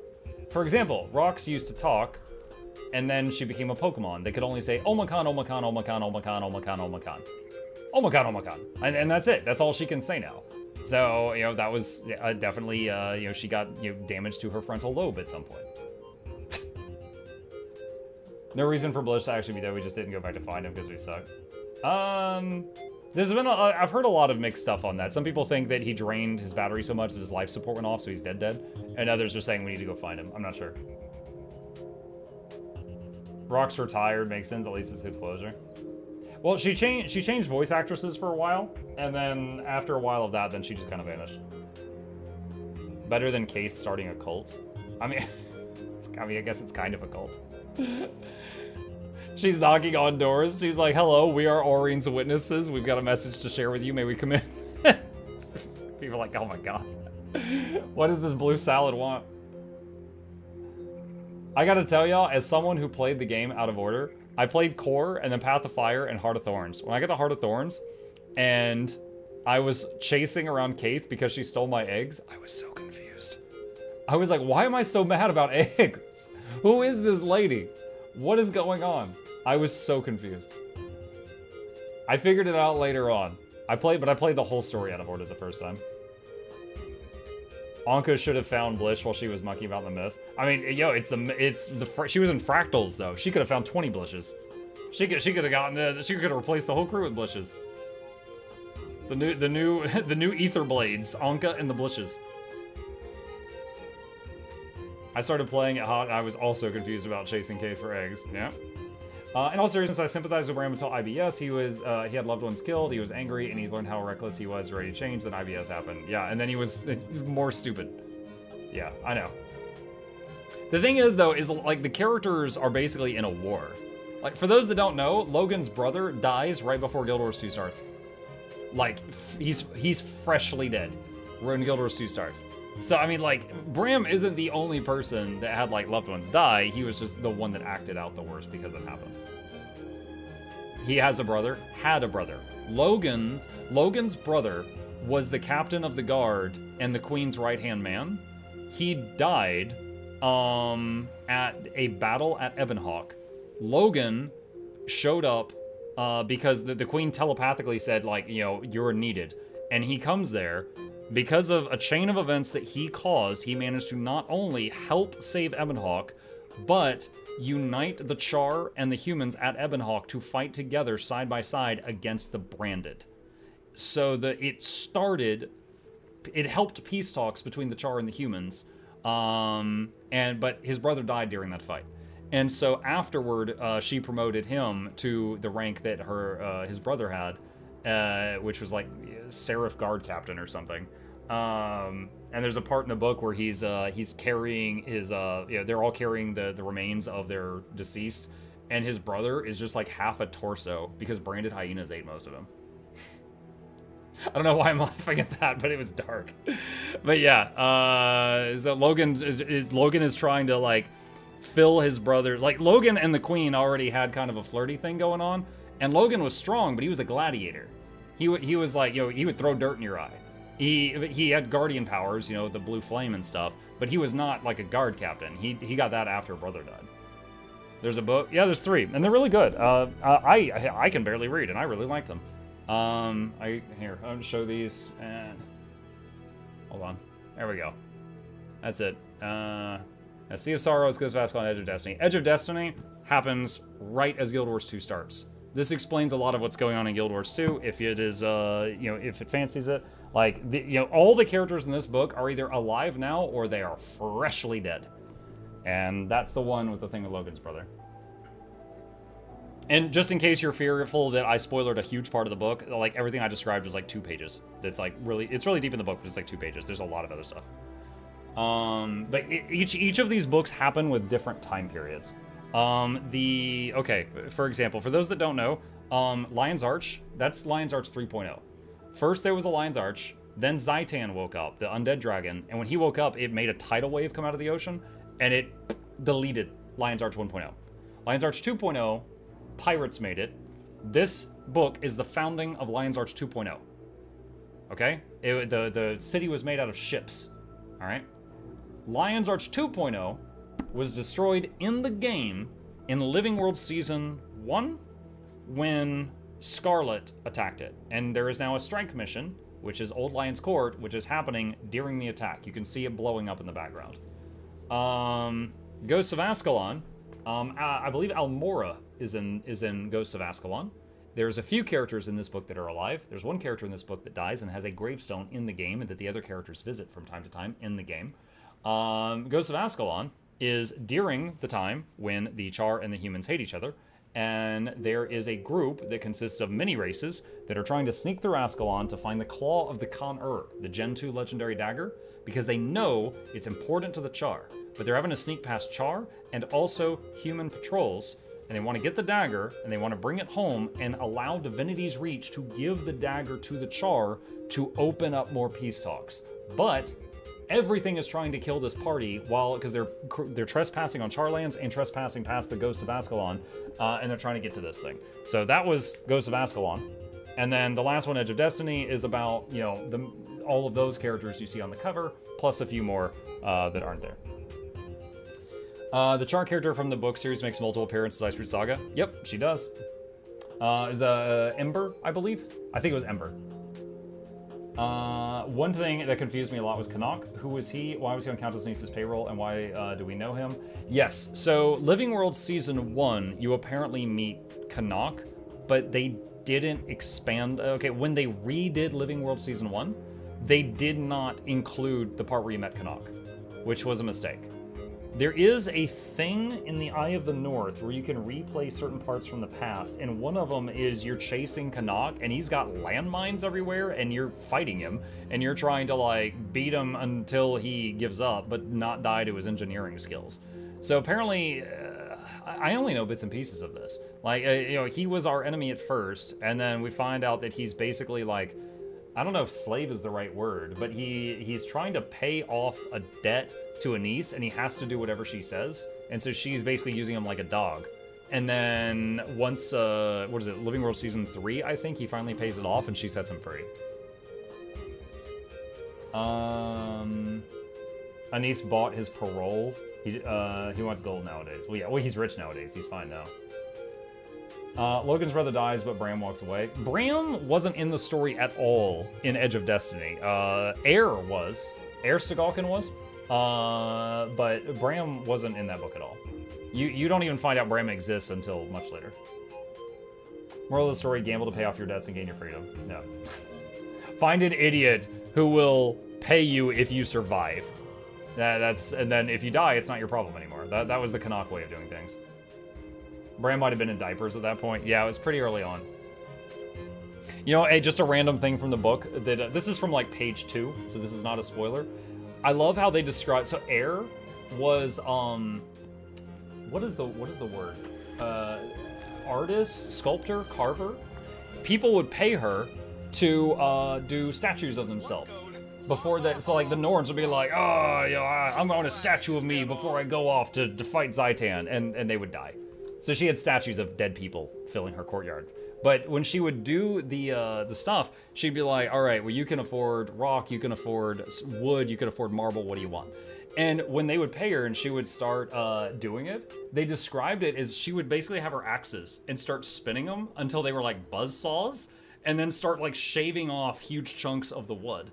And then once that was, you know, mostly done, she would stop spinning them and then chop it down more with the axes.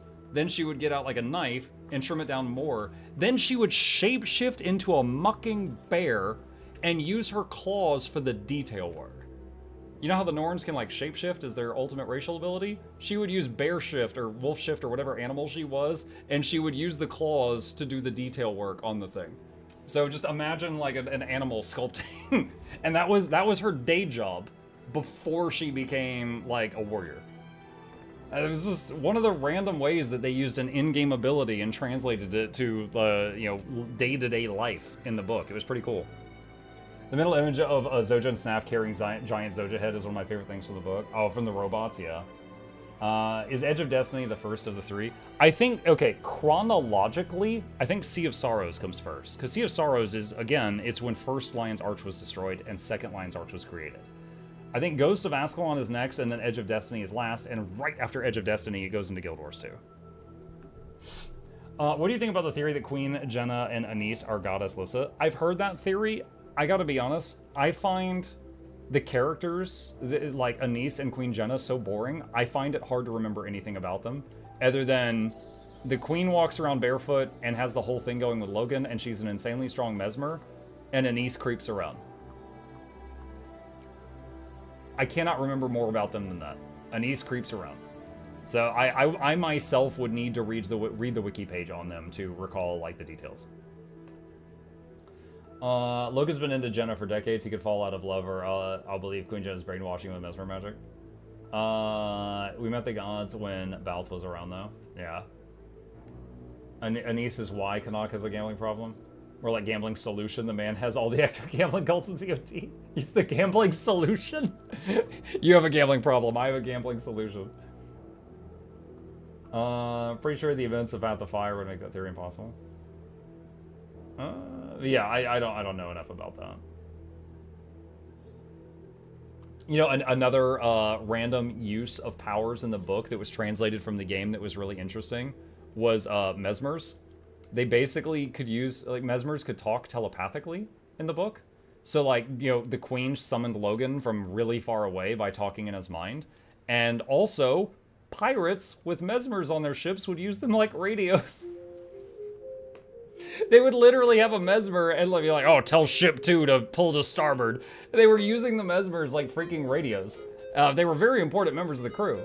Also, there was a scene, it was like, there was a boat battle, and one boat wins because the mesmer on that boat just does an illusion that makes her boat look 50 feet to the left. That's it. No, my boat's over there. So the other guy missed every cannonball, and they eventually won. I think that was an excellent use of subtle illusion magic. Simple but effective. Yep. At Mukluk, Mesmer Whisper Chat enable. Yep. No Cannibal Queen. No. My theory about Queen Jenna is that nobody ever met her but a handful of people. She's been chilling in her palace all this time and merely sent an illusion to do every royal duty for her. I remember I did a funny video with Noxxi once that we talked about this. Okay, do you guys remember how Queen Jenna, during Living World Season 3, held up a dome over the entire city of Divinity's Reach, blocking constant trebuchet attacks from Living World Season 3. At the same time, she put a shield over all of the Senator guys who were under attack, and at the same time, she ran around killing a bunch of elite mobs with you, the player, and Logan on the ground, right? She was doing, like, crazy stuff, right? And I was like, yo, if her shield is that strong, Why didn't we, when Kralkatorrik came, load her up into a trebuchet and launch her at Kralkatorrik? And then as she's flying at him, just deploy the Divinity's Reach shield. And it would be like a shield bash the size of Atlanta, Georgia. And problem solved. Yo, we would knock him out of the sky. Everyone on the ground start stabbing. Yeah, just yeet her at the dragon. She's gonna take it down. Easy. Yeah, the tactical mesmer. They just need to hire me for the writing, man. I got this. Logan would never allow that. Logan's too crippled. He can't stop it. We'll throw some pictures of our feet on the ground. He'll get distracted and then launch the queen. Maybe it's immovable. Well, then, okay, then she flies at him while he's in midair and summons it right in front of him. He'll just bash into it. At Muck, read this. I'm reading this. What? Hold on. Mesmers are telepathic. Is that why in-game mesmers are purple? Oh, like the whispers are purple? Yeah, maybe. Maybe. I like the logic. So every time you get a whisper, it's someone's going through the mesmer net to whisper you. All right, chat, we've been sitting here talking for like an hour. I am going to swap over to our second game of the evening. I got about an hour left. You're welcome to join me if you wish, or we can keep talking about Guild Wars 2 books. I'm going to be swapping over to Warhammer 3, which we have been playing for about 400 hours so far. Very much enjoying this game. But if you got any more questions about the books, I'm happy to answer them. I paid a Mesmer 5 copper to send you a real money trade. Oh, there we go. Maybe Whisper is basic Mesmer magic. Seriously, though, the 6 gods of humanity imprisoning Balthazar in the mists, then faffing off into the ether. Surely nothing could go wrong with this plan. I mean, it's fine as long as no one with a magic sword that has the ability to break bindings or shackles on people that are chained up in hell shows up. As long as that doesn't happen, it's fine. Kale Crow, thank you for the bits. I love Total War Warhammer 3, my favorites are the Lizardmen. I have been trying to learn many of the factions in this game. And for anyone who's never seen this, these are the factions. And if you click on one of these, there are many options. Like Giant Angry Tree Dude. There's a lot of choices in this game. We are currently in the middle of learning Nurgle, the Plague Lord. Imagine that, like, the world you live in, there are 4 gods. Like, 4 Chaos gods. There's 4 Satans. They all hate each other, but they hate you too. And we're playing one of the worshippers of the god of disease. Papa Nurgle loves you, yes. If you get blessed by him, you basically get, like, regeneration cancer, kind of like Deadpool. But you don't feel like pain or pleasure anymore. I have to say, I hated it when you were playing with that group, much better when you're on your own. I value the feedback. I did very much learn a lot while playing with that group. It was not perfect. If I were to do a multiplayer again, I would definitely do some custom rules that I thought up by then. Any plans to play Space Marine 2 when it comes out? I would love to, yes.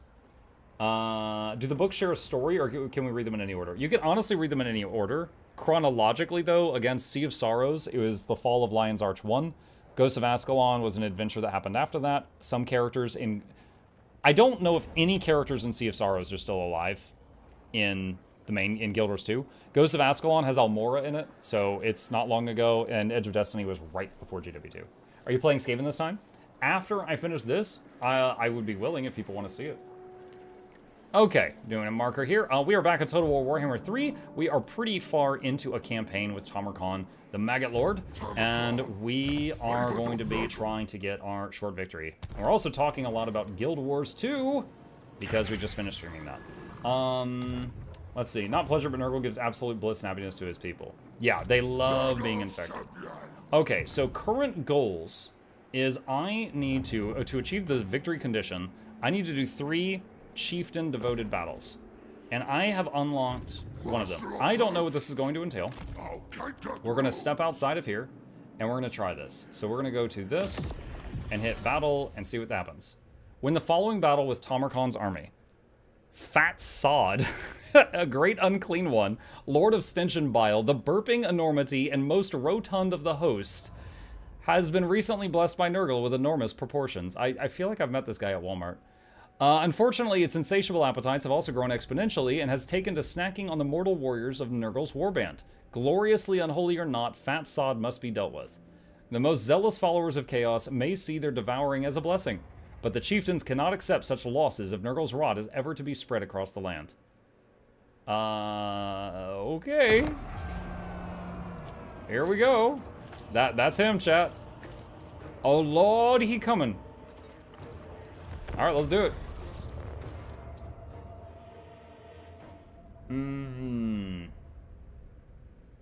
Remember we haven't given Magdare to Logan, Big Stinky. Yeah.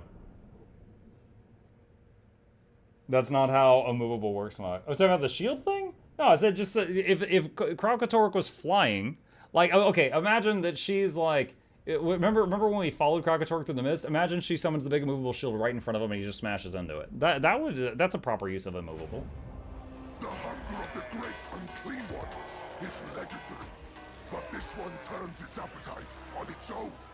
For that, Nurgle will have me put it down.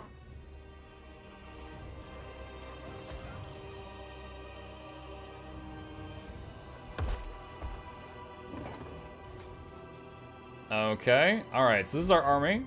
We got a bunch of new folks here, so just to show really quick. In this game, every single unit is rendered. And you can have thousands. I've actually watched a video of a guy that did a battle with 12,000 peasants, and his GPU was smoking.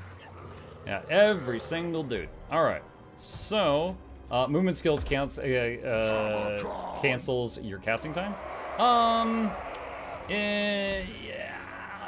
It's kind of a stretch though, because if I get knocked up into the air by Whisper Jormag, I still finish casting the spell I was casting. So I don't think, like, I think while she's flying through the air, she could still pull it off. I think she could still do it.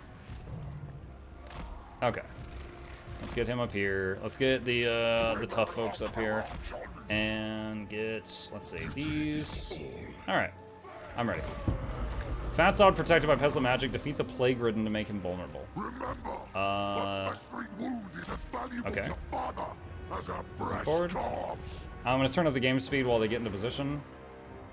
And slow it back down.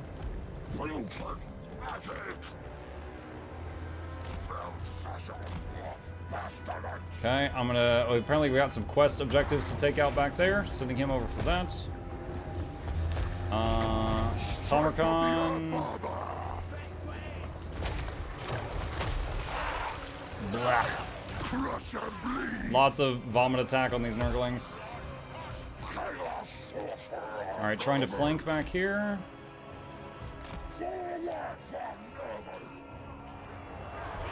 And move this guy forward a bit. These forward.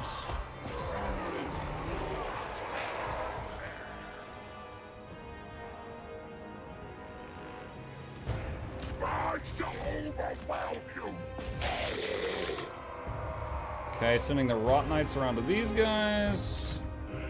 Sending this guy here, deal with him if he can, we'll see.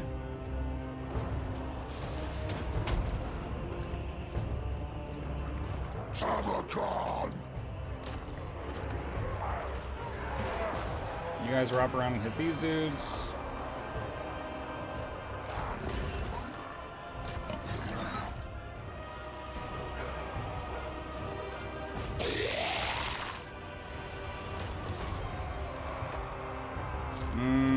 Great Unclean One is chasing. I'm a little nervous about that. This guy might not have the damage to take this dude out by himself.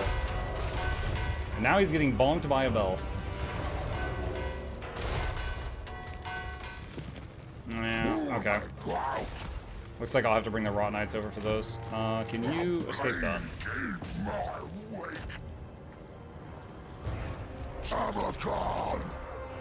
Okay, you guys come over here and flank this. Tomercon, bring you up here.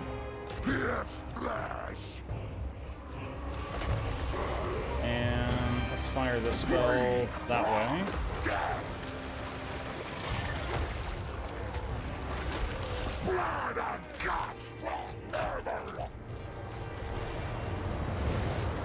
Okay, this guy is thick. corpse walking. Can you use your healing potion? Come on. Come on. Come on. Okay. He's out. Alright. You guys, move up.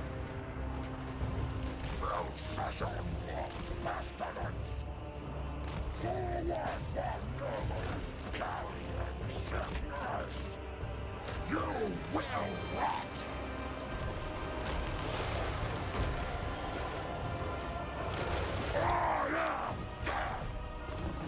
Let's pop the DPS cooldowns on this guy.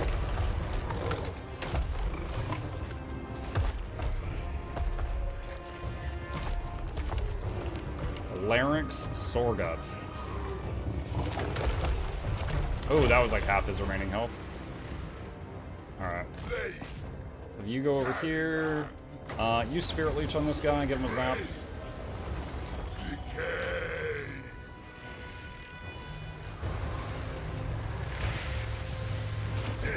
Locus of Contagion on him.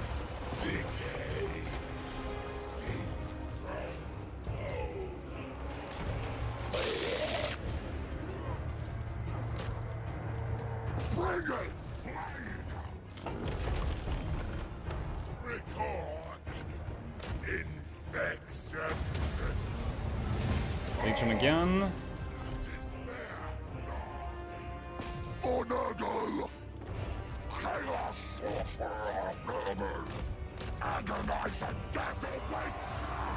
Alright, we've got one of the quest targets down. The second and the third are getting low.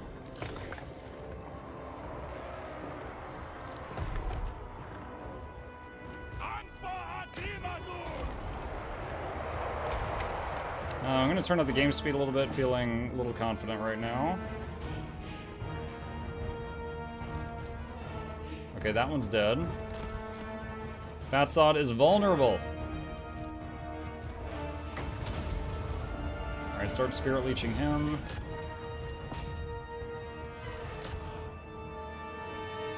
Ravenous Reinforcements approach. Oh boy.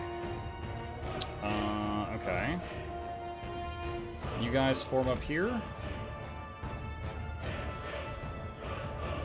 And let's use Fecundity to heal these troops.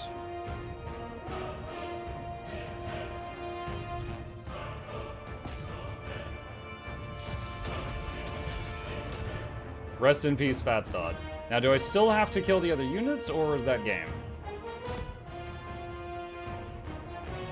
I don't see the other army anymore. I think they all decayed. Think that's it. Alright, awesome. Easy.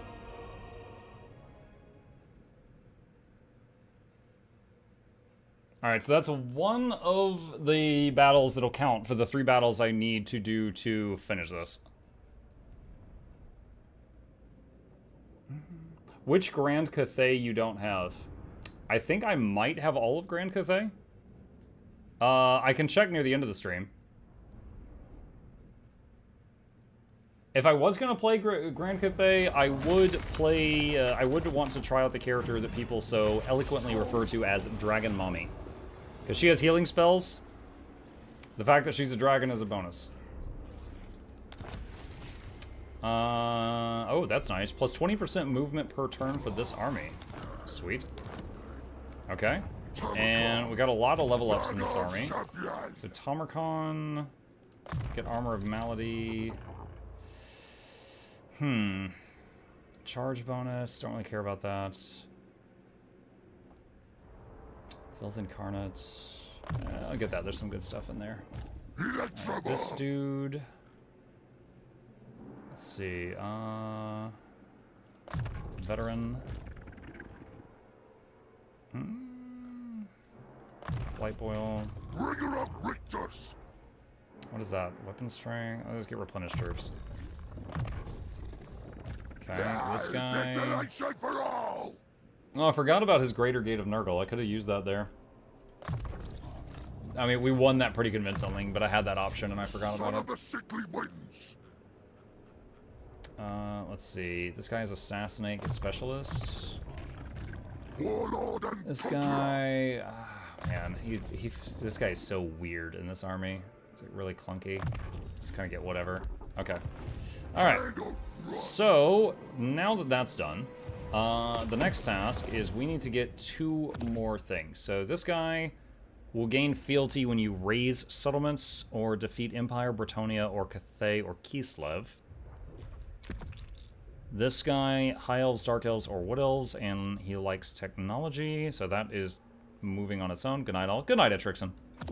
This guy says defeat Lizardmen, Ogres, Beastmen, or Chaos Dwarves. I'm not fighting Chaos Dwarves, so I can help it. This guy, purchase Chieftain units, defeat Vampire Counts, Vampire Coast, or Tomb Kings. How do I already have so much of this? I don't know that I fought Vampire Counts, Coast, or Tomb Kings at all in this campaign. I've purchased some units, but not many. Maybe it's not a one-for-one thing? Looting settlements, defeat Skaven, Greenskins, or Dwarves.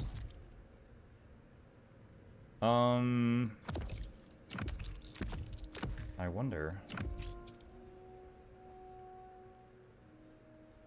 I wonder. How much money do I have right now? Plus 2k per turn. Where is army number 3? That's this one. So it has room for more stuff. Okay, so right now, this dude is 9 out of 10, 0 out of 20. If we order some more troops for this army... hold on a sec, what does he have? This thing... Didn't he have a thing for, like, regen? Or was that somebody else? I would just use the currency so you have the units ready to recruit later. Yeah, let's see. Regen for Chaos Warriors, Dragon Ogre, Shagoth. Horrible regen for Beasts of Nurgle, Fimir Warriors, and Skin Wolves. Fimir Warriors, that was it. So he's in a different army. He's not in that one. Okay. So if I did that, so he gained like 1 thing. Okay, so it's like 1 point per purchase. It doesn't matter how much the purchase is, it's 1 point per purchase. So, what might be useful? Like a Cygor, that's really strong.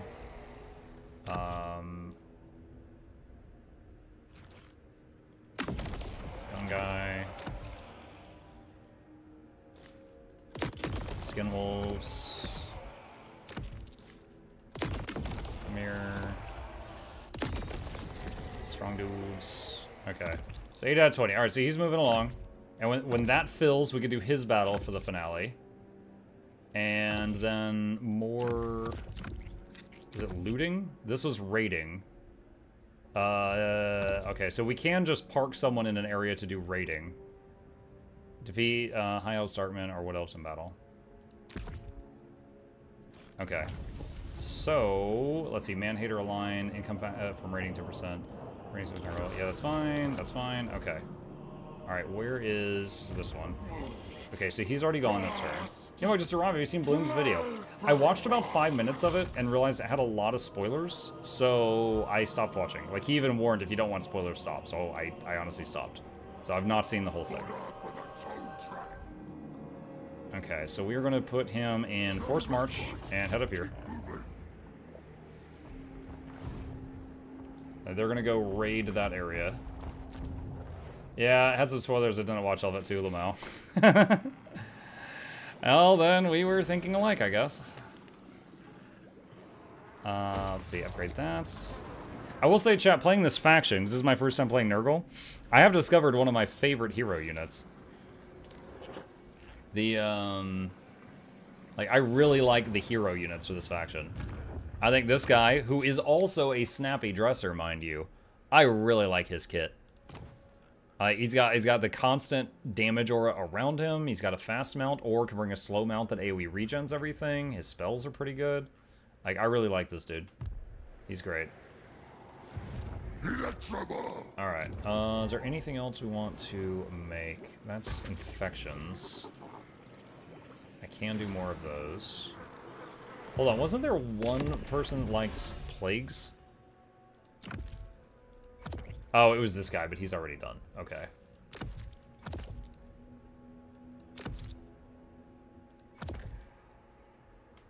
that's fine.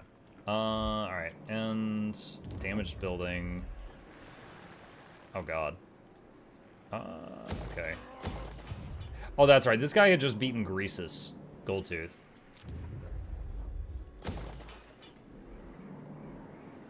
And just upgrade some random stuff. Alright, enter. Never really gotten to Warhammer games. This one does look fun, but very complicated. It does have a lot going on. I will say that there is a tutorial campaign that I played. Quite useful. It does teach you a lot. There is a lot more to learn after that, but it does not just like, you know, go good luck, have fun. It does teach you quite a bit in the tutorial campaign. For sure. But I've been having so much fun, because like this world map, although it's the same world map each time you play it, it pans out. Basically there's like 270 factions. And, oh, hold on a second. Fealty. Okay, so God, what is this? -1 cycle time, okay. All right, so for anyone who hasn't seen it, this is the world map, and it's like a smeared version of our world. South America, Mexico, North America with a giant crater. I guess we got nuked or something. Canada, Europe, Africa region, Asia, kind of melting down into Australia. So it's like a warped version of the world map, and you can see, like, this is what I've opened up so far. And on it are all these different factions. Now, each of these symbols is like a city.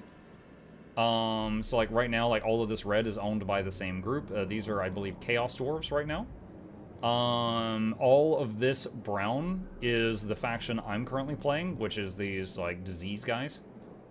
Over here, there's Cathay, which is like based off like China. They turn into things like, they look like Chinese dragons. They've got like fireworks launchers and things like that. Also, the cities look different based on who owns them. So like if there's like vampires, there's elves, there's dwarves, there's all kinds of stuff.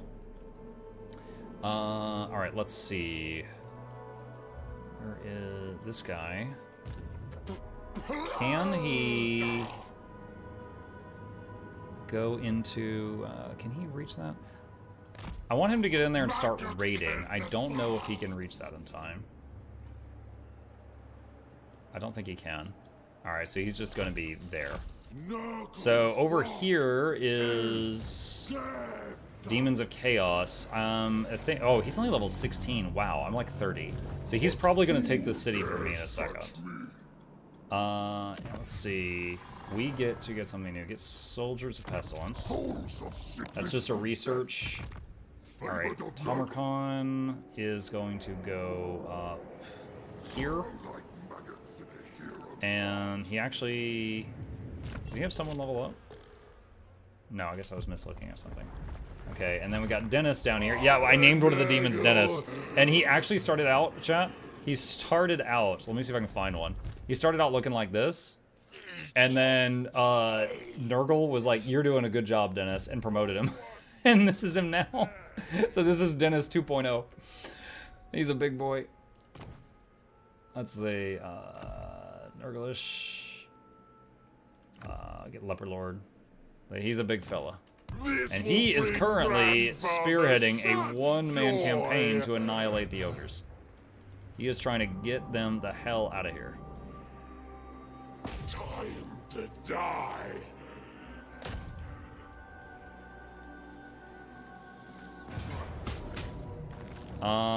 Ooh, if I auto it, I lose some people I don't want to lose. Okay, manual battle, let's go. How does the game work? Is it resource management or does it have some action? You are about to see the action. When you get into 2 battles, you have an option. One is just auto. There, it said, if I auto it, I will win, but lose a few of my troops. And I was confident that if I do it on manual, I can win without losing troops. So, what's happening here is I'm attacking a group of ogres. There's another group close enough nearby that they are on the way. So see, there's this says, in 2 minutes, this other squad is getting here. So, I have a choice. Do I bunker down and just wait, or rush in and try to take some of them out before the others get here? I totally forgot this guy has a dragon now. This guy, when he hit a really high level, he got a dragon mount, and this is my first time seeing it, and it is something, isn't it? Dude, why is there no flesh on the inside? Did it used to be one-headed and they split it in half or something? That looks weird. Okay, anyway, let's get Dennis up here, big boy. And my army, we have got some dudes with chariots. We've got a giant that we have corrupted. These guys are holding a shrine. This does a buff in the area around them. We want that near the front line, but not on the front line. It's a bunch of beastmen. Just finished a short victory as beastmen. Nice. Wanted to pop in and say I pre-ordered Janthir for my wife as a gift to the referral link. Thank you, Akawa. That is a huge help. I appreciate that. We've even got some frogs. We got some plague frogs. And then over here, we have got ogres. As you might expect, very strong, very beefy, lots of health, lots of strength. That's pretty much it. Honestly, pretty much all ogre units are like that. Alright. Let's see. Who are these two? Oh, that's the beastman. Oh my god, his carriage is pulled by like a rotting pig. What the heck? And this guy, he has some important abilities. I need to keep him alive. Alright. Start battle. Alright, let's try this guy out and see how good he is. First of all, he has his new pet dragon has a breath attack. Use that on them.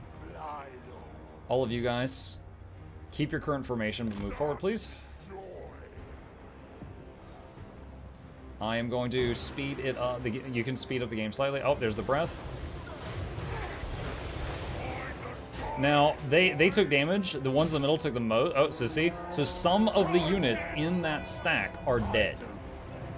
So when you weaken a group, the group is alive until the last one is dead. But you can just damage specific ones in a pile and hit them.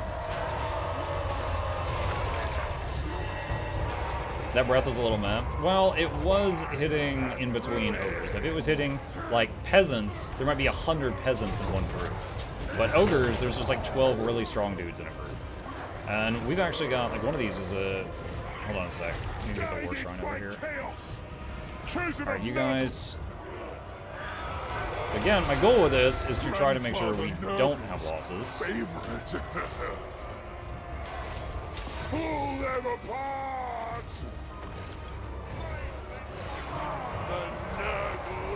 Let's see. Does the cultist... No, he does not have that.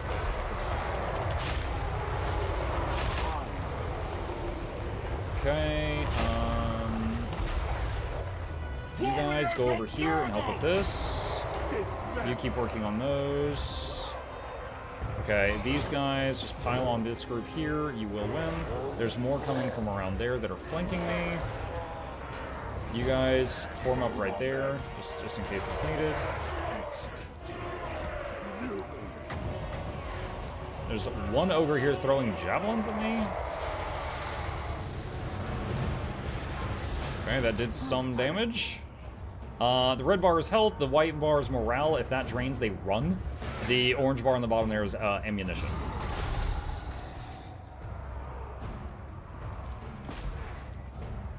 Okay, let's see. Have the chariots follow that. Let's see, you guys all come over here, except the chariots. Chase those. Alright, you guys form up here.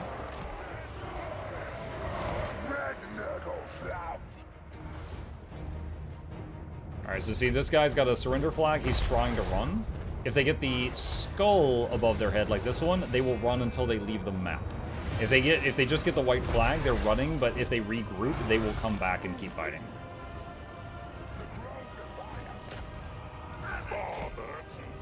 Let's see, he's not specialized in this, so this isn't going to be super impressive, but he can shoot a fireball, which hit the edge of the hill. Awesome. Yes, terrain matters in this. This spell is dirt cheap, just throw this. It's a line of poison. It'll hurt them on contact.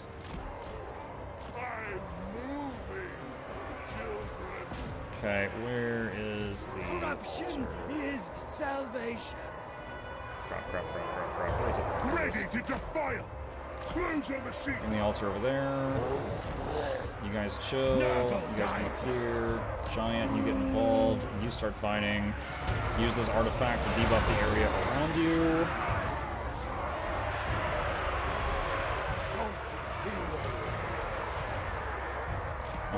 you come down here.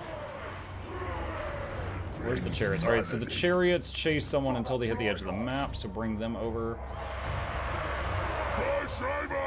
You guys go over here. Now we're micromanaging a bunch of stuff. Plague and filth. And this is the shrine that is doing a regen effect on the area around it. So I'm just bringing it over here to help.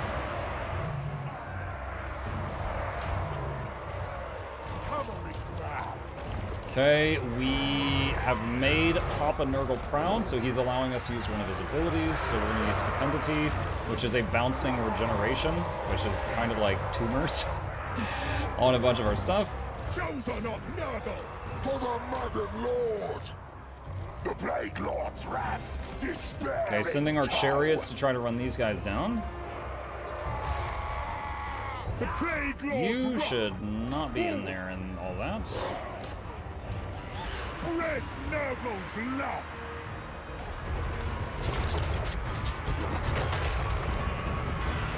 Greater Oh my god.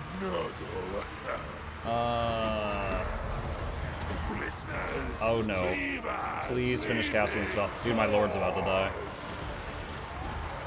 Okay, I got it. Holy crap.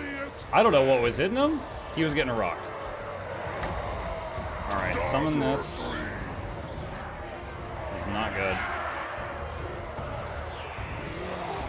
You all focus on that.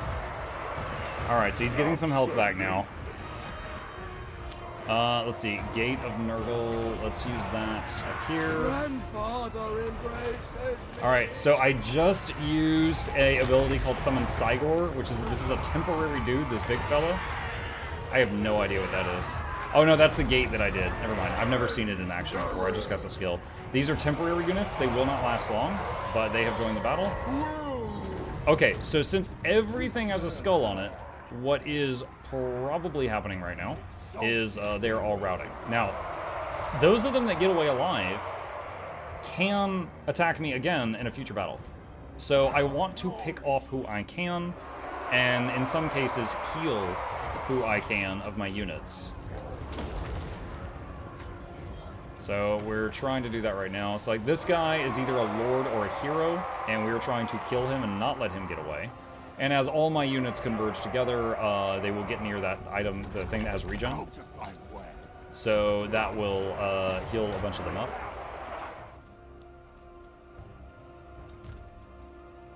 So let's see. Fleshy Abundance. All right, so we just got a big heal right there.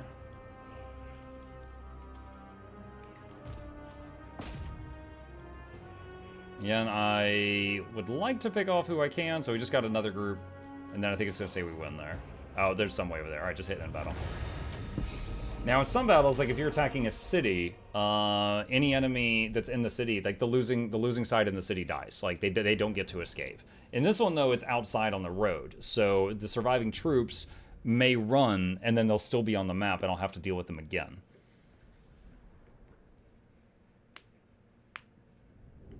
Yeah, Dennis was like level 20 or 30 when he got promoted to this new demon form, and then he went back to level 1. So the form is alright, but he's got to get some levels again. That was scary that we almost lost him there when I wasn't paying attention. Let's see. Devour the captives. Replenish your health by 3%. Let's do that. Those green skull symbols is basically disease. So we have got a dot on them. Enemy killed in battle, Dodd. Enemy killed. We got a buff on him. Oh, this guy got a shrine. Nice. Okay. So we got 2 of those now. I wish he could heal this turn, but he's in enemy territory, so it's not going to let him heal now. Let's see. Let's do... Infernal Champion. I wish he could get regen. Like natural regen, but he can't. I forgot this guy had Flock of Doom. I would have used that in the previous battle. Let's do Scouting. This is the guy that has the dragon. Scarred Veteran. Hard to hit. There we go. His job is to stay alive. Alright, so the ogres, as far as I know, is just that city and that one. This one is a city I took, then I lost control of it, and the citizens rose up. So these are actually Nurgle people here that are just being jerks. But our main goal is to take out the ogres. Okay, ignore that. And let's see what else we got. All these people have used their movement. Hey, Muck, no one at ANET contacted you to do some hands-on in Janthir? No comment. Let's see. Unclean cause. Duh. Well, hello there. Yeah, we'll go with the growth building. Go ahead and get that. That says something. I don't know what you're talking about. Go ahead and get that. And enter. Hey Mike, I want to grab Janthir, but I want to make sure I do it through your link. Do you have a direct link, or is the link I see that takes me to the front store page all-encompassing? Just to be certain, this is my referral link, and I very much appreciate you doing that for me.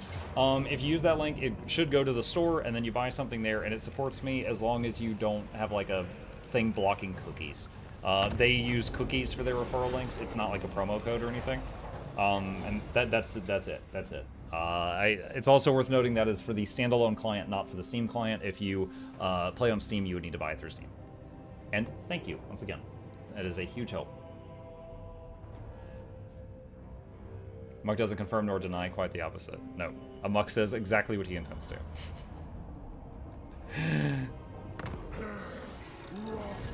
Army receives plague. Yeah, but it was my plague, that's fine.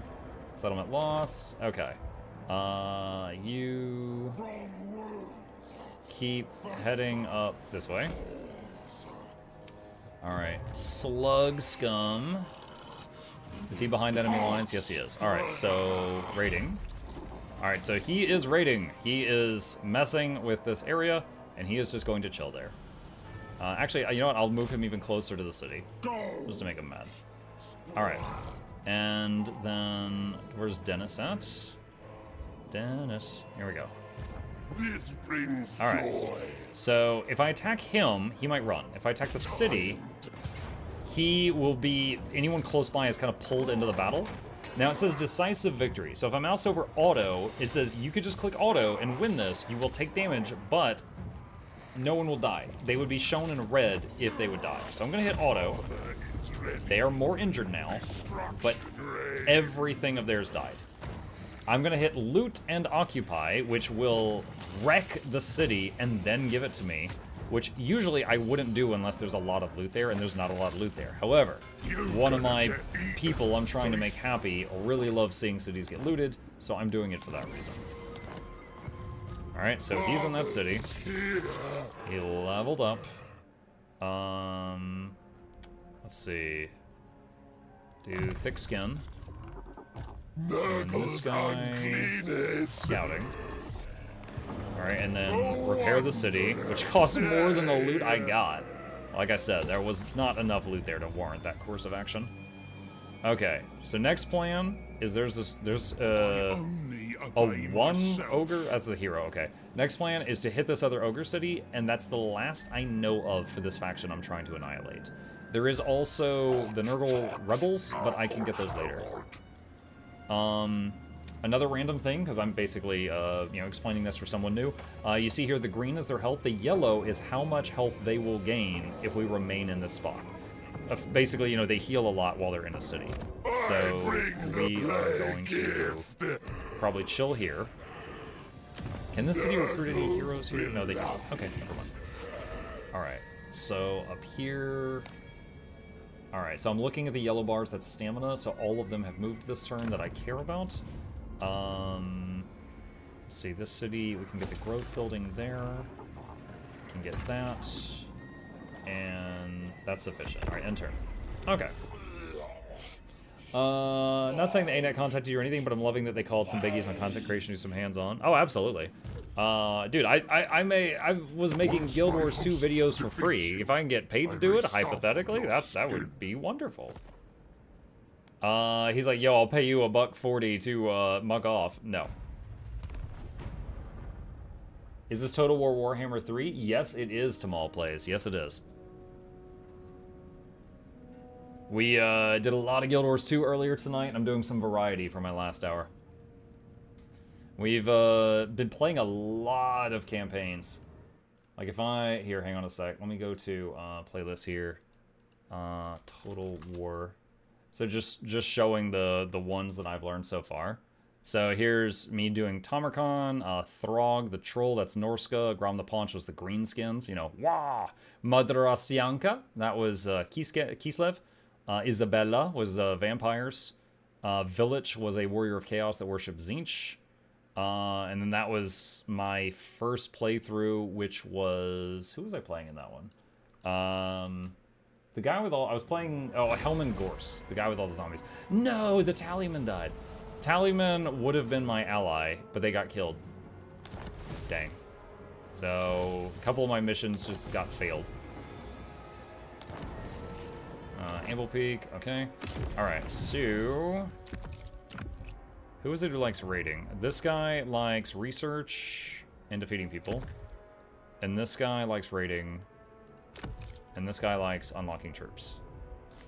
So there's a few more. You make 2 more of them happy. Okay. I could go there. I might as well just go up and then over. So let's go ahead and take out the rebels. And it's a decisive victory, so I'll just hit auto. It was a lot of units, but they were tier 1. So again, I'll hit loot and occupy, which I would not freaking do if it wasn't for the quest. Let's see. Let's add income. I'll do income and... Alright. Summersea's Plague, yeah, that's fine. Okay. This guy is just gonna keep raiding. Tamarkan, well, who is this? That's an enemy hero, that's fine.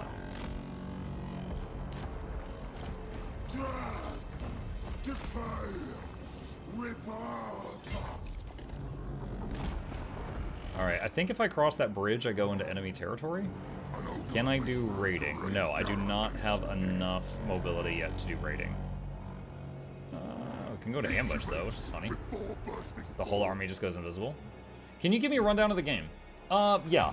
So, you start off with 1 person in 1 city. Alright, now I'm playing Nurgle, which are these big, disgusting guys that represent their god of disease and decay.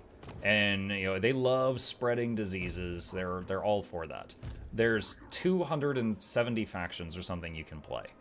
Now, these guys, when you are moving around on the map, like, you'll see 1 big unit moving around, and that represents a whole army.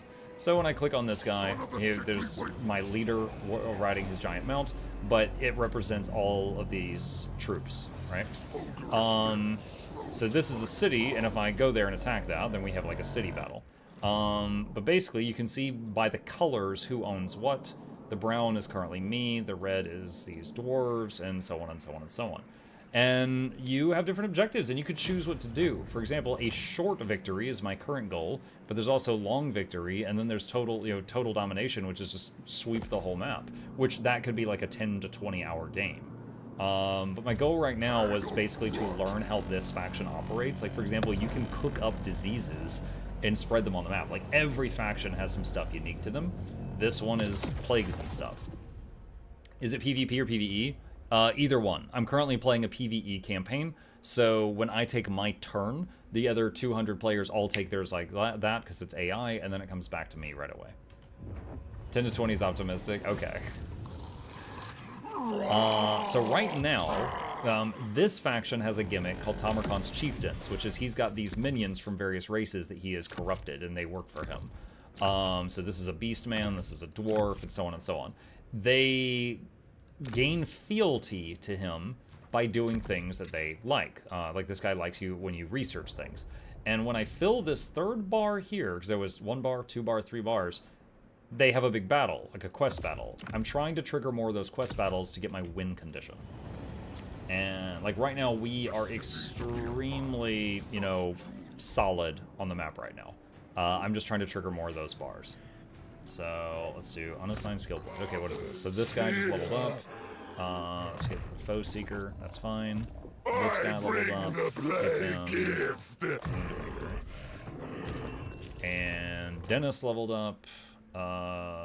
Thick skin. More armor.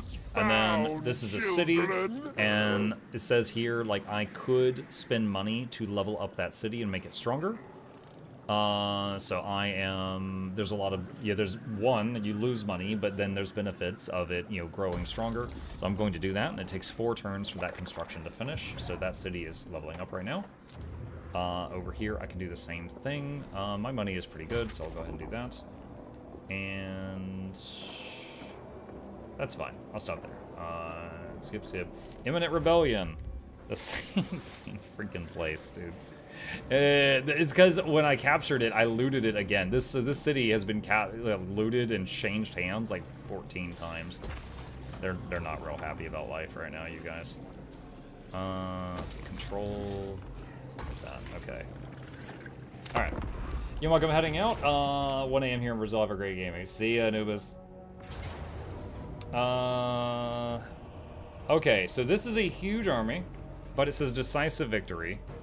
So I can just hit auto and then eat those survivors to get some health back. You may approach Nurgle's fate. Kugoth Plaguefather wants a non-aggression back. Heck yeah. There's 3 Nurgle factions on the map. One of them's dead, one of them's me, and that's the 3rd one. So if I make friends with them, you can confederate with people that are the same faction as you, if they like you enough, and then you can control all their units. Is this game free to play? Hell to the no. No, you can just buy... It is a game that has been out for a long time, like Total War Warhammer 1, then Total War Warhammer 2, and then if you owned 1, you unlocked more stuff in 2. And this is the 3rd one, and if you own 1 and 2, you unlock more stuff in 3, plus they've made like 30 DLCs for it. Fun game, not at all free to play. Oh, wondrous day! Alright, so this is a rebel army that just spawned because this city is in such poor shape. I'm just going to auto it. Just eat them. Okay, and can we reach that city? Yes. And I can auto it. I think this is the last of the ogres. Loot and occupy. Again, stupid idea, but I'm doing it for a quest. Looting a city before telling them they're under new management is typically not a good idea. What is this? Alright, this city has a special building. Cultist outpost farming tusks. Plus corruption and income. Okay. Some cities have special buildings that others don't have. This is one such case. Alright. So now the question is, where is Greasus? The ogres, I don't know where their last dude is. Okay, we've gotten... Some folks have leveled up here. Get that. This guy's like basically cavalry. He's gross cavalry, but he's cavalry.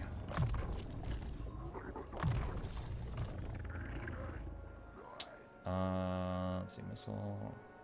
Let's get replenished troops. Deadly onslaughts. Scarred veteran. I really don't care on this guy. Father's here. Scouting. Deadly onslaughts. I wish people who only own Warhammer 3 could also play Immortal Empires. Can you not? A wondrous day. And gate. Okay. Alright. Oh, yo, there's Kugoth right there. Holy crap. He's level 32 also. We want to be friends with him. Alright, who is this? So this, I think this is just a hero, not a lord, right? Yeah, that's a hero. A hero will not keep them in the game. So the ogres have a lord somewhere? Hold on, if I double click on this guy. Where are you?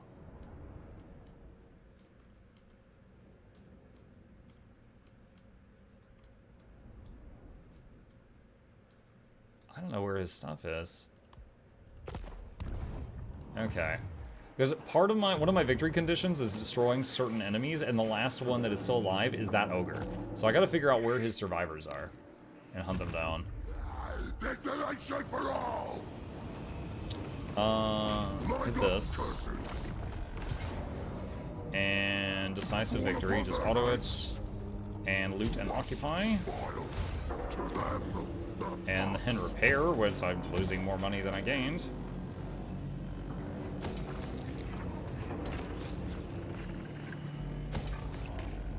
Okay, and then this one. Okay, so he's on the way.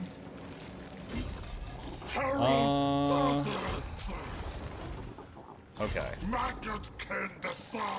So I gotta back up. I gotta. This guy's army isn't full, and if he's gonna fight that guy, we want it to be a full army. What more does it need? Oh, we can get a great unclean one. There's a lot of options here. Get more soul grinders. Get plague ogres.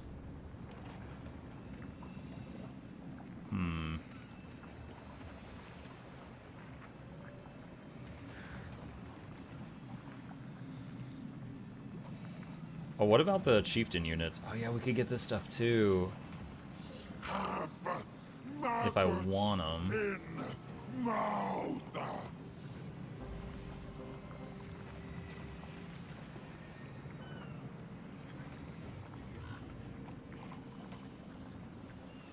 Give him the Cygor. And let's get like 2 batches of plague ogres. Okay. And go here. Oh, I can't do raiding anymore. I don't have enough movement. Alright, just stay. So that's the friendly territory. Okay. So have him chill there. And it says I've got unassigned skill points on someone. Let's finish getting that spell. And let's finish getting that.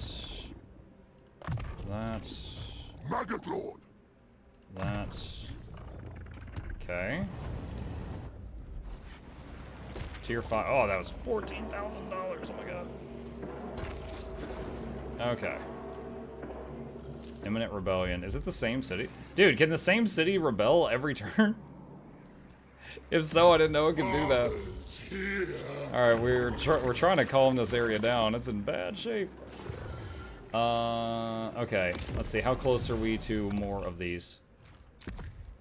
5 out of 15. 12 out of 20. This is the one for rating. 10 out of 20 on this one. Okay. Getting there. Getting there, getting there, getting there.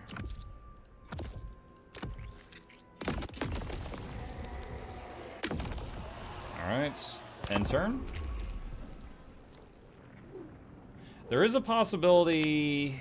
No, probably not. I was looking at the time. I was wondering if we could finish the short victory condition before the end of tonight, but I don't think that's going to happen.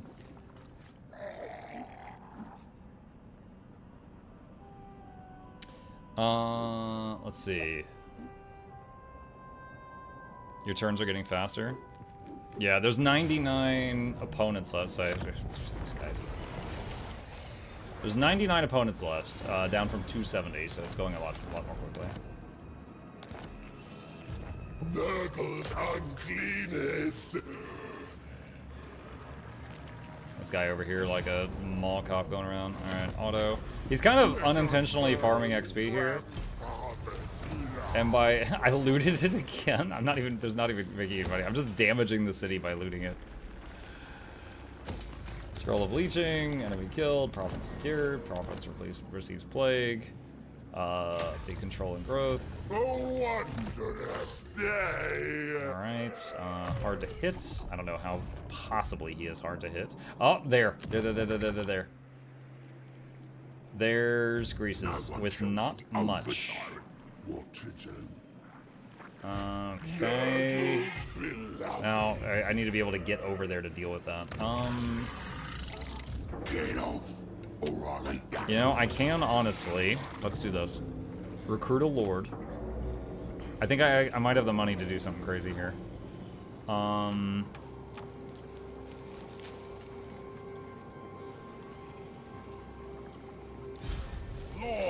Okay. So we got a lord there. All shall fester. That. And let's do an instant army. Just add water, chat.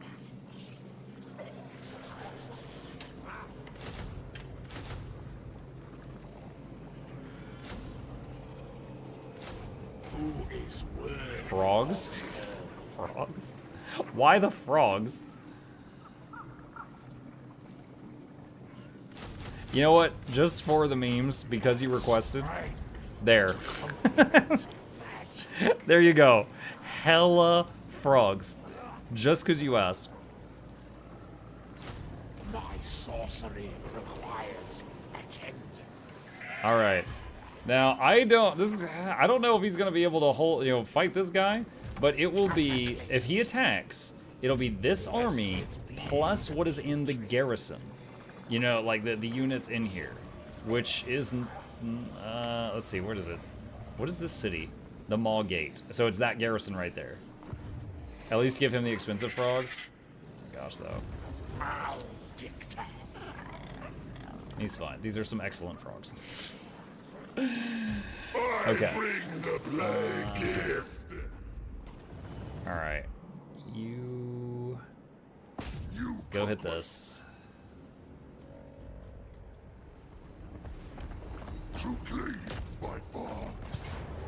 Decisive, take it. Loot and occupy. Your senses. Continue making dumb decisions because of the rewards.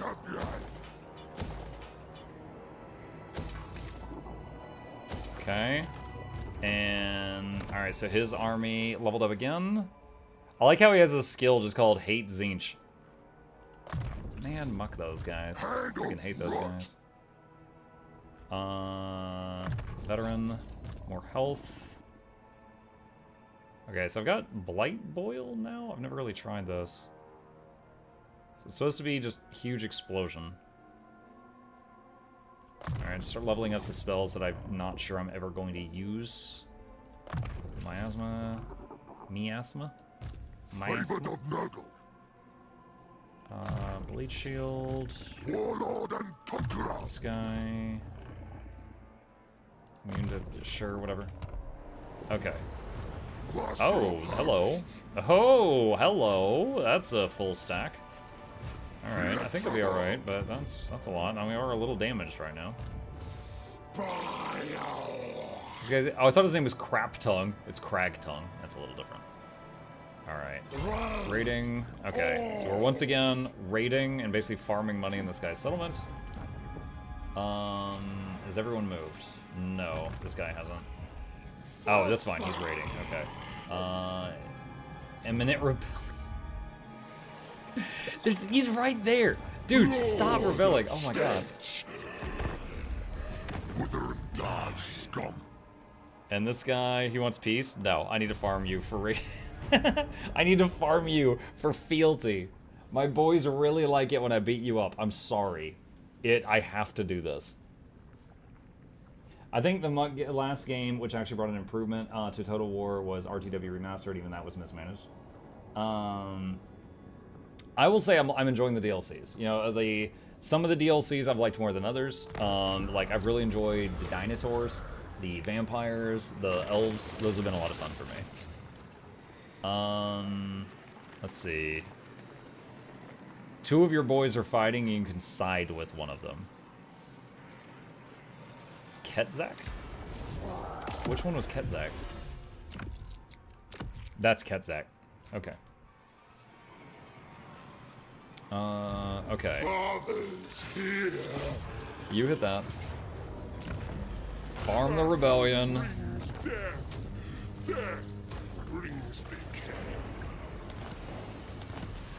Skavens have performed a scheme of doom. Oh my gosh.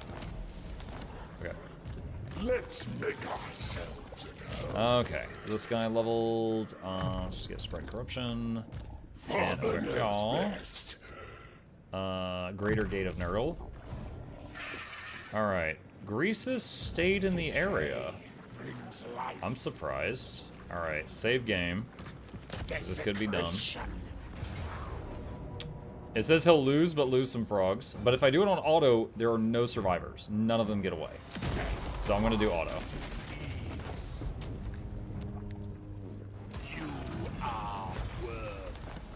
Greatsword. It does not say that all enemies have been destroyed. All shall fester. So, okay, there's.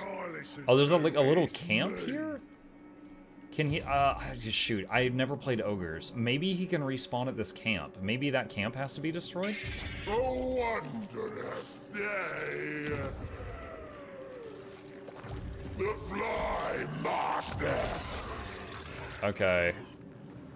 The control in the city is in the positive. Hopefully it'll stop rebelling. If so, I'll send Dennis over to take that out. Let's see. This guy... He's just chilling right now. That's a hero following him, so that's kind of whatever. Can you move right here and start raiding? Yes. Okay. So they're making money now. Does he still have a plague reducing his cost? No, he doesn't. Let's cook that up. Reduce upkeep. Replenishment. Good muking evening. Damage. Did I win the giveaway? You did, but you didn't respond, so I had to give it to someone. I ate it. But, thank you for trying. Appreciate the sub, Oren. Not moving. Okay, yeah, he's done. And, okay. Alright, where are we on this? 8 out of 15, 14 out of 20, 13 out of 20. Oh, getting there. Alright, I'm gonna skip the building upgrade and go here. Alright. I know it's almost that time, chat. I'm trying to... Okay, these guys are our friends. They want me to join their war against the Knights of Calador. Who the hell is that? Hi, who are you?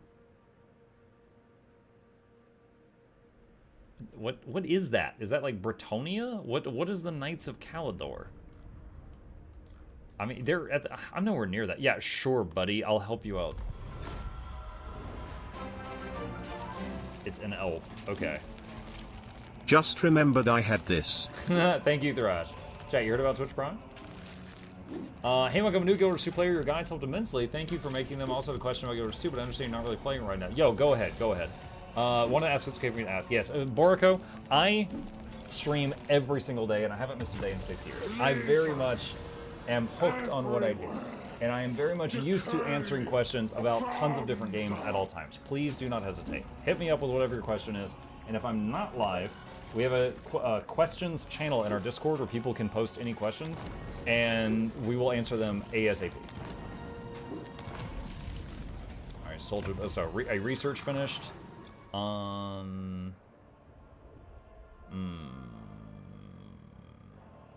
Let's get that. Okay. Give me line of sight. Okay. Let's go to the enemy we're concerned with. Go down to Dennis. And can we destroy... Wait. Did Kugoth destroy it? Wait, hold on. What? Are they gone? No. It says Kugoth... It says Goldtooth is still alive. Nurgle's uncleanest.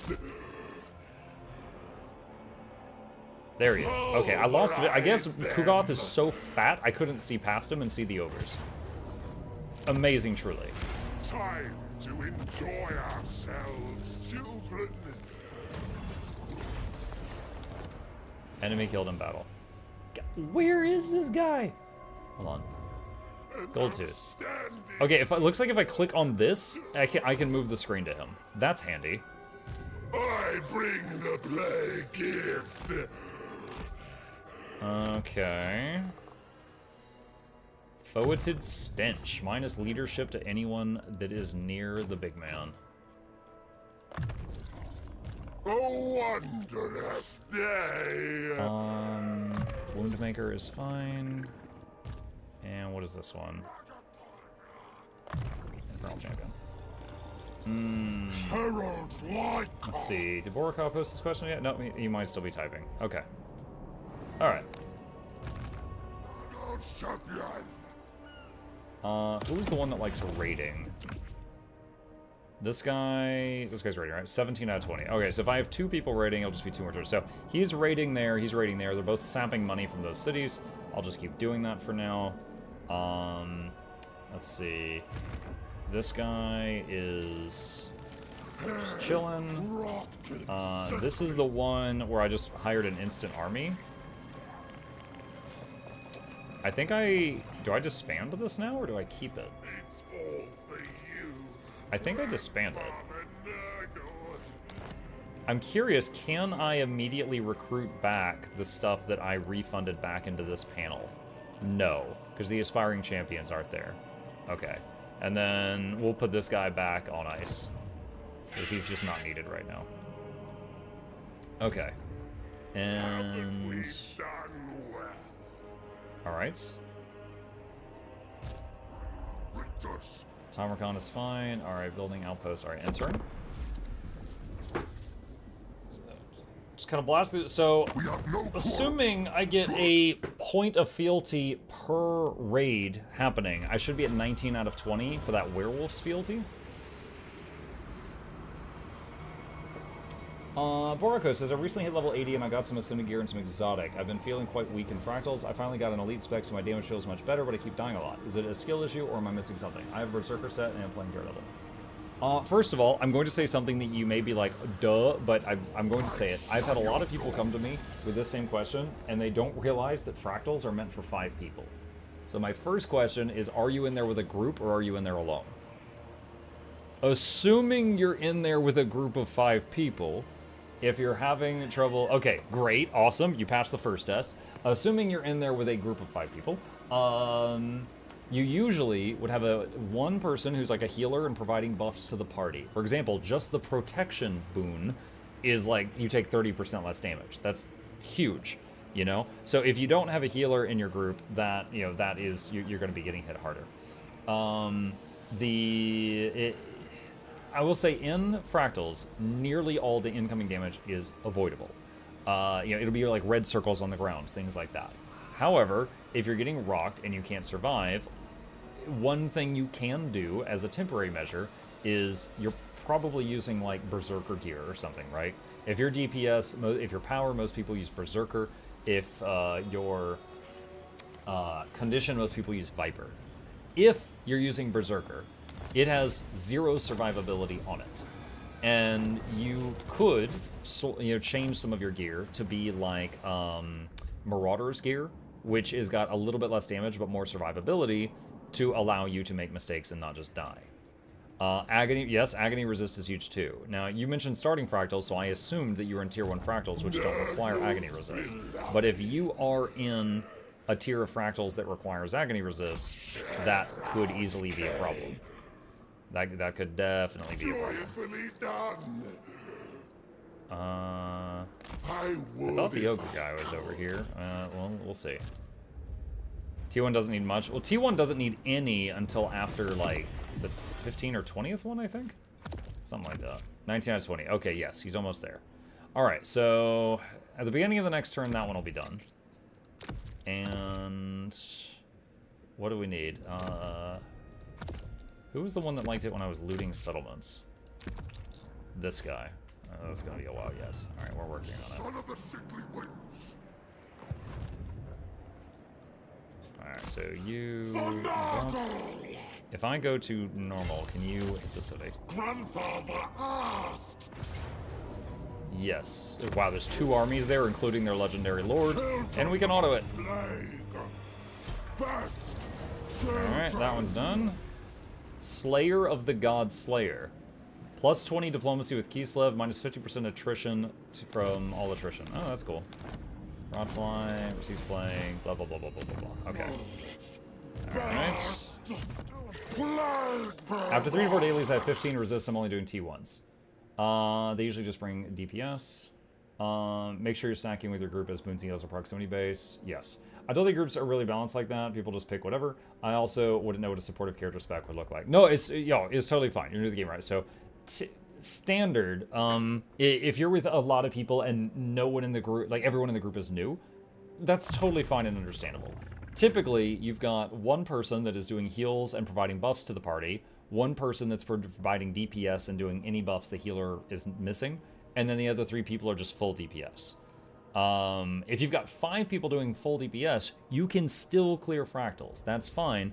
However, you're going to have to make less mistakes because you don't have anyone focusing on healing. But yeah, you in T1, everything is avoidable. You know, it's just, you know, red circle's bad type of thing. But if you're making mistakes, there are gear. For example, Celestial gear has good everything. It's not great damage, bad defense. It's good damage, good defense, good dots, good healing. It's just good across the board. So like Celestial allows you to make a lot of mistakes while you're learning, and then you can transition back to something else that you like more later on if you wish to do so, as an example. There's also like Marauder's gear is basically Berserker's gear with a little less damage, but it has like 500 toughness on it. Let's get that. Who is that? Call Me Dragon. Thank you for the prime. I appreciate that, buddy. Thank you so much. Wait, what? Oh, it's just like Norska stuff. Okay. Is it the end of the tribes? Sure, why not? Kind of just blasting through this at this point.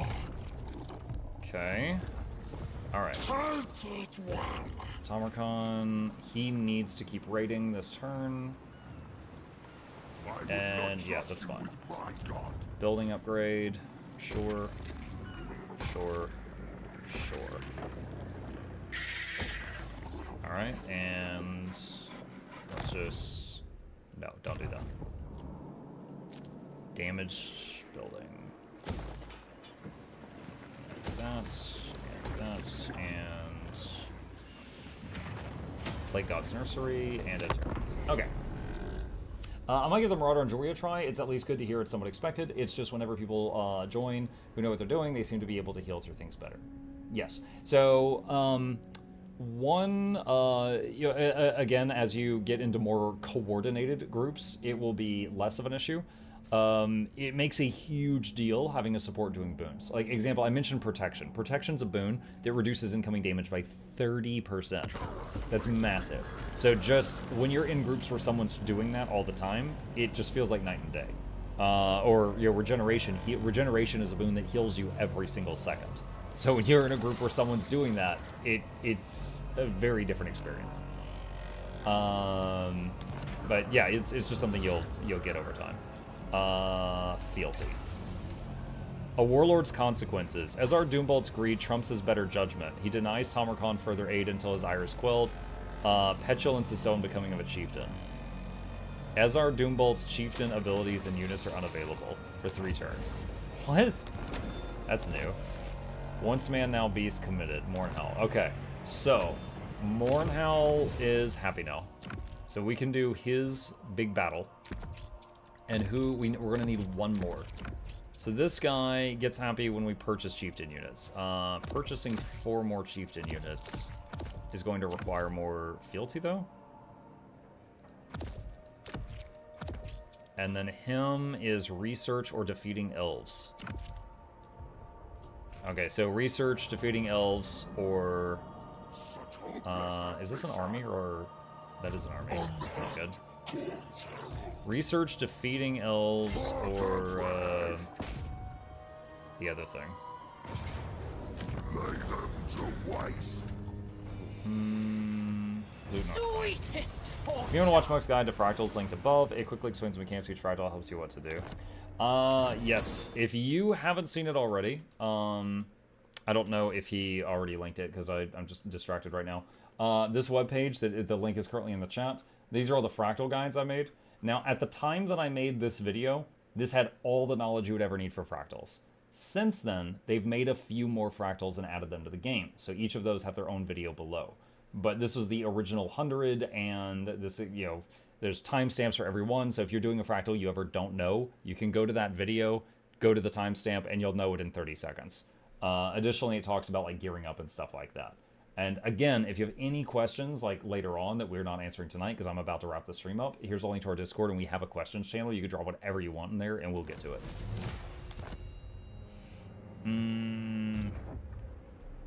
I watched it once, but I probably need to watch specific ones again because of Fishbrain. Buddy, I have watched my own guides before because I forgot how to do something that I made a guide for. Don't feel bad. I'm not even joking. Oh my gosh. My son has played Guild Wars 2 before, and he'd be like, Dad, can you show me how to get this, was it Calibulg, Ascended Sword? I'm like, yeah, buddy, I got a guide for that right here if you want to see it. He goes, no, I want you to tell me. I'm like, I'm sorry, buddy, I can't. He goes, what do you mean? And I'm like, your dad forgot how to do that. You're going to have to ask past dad, because I don't know how to do it. I'm not trying to hold out on you. I don't remember. I made a guide for this, and then I just expunged the knowledge from my head. It's gone. It is no longer here. Please be the last of the ogres. Destruction reigns.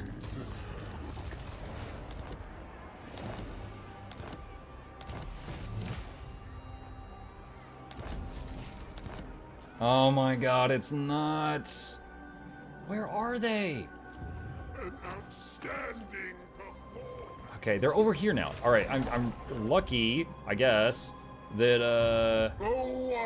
I can use that UI thing to find them. I'm like trespassing across China right now, so they're probably getting mad.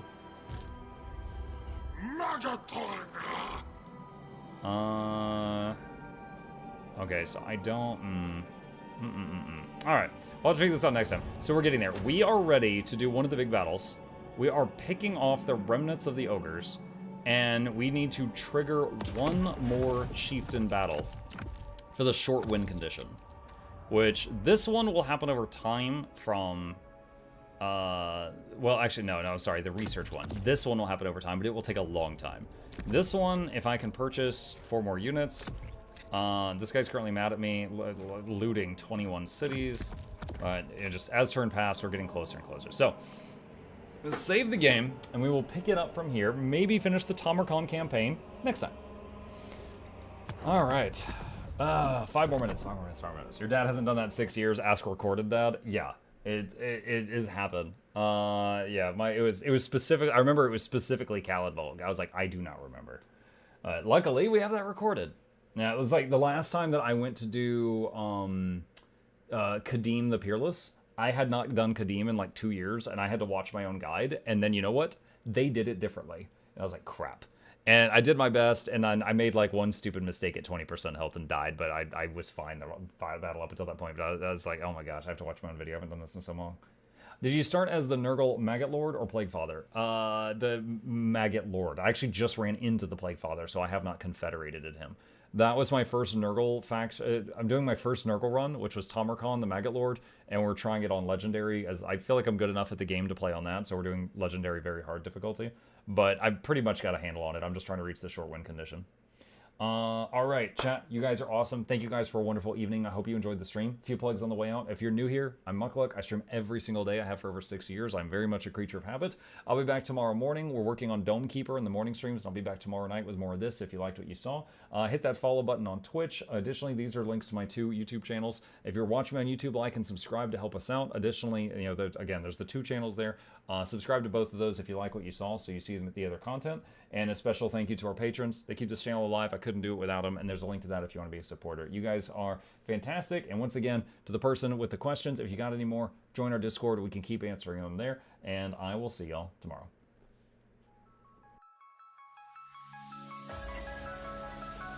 Say it backwards. Edge the need only you'll but see to take, please. Week every giveaways, beakers, the touch don't speakers, the up crank way the on is entertainment, stay the enjoy. You hope we lab the 2 viewer, dear you welcomes third the Snuffles Van Chauncey, Sir, and fourth the Esquire Reginald Bartholomew Douglas Mukluk. The words pour from his mouth, nearly tripping over themselves in their haste. My name is Zunikai. I used to be a slave here, but then I worked hard and they made me an overseer. I kept a good eye on the slaves, and if anyone slacked off, I whipped them hard.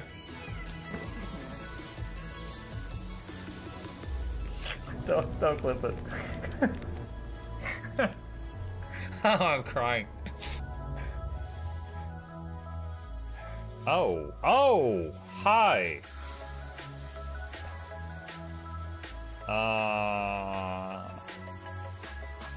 You stay there. I'm going that way. Deal. You broke the deal. Oh, Chauncey can swim. I didn't know that. How does he look so dapper while swimming?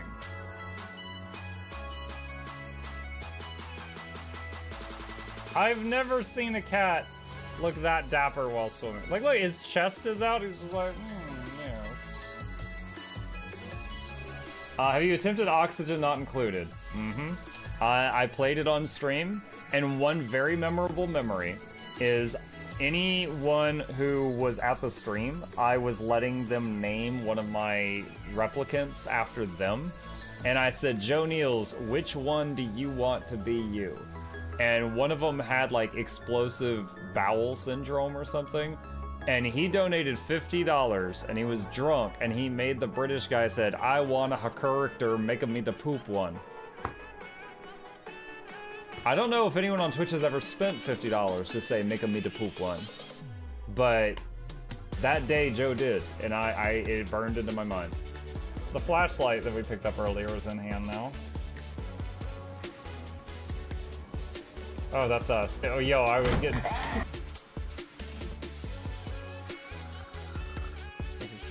The cardboard, this is not going to go well.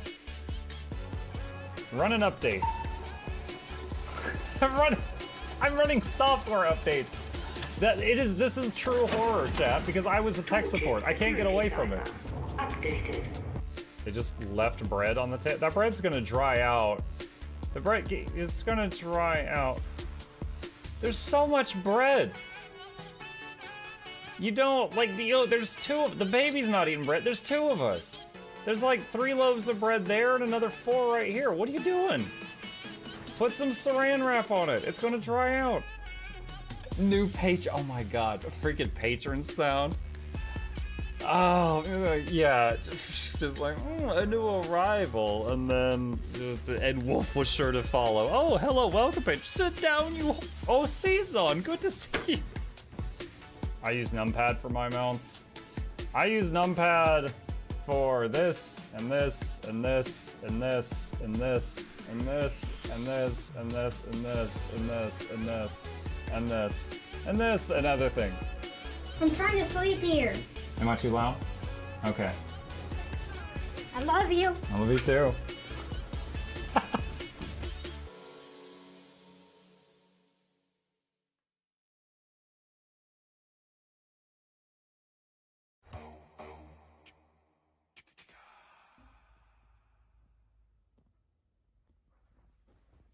You're still here? It's over. Go home. Go.